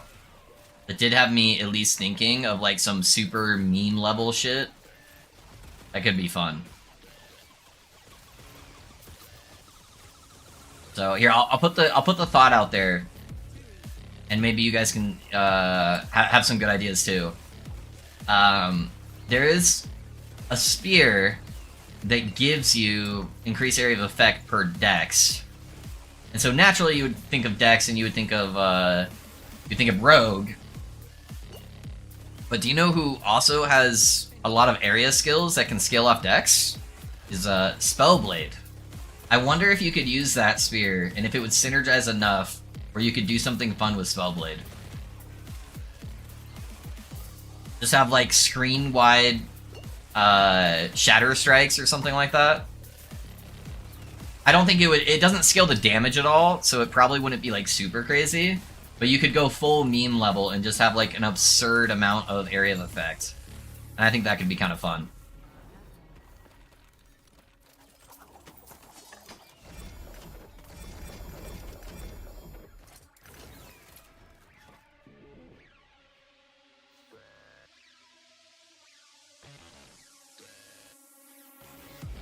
Spellblade is the other spec I've never played, yeah. I don't think most people have that haven't been playing the game for a long time.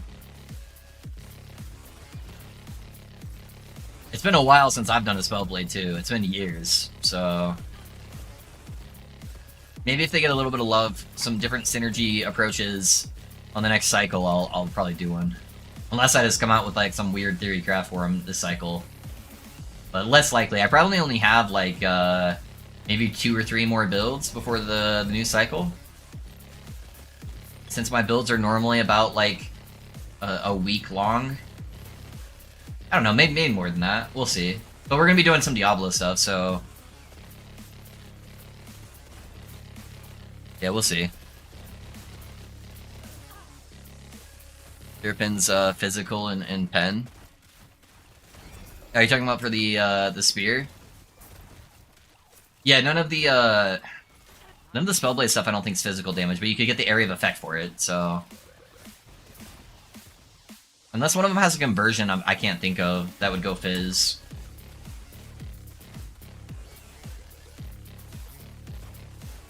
Yeah, it just doesn't have any damage scaling for spellblade on there. But the area of effect could be really funny.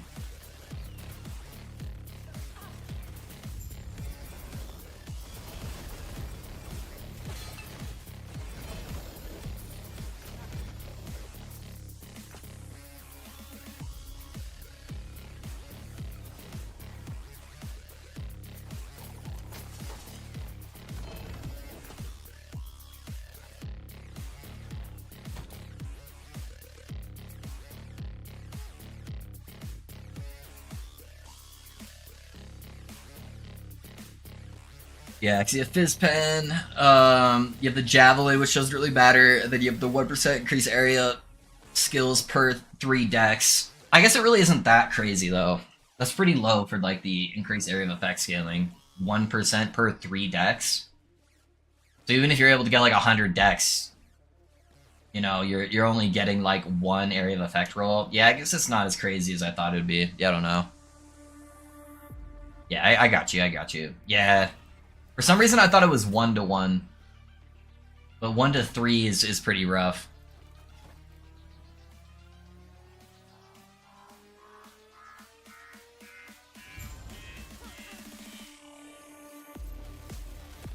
Kind of feeling burnt out. I can't keep myself grinding for long now. Don't know if preoccupied or anticipation of other games, but just need something new and catching.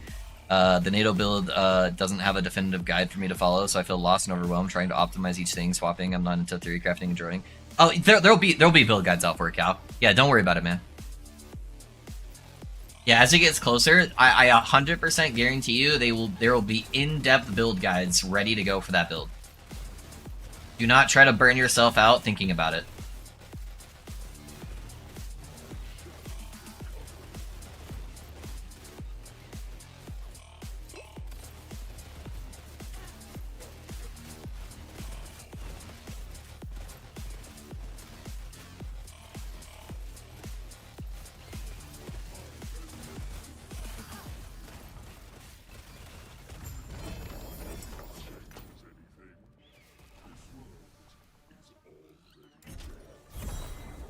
I mean, Ellie with the Shaman NATO, I was leveling earlier and builds here. Oh, okay, sorry. I thought you were talking about the Diablo.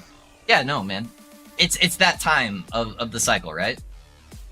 Yeah, play something new. You know, you're good. Reliable guides are all newish players spitting out Garbo more than half the time. Yeah.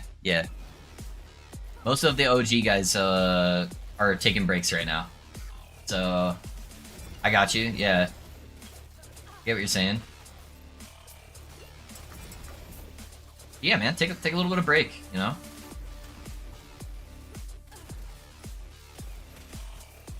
Get a breath of fresh air of something different. So I'm playing Gray Zone right now. It's very different, not action RPG. It's a little shooter to kind of give me a bit of a break, you know?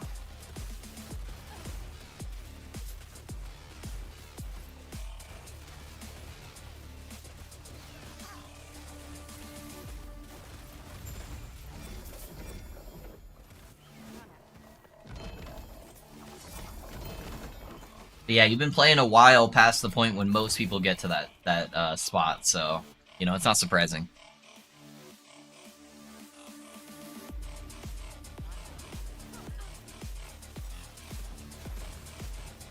Breaks for me are awful because I go straight into and said, which means disinterest in everything and can't glean joy from anything. I gotcha. Makes sense.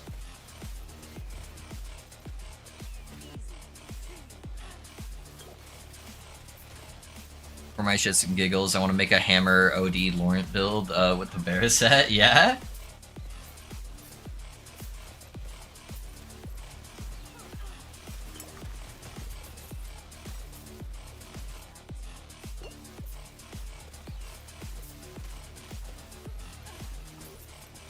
That could be fun.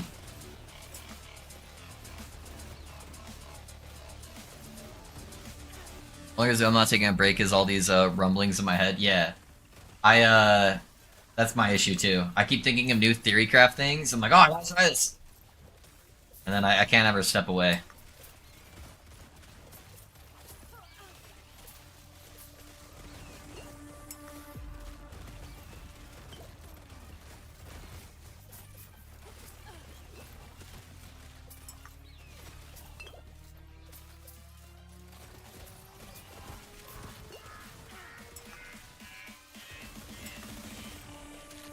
Yeah, since the cycle, I think the most I've taken is like 3 days. I don't think I've stopped playing for more than 3 days since the cycle came out.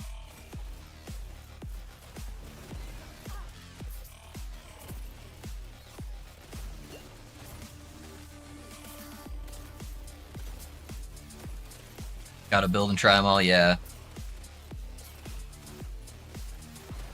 Yeah, I think that's just like an ADHD thing. I get a little bit of that myself, but so I can understand where it'd be coming from.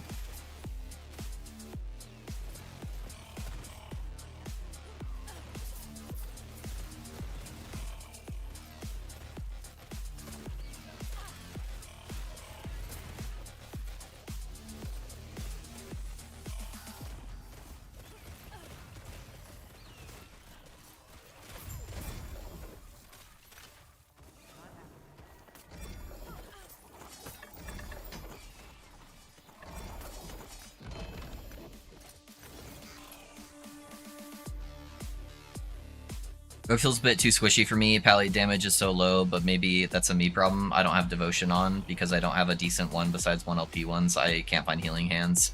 Helm or Smite Relic. I hate like a wet fucking noodle. So the Smite build is built around Armor Shred, Cow. Do you have Armor Shred blessings?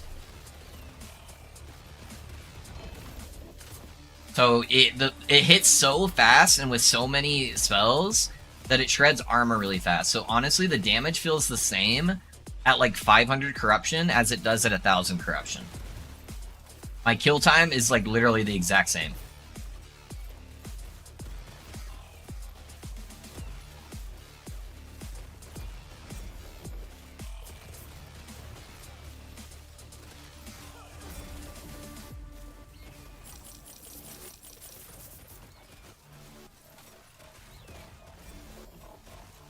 Chronically Manic, yeah.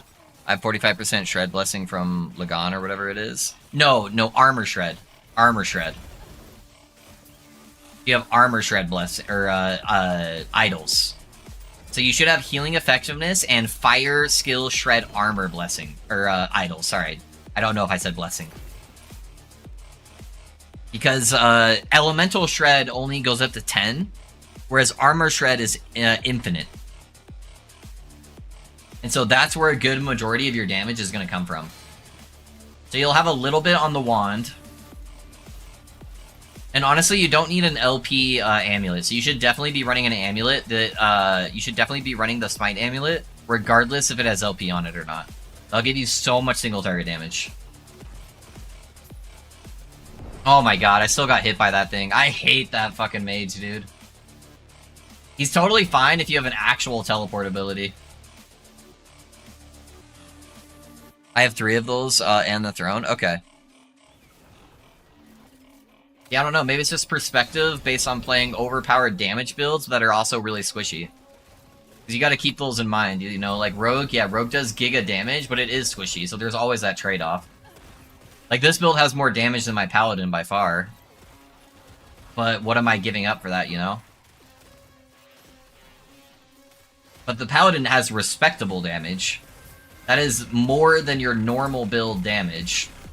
I think you're just, I've gotten a little tainted from playing other giga, like, busted builds that are bugged out. That your damage perspective is off. You know? That could also be another thing. Really? Divine Bolt's area clear feels great. Yeah, I didn't have any issues with that.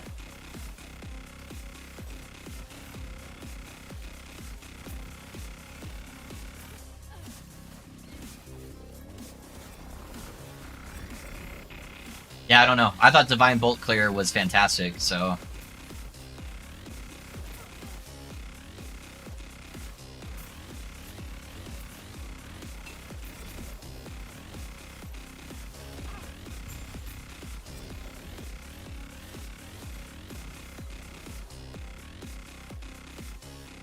I had to stand there for like 3 to 4 seconds to kill, like, for example, an eye. Oh, I just switched to Smite to do an eye.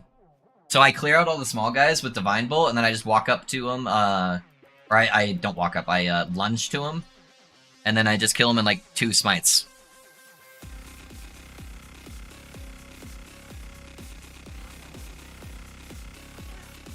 Yeah, most of your builds that you're naming are like busted, bugged out builds that are doing millions of damage, you know? So it's gonna be hard to compare to that, but that build is like 10 times as tanky as any of those builds you listed. So it's a trade-off for sure. While that build is busted in defenses, it has a normal build's damage output.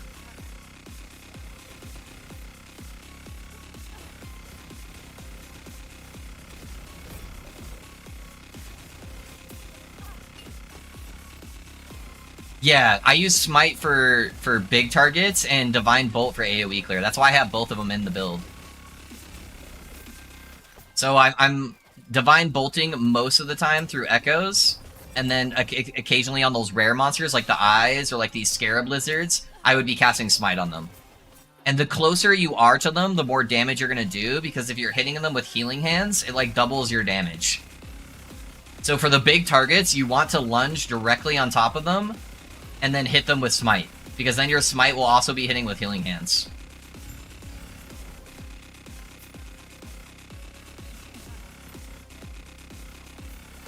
Because your Healing Hands is always going to be cast on top of you, and it's also a fire damage spell that scales tremendously with the setup you have.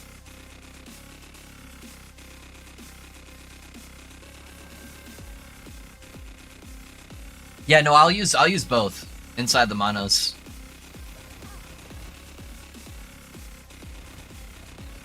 Throwing on Devotion and spamming Sigils. Yeah, you can get max Sigils in about 1 second, even less than that, at the very beginning.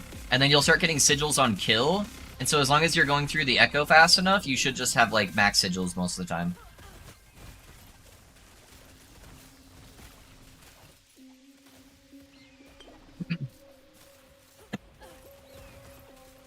It's a little bit more of a thought process build, where you're adjusting to the current situation.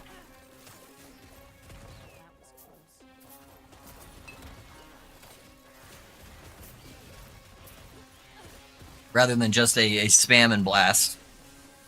Oh yeah, for the mana? Yeah, it does. It does. Yeah, if you did want to manage your mana a little bit better, it would give you a drastic jump in damage as well. I didn't bother too much just in like regular Echoes with the mana stuff, but it does give you a pretty drastic jump in damage.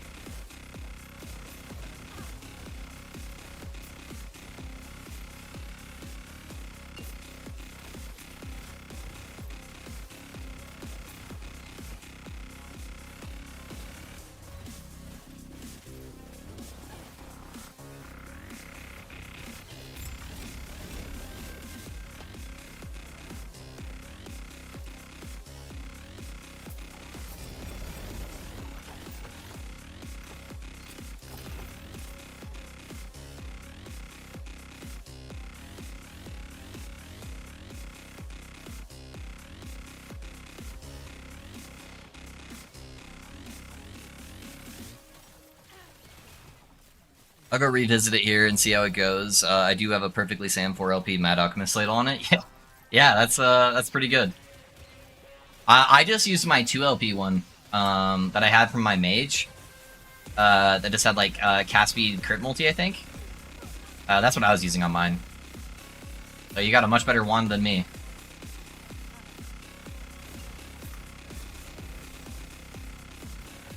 I forget how rotationally different the damage is for that build, though. Sorry, I should have got that earlier.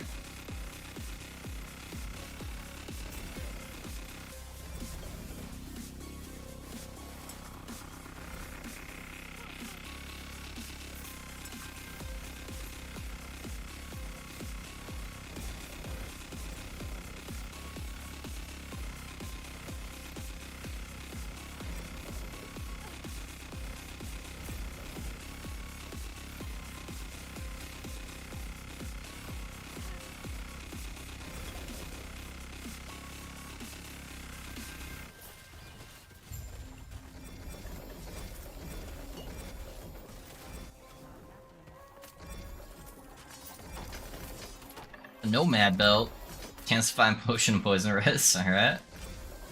Put that back. Maybe some one button builds are near about. One for clear and one for bosses is fine, for example, but I've never really played for the ones requiring more of me. I'm lazy. I gotcha, I gotcha. I'd be like that sometimes. The original version of that build was kind of more one button, but I wanted better area clear than just Smite had to offer. And so Divine Bolts really helped provide that. But Divine Bolts wasn't enough single target damage for me, at least.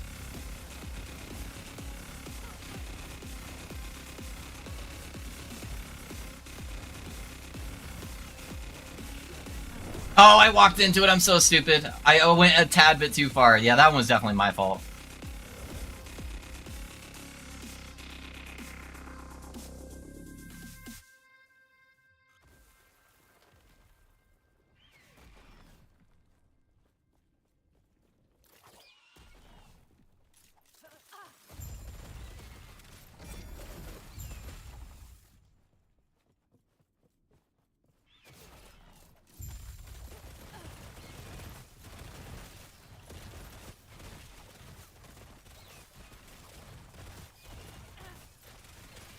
Come on, give me minions.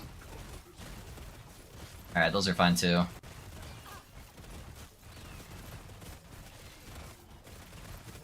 Oh, now minions, perfect. Easy kill.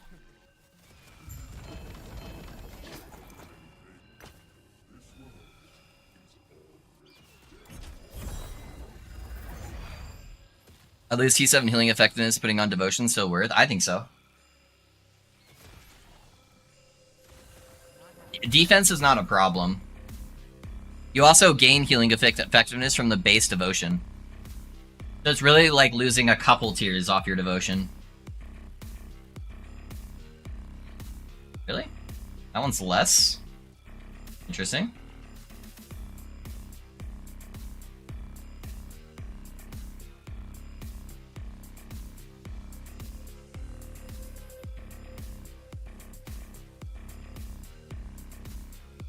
Alright, boys, wish me luck. Please don't be a hard shade. Please don't be a hard shade.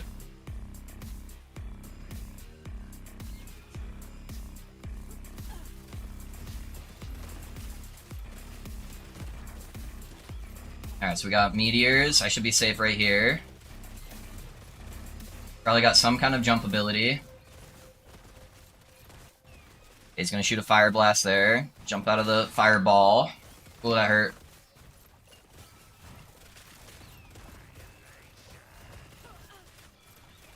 Okay, there's the meteors. Walk back to where an old one was, and I should be safe. He's gonna do a jump. Now the fireballs, probably. Get out of the frontal cone.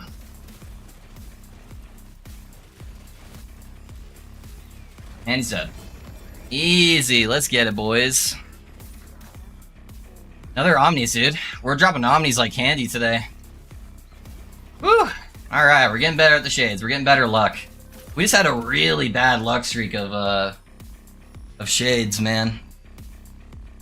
That's for sure.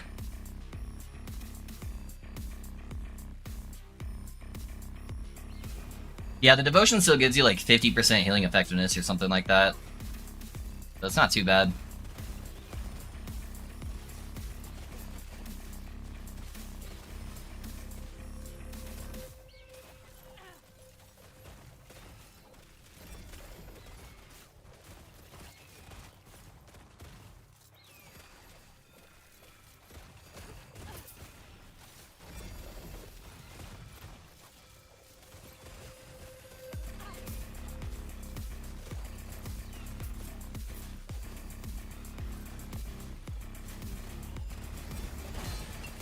Oh, whoa! I am not supposed to be able to jump through walls with that ability.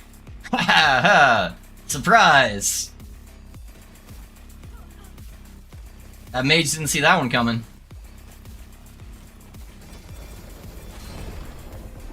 Oh, there's an imprisoned spire.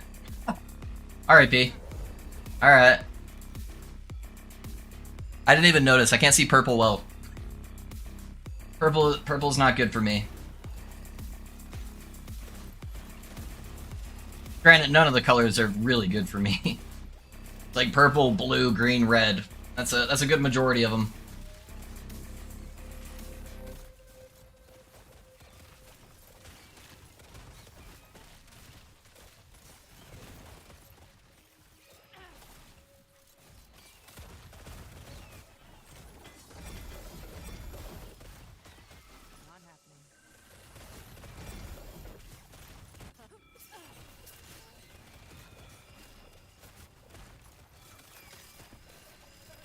I still at the ambush here.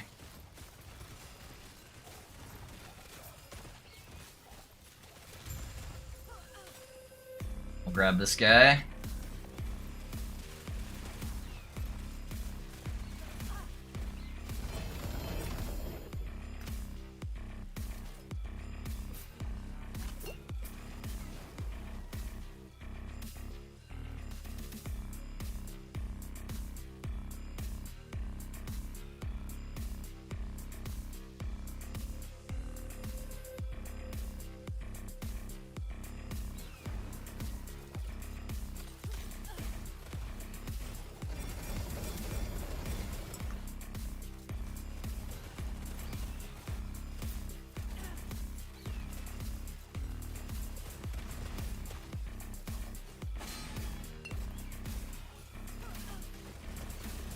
Alright, we do have Void Spires, so I need to keep that in mind. Don't stop moving since I can't see purple well. I think that was a 1 LP pillager? Yeah.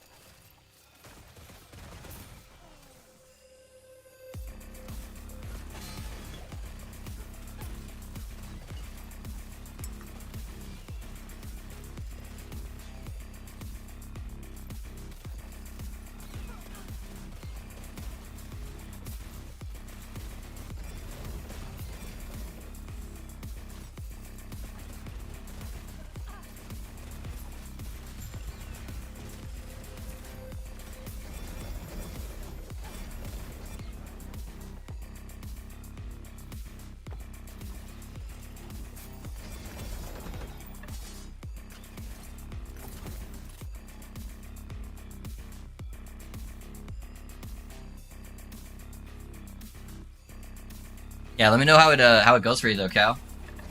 Hopefully you see a pretty drastic improvement. I know you're probably in the midst of setting everything up right now, but yeah, hopefully that helps. I hope it does, 'cause that's literally my favorite build.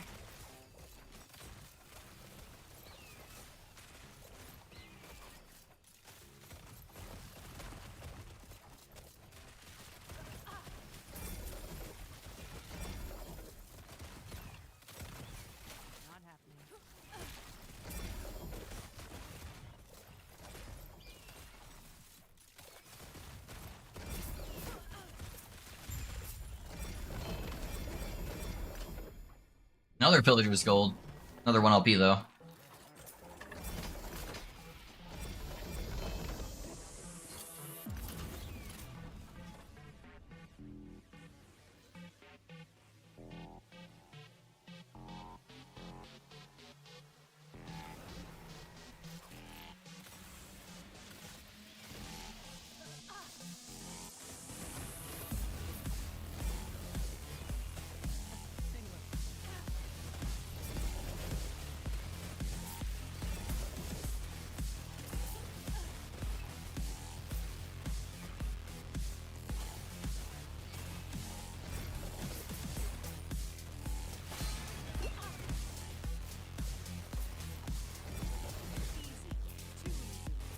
Too easy.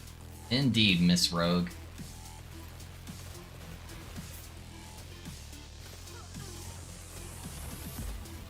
Yeah, it helped, but the feel of the gameplay was just a bit more involved than I'd like. I think your favorite build of mine so far was the Mad Lightning Brewmaster. I love a good Lightning Arc build ever since Eki's Arc. Yeah, that's fair, man. That's fair. It's definitely not for everybody.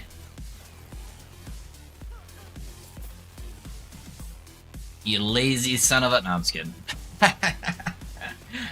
It is a little bit more involved. But I don't mind a little bit of involvedness. It's nice to stimulate my brain occasionally. But I do enjoy a good lazy build as well. They both have a place in my heart.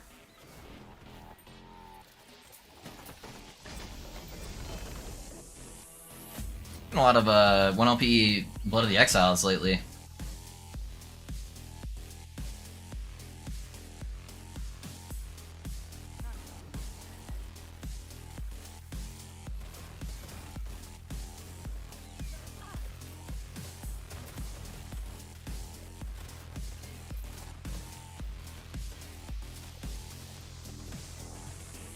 Give me minion armies in LE and make them viable to a 300 corruption. Yeah, the biggest thing with the Necro is just the survivability of the minions. Like, you can get them to do respectable damage, just they don't do good damage if they're always dead. And then if you have to spend too much investment to keeping them alive, then you lose the problem where you no longer have damage stats for them because you're trying to keep them alive. So I think, yeah, I think that portion of minions could use a little bit of love. They need some kind of other passive scaling. Like, I know they have the base scaling of the minions as you level up your character, which I think is good. But I think if they could just tweak maybe the numbers on that a little bit, it'd be a little bit more forgiving. Or maybe even like change how intellect scales and give it a little bit more oomph on the defensive aspect of intellect.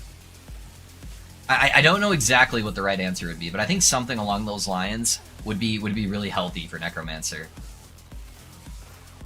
And even Primalist, honestly. That was my biggest gripe with Primalist, is just trying to keep stuff alive, right? For your minions.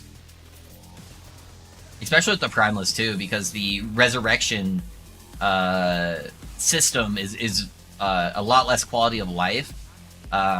You can't just like click the button to like bring them back to life, and you have these massive cooldowns with companions.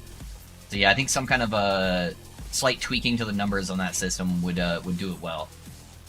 Would make those builds a lot more enjoyable.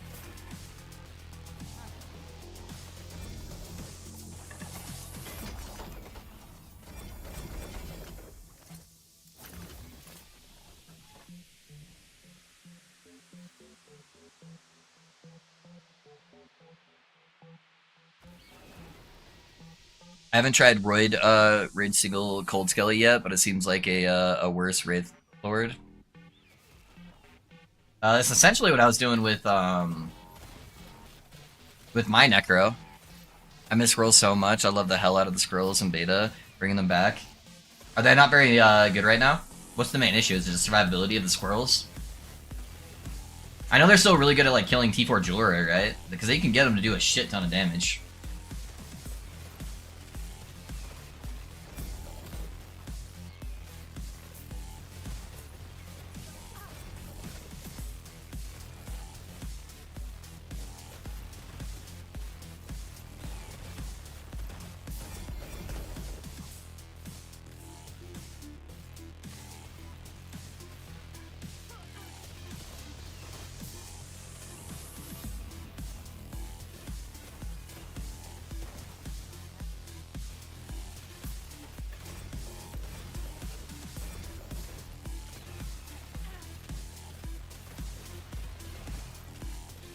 They just hit for a lot less, less bleed stacks or whatever. Okay. So they nerf the damage a little bit. I think they obviously don't survive as well anymore again, so yeah. Well, a lot of their survivability came from leech, and so if they're doing less damage, then yeah, they would be leeching less. That makes sense. I ignored most of the Primalist stuff in the patch, to be honest, but, you know, is what it is.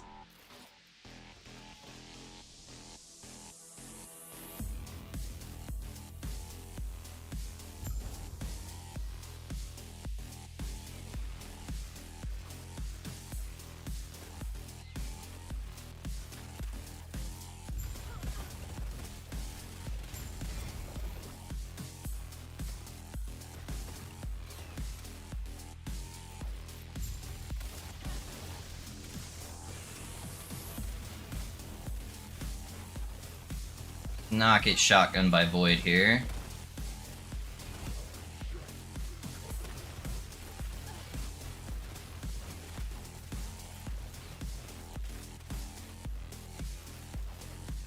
Oh, I positioned that very badly.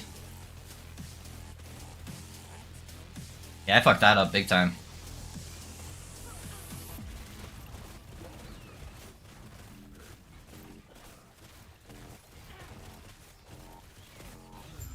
Yeah.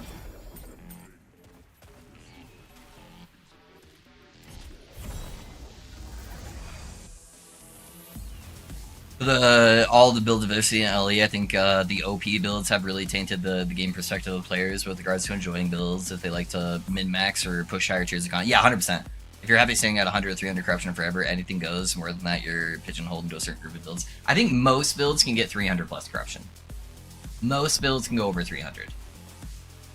But and then there's there's a lot. Everything is in the 100 to 300 corruption. Everything can do 1 to 300. Every single skill, pretty much. And then there's a good majority of the builds I think are in the 3 to 500 range, which is I think where EHG wants them to be, in that 3 to 500 range. And then the like 5 to 750 is pretty few, and then everything above 1,000 is like, I don't know, 10 builds or something. 10 build archetypes, I guess. There's a lot of variations of those builds that are pushing past that the 1,000 mark comfortably. That didn't just like, okay, I hate purple things. Why am I in this timeline?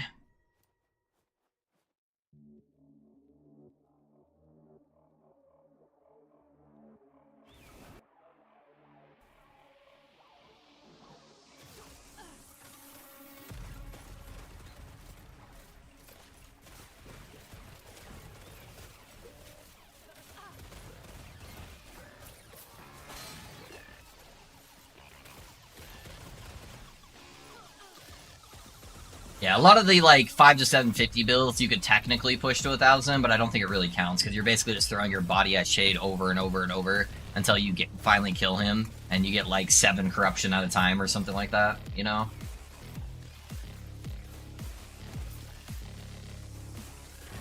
I probably wouldn't count those. I think like realistically on good builds that are doing it with gaze stacks, yeah, there's probably like 10 build archetypes that are really good at doing that.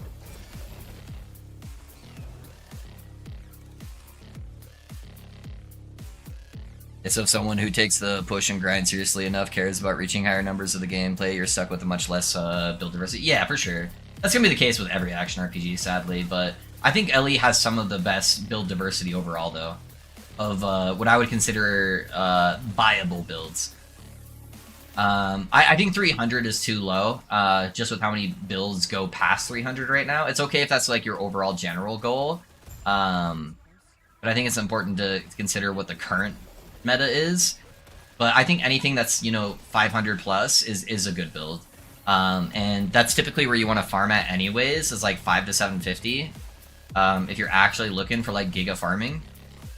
So anything that's doing that I would consider a very viable build,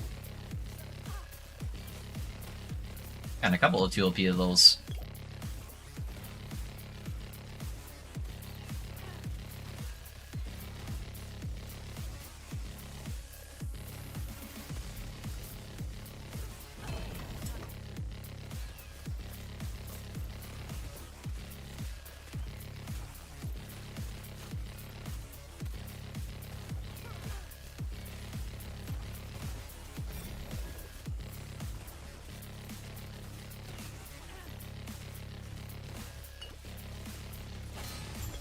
Ow.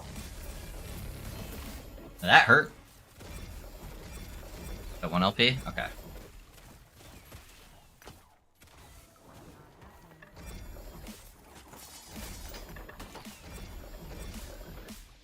Oh, I agree. LE build diversity is amazing, but yeah, I think the builds that have come out since 1.0 that are just doing insane content levels completely destroyed it. Yeah, I agree with that too. And I really dislike that. Yeah.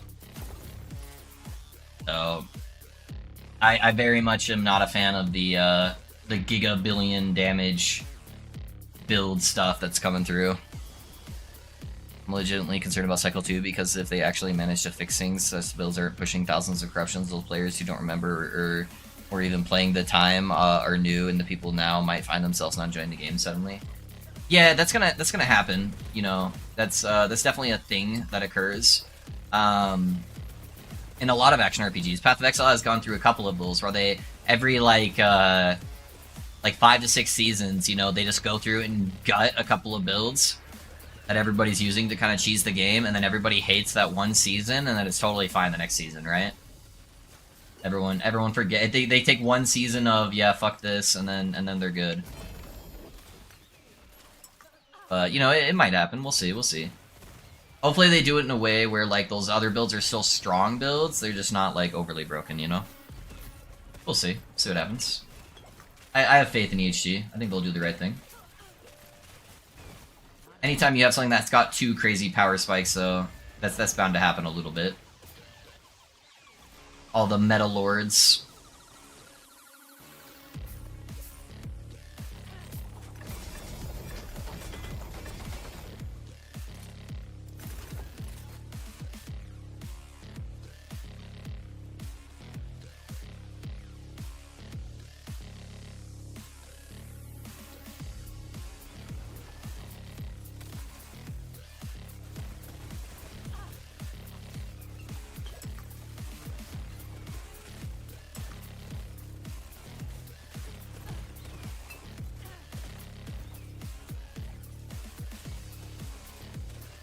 I've got my work cut out for me tomorrow. I need to finish up the Necromancer stuff.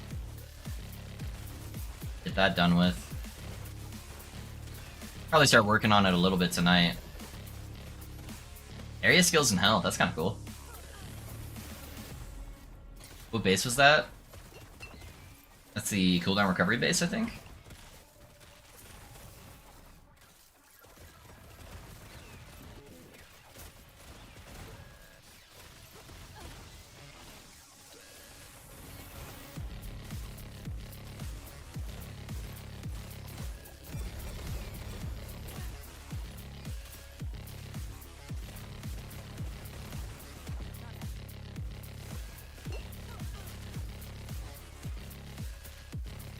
Happy Friday, champ. Good luck with the updates on the build. Got a tab open for you. Have a great stream. Hey, thank you, Captain. I appreciate you being here, brother. Yeah, I'll drop by here in just a little bit, man. Hopefully, your day is going pretty good as well.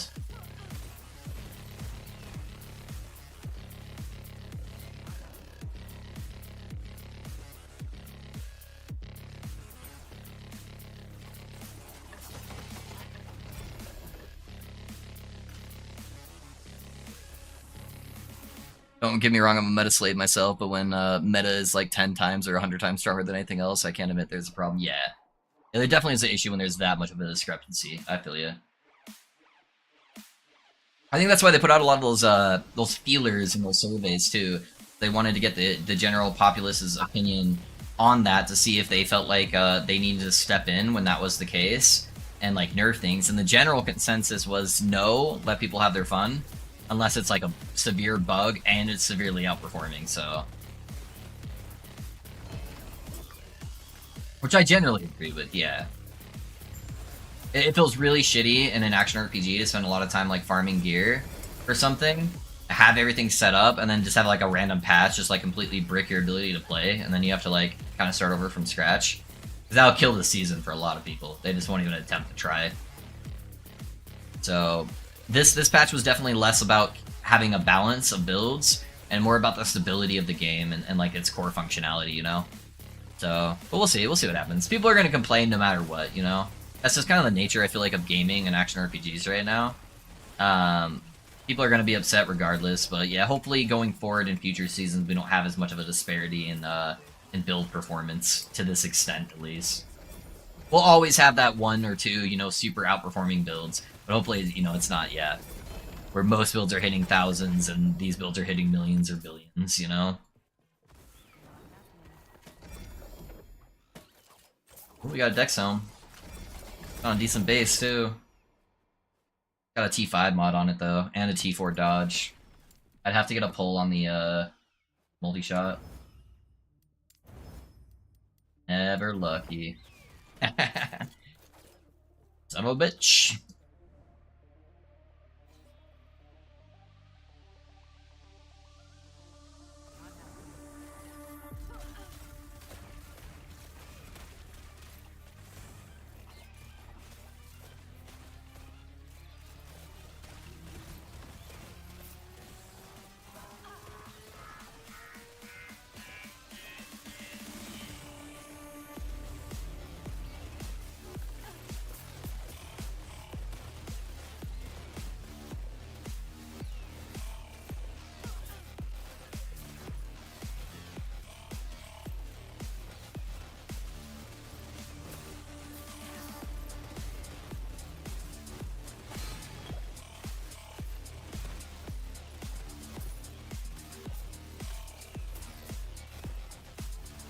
Can't do that, but it's shitty. You want to be like the one playing best or better builds, but you also don't want to enjoy the particular flavors of the month, or should I say flavors of the 3 to 5 months? Yeah, yeah. I get you. I get you. The good part about Ali is there's so much like ability to theory craft. Like how many builds came out after the first month of the cycle that were like new? Like there's still quite a bit that was being discovered, which that's one of the things I love about Elliot. It never feels like all the builds are discovered. Maybe eventually it'll get to that point, but at least with the current game. And I was worried that it might get like overly discovered when it launched, because I knew it was going to be so popular. And I was really stoked that even with the popularity, it still feels like we're discovering new builds every day.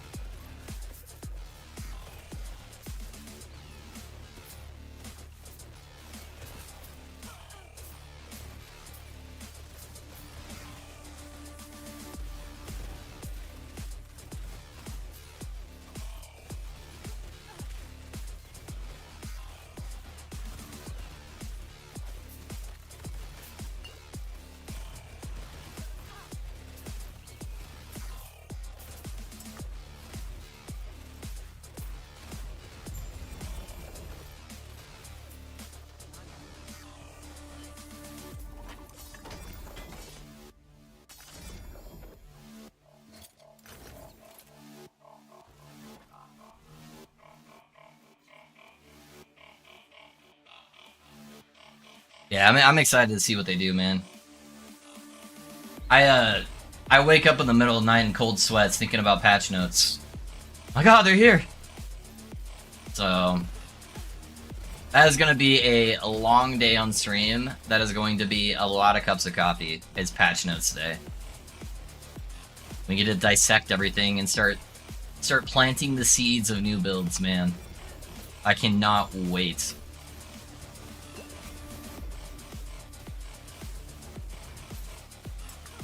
I think the only thing that could really just make me so sad with the patch is my family reunion that's coming up.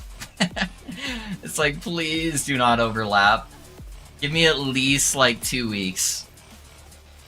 Be 2 weeks in the patch before my family reunion, because I'll be so sad if I have to like miss a chunk of it.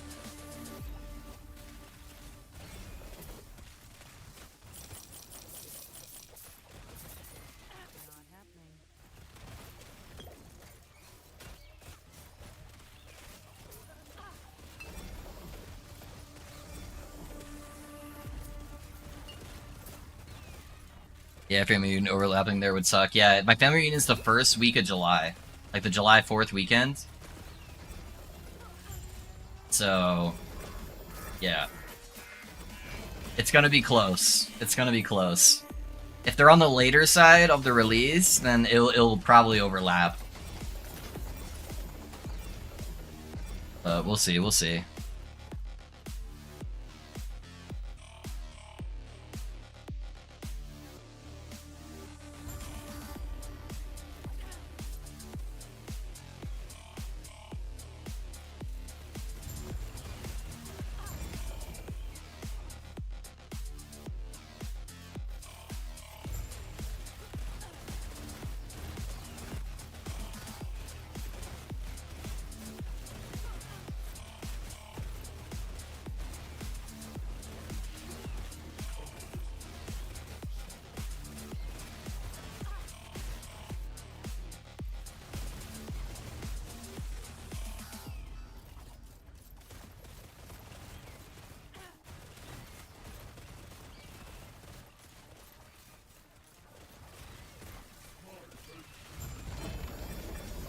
Goodbye, Mr. Chicken.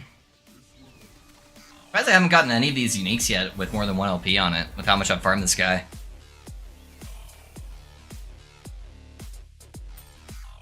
All of those seem kind of rare to get LP on them.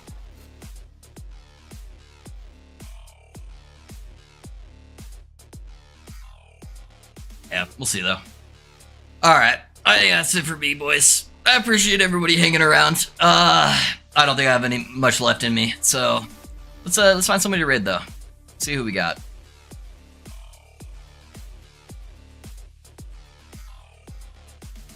I'm just gonna raid. Actually, let's raid Vision. Vision's online. I was gonna raid Captain, but I raid him all the time, and we got Vision online. So let's do Vision. You guys all know Vision, so I don't need any introduction there. But yeah, go tell him hi. He's an OG. Have a great evening. Hey, Cal, thanks for being here, man. I appreciate you hanging out for as long as you guys can. Yeah, I won't be around tomorrow. Tomorrow will be my day off for the kids' soccer game. I'll be around Sunday, though. Then I'll have a new build out tomorrow. I'll have the Necromancer out. So, alrighty, boys. I'll catch you guys all later. Have a good one.